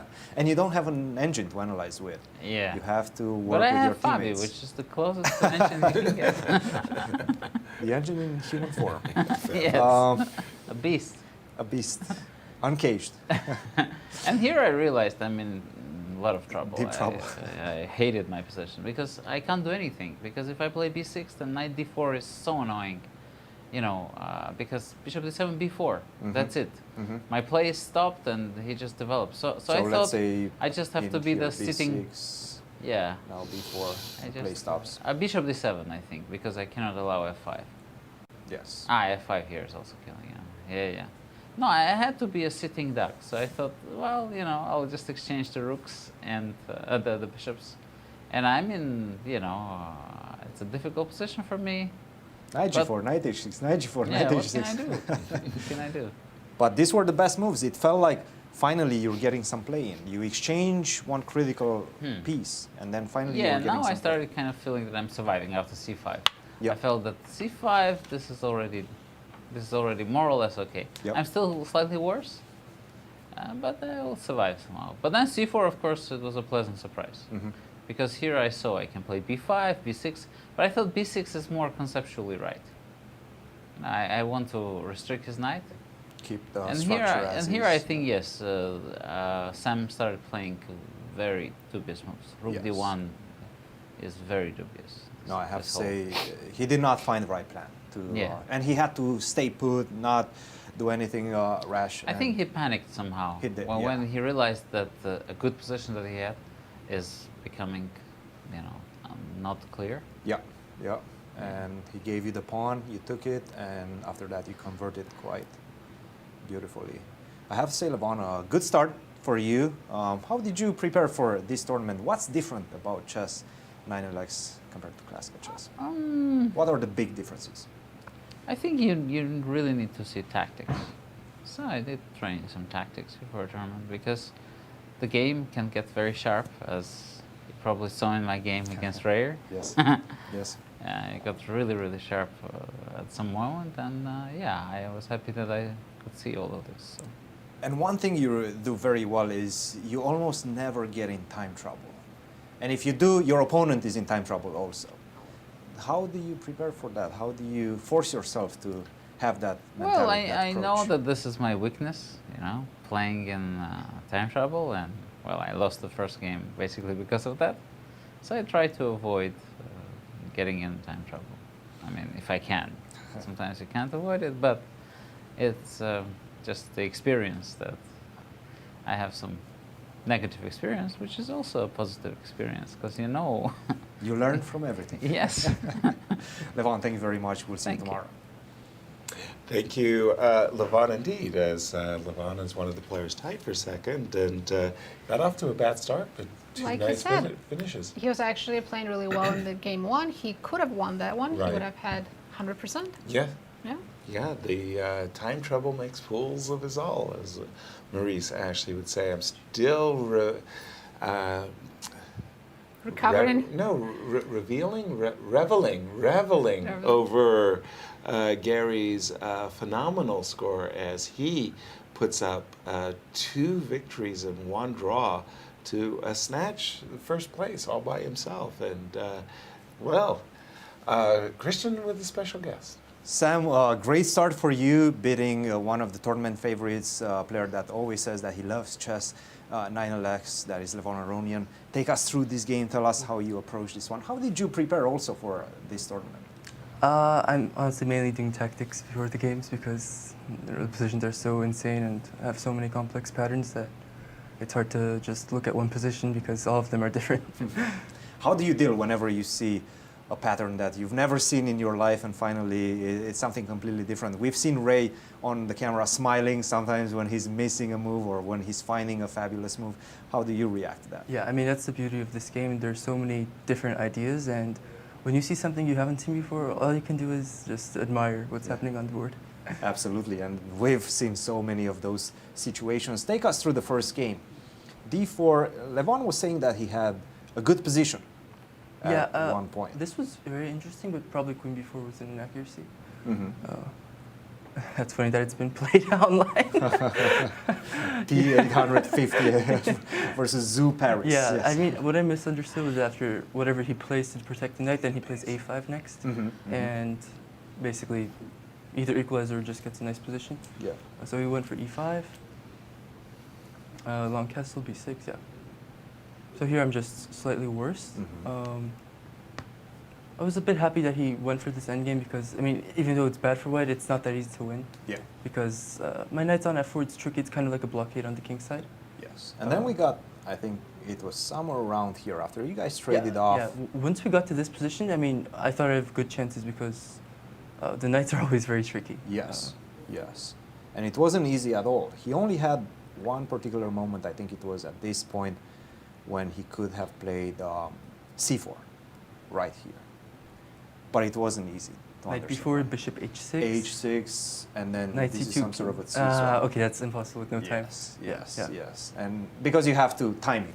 Right, basically, right. And he had like 14 seconds on his I mean, clock. objectively, it's probably good for black, but with no time, it's hard to play with black because, I mean, you move the bishop, you lose all the pawns. So. Were you playing for a win right now? Were you content with At this a point, I draw? was definitely playing for a win. Playing for a because, win. Yeah. That's the mentality. Yeah. Right. Yeah. Now I was just waiting for the king to go to to the wrong square. To the wrong square. Yeah. Yes. And it did. And yeah.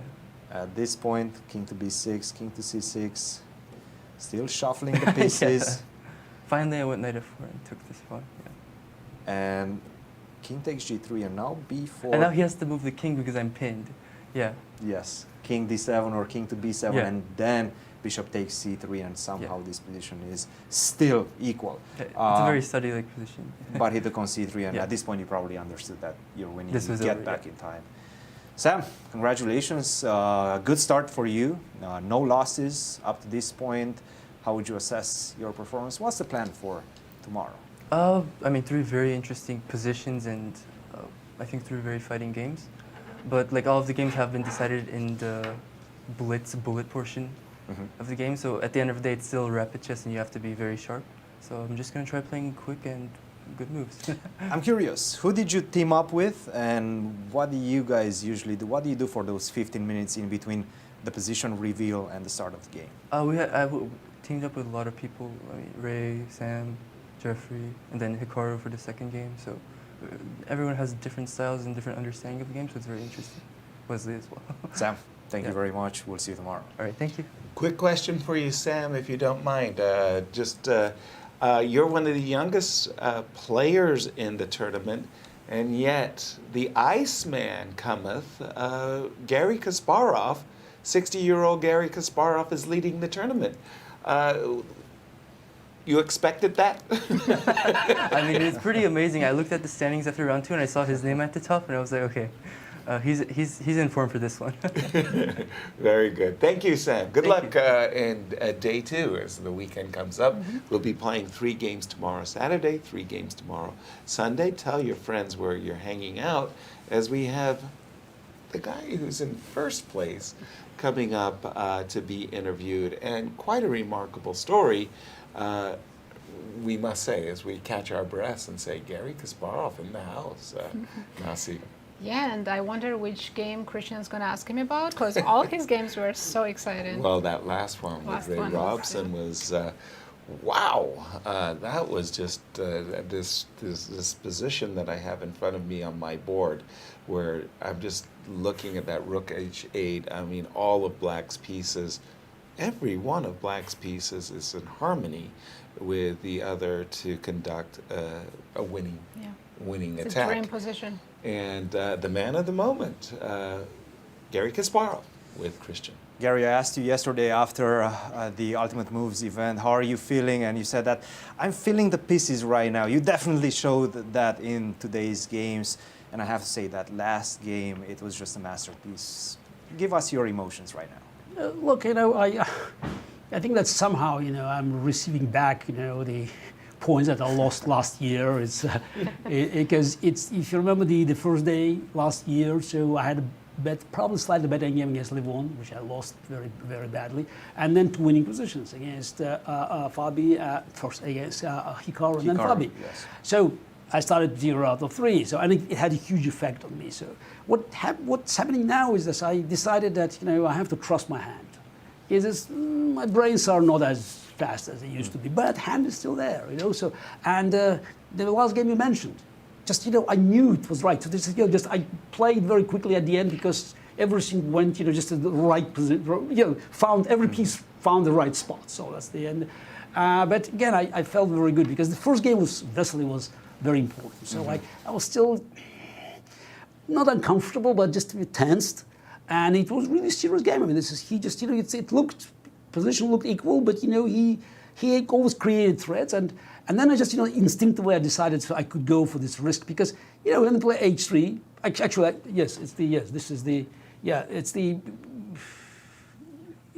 So that's important. Yes, I made castle here, which is it's interesting because I played knight d4, provoke c3. So just I'm always creative, but still it's a little bit dangerous because black is behind, pawn on h7 is hanging. But but here is just I can easily go. It's this take on f4. So h3, and now I just I have to say that I missed e4 queen d3 knight e5 queen c2. So that's why just this. Which one? e4 queen d3. I thought knight d5, knight d5, and then I saw queen c2. Yeah. Queen c2, and then d4. Yes. So this is just it's terrible. So I just which again it's the I think it's the. It's funny that it's actually here. It's probably this move f3. In this position. Yes, still f3. So okay. that's some take f2. Okay. Bishop f5 check. Yes. Yeah. Then king d8. And you're still hanging on. I'm still I think hanging on. I'm again. It's just rook f2 knight d3. Slightly worse position, but you're still hanging on. It's not good. So it's the and I just I sensed bishop e6 problem holding. Yes. Problem. Again, it's very the bishop e6. E2 on c6, knight f3. This is the and that's knight f3. And I just if you want to go queen, because the move that you want to do now is something like queen d7. Mm-hmm. But then I just I wasn't sure what happens after queen a6. Maybe that's the best. And then rook e4. Or? Rook e4, maybe c5, and knight g5, queen probably I should go queen. It's knight g5. That's what I was afraid. Mm-hmm. But that's bad. Yes. Bishop to d5. Bishop d5. Yes. This is. And I guess you hide this. Bishop on g2. Yes. This is. But maybe that was the best move. But I just sensed that I could go queen b7. Yeah. And that was very interesting because when he played queen e4, I think Wesley was. But I saw already bishop e5. Yes. And I saw that if he goes, that I go immediately the counter push. Queen d7, queen d3, bishop e5. So again, he had dangerous position again visually, but bishop on b2. But you are feeling safe. No, but bishop on b2. Again, and the moment I changed all his good pieces, bishop on b2, and my bishop potentially. I already had a dream that when he played c3, I said maybe when he played after c3, maybe I play queen d3, bishop f5. And it happened. Dream came through. Yes, that's this it. Was queen the d3. moment. That's it. That's yes. And that's pretty much game. Yeah, that's it. So that's the and then against the second round, so I just, it was Hikaru. It looked for me that the opening was good. Mm-hmm. So that's, but it's the d5, knight d3. You spent a lot of time here. But what to do? I mean, I don't know what. Probably you should start playing something slowly. Queen b2, bishop d3. So that's again, it's just maybe bishop d2. I wasn't sure. Can I do that bishop d2? I thought, but maybe. Yeah, the computer actually agrees with your decision. Just take on d5 exchange like that. Yeah, it's sort of a slight edge, but it was not true. But it's just and eventually I won the pawn, which is again, I just had a little pressure, but actually I just bishop before I missed, but it just bishop to f4. Mm-hmm. But he just made a very strong move, knight c4, of course. Yeah, yes. Very important. Just he gave up the pawn, and here I just thought, okay, I have an extra pawn, but I'm not probably better. Yes. Yeah, but it's a time when should I try to win or just should I? Mm-hmm. And I couldn't make a decision, and I just got in real trouble. I think the endgame was totally lost. Yeah, or clearly lost. But I just was very proud because Hikaru.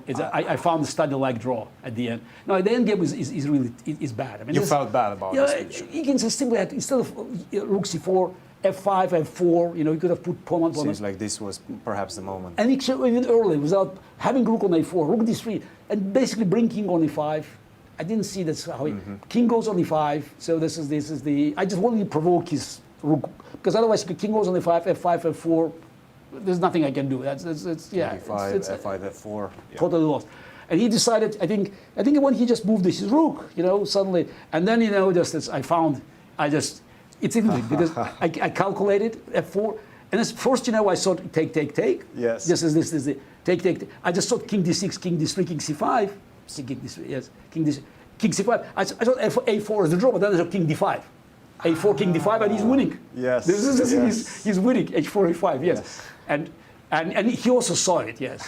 But king c3 is a study-like move, so I was very proud. That's an immediate draw. So no, absolutely. And you were actually blitzing out through these moves very confidently. Yes, I have the 10 seconds left, so that's just. But again, hand.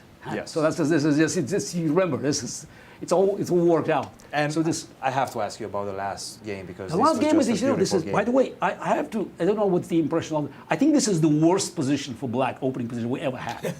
Opening position. I don't know what was the outcome. This is because it's the d4. I think c4 is very dangerous. This is what Levon said as well. I think c4. I don't know. But knight g6, h4 is probably lost. And then c4. No, c4 first. C4. We will watch it. We look at this. I don't know what's happened in the game. So what's happening in Hikaru game? Hikaru played this against C4, Jeffery. Yes. And he got a good position. Very good position. Yeah, e3. Yeah. Yeah, but that's and he was probably but look at this position. Plus one.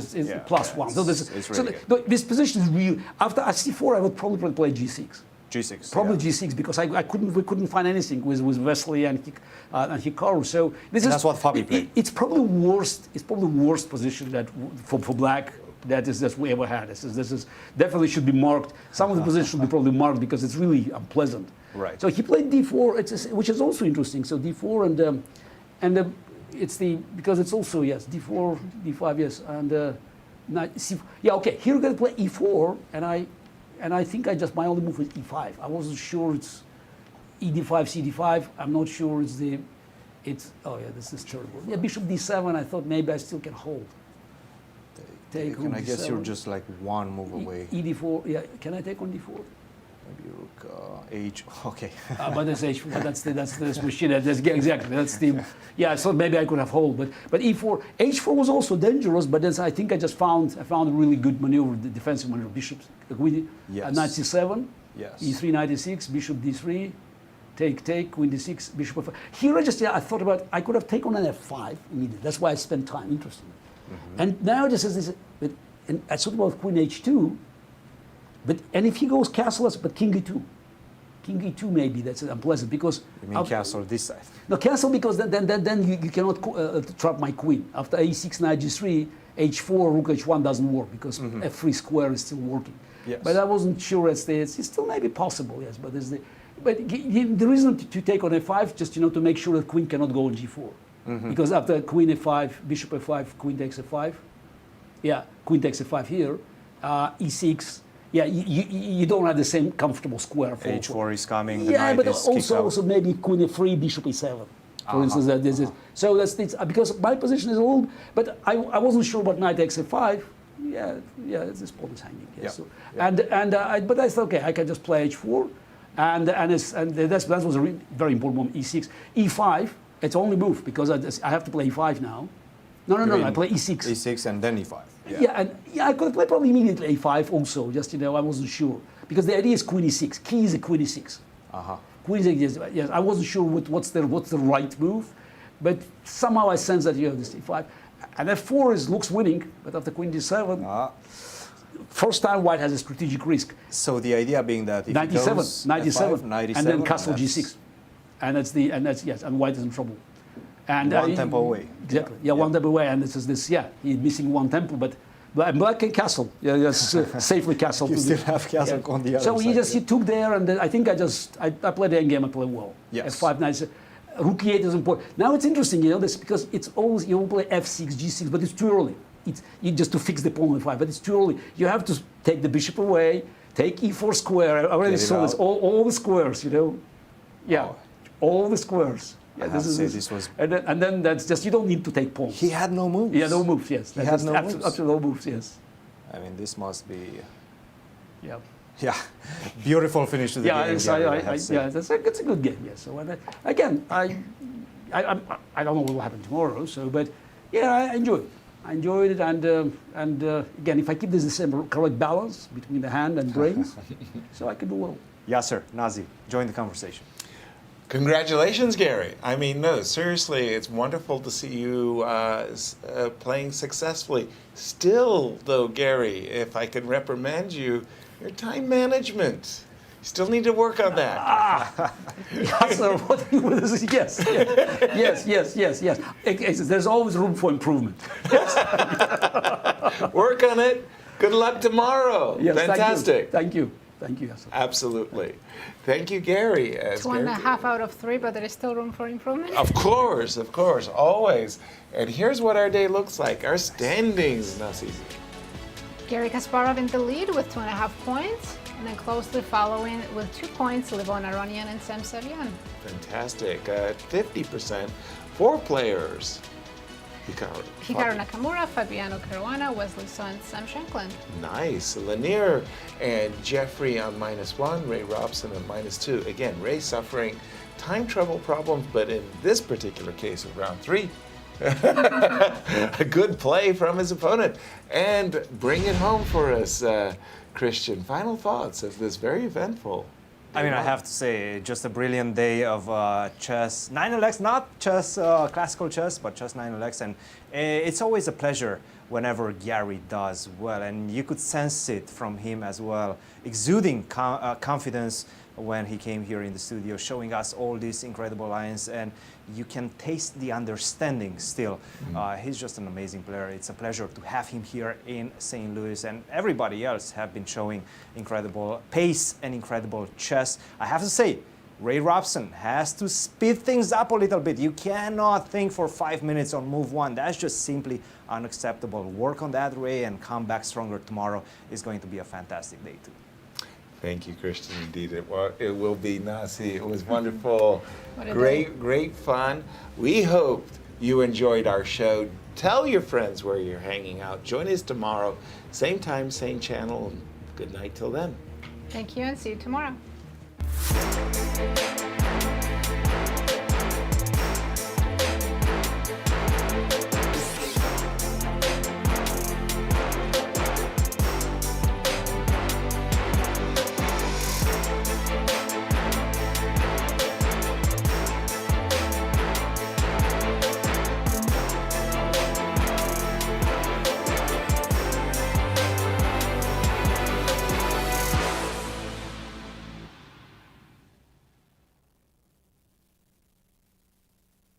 This has been a presentation of the St. Louis Chess Club. Any reproduction or distribution of this content without the express written consent of the St. Louis Chess Club is prohibited.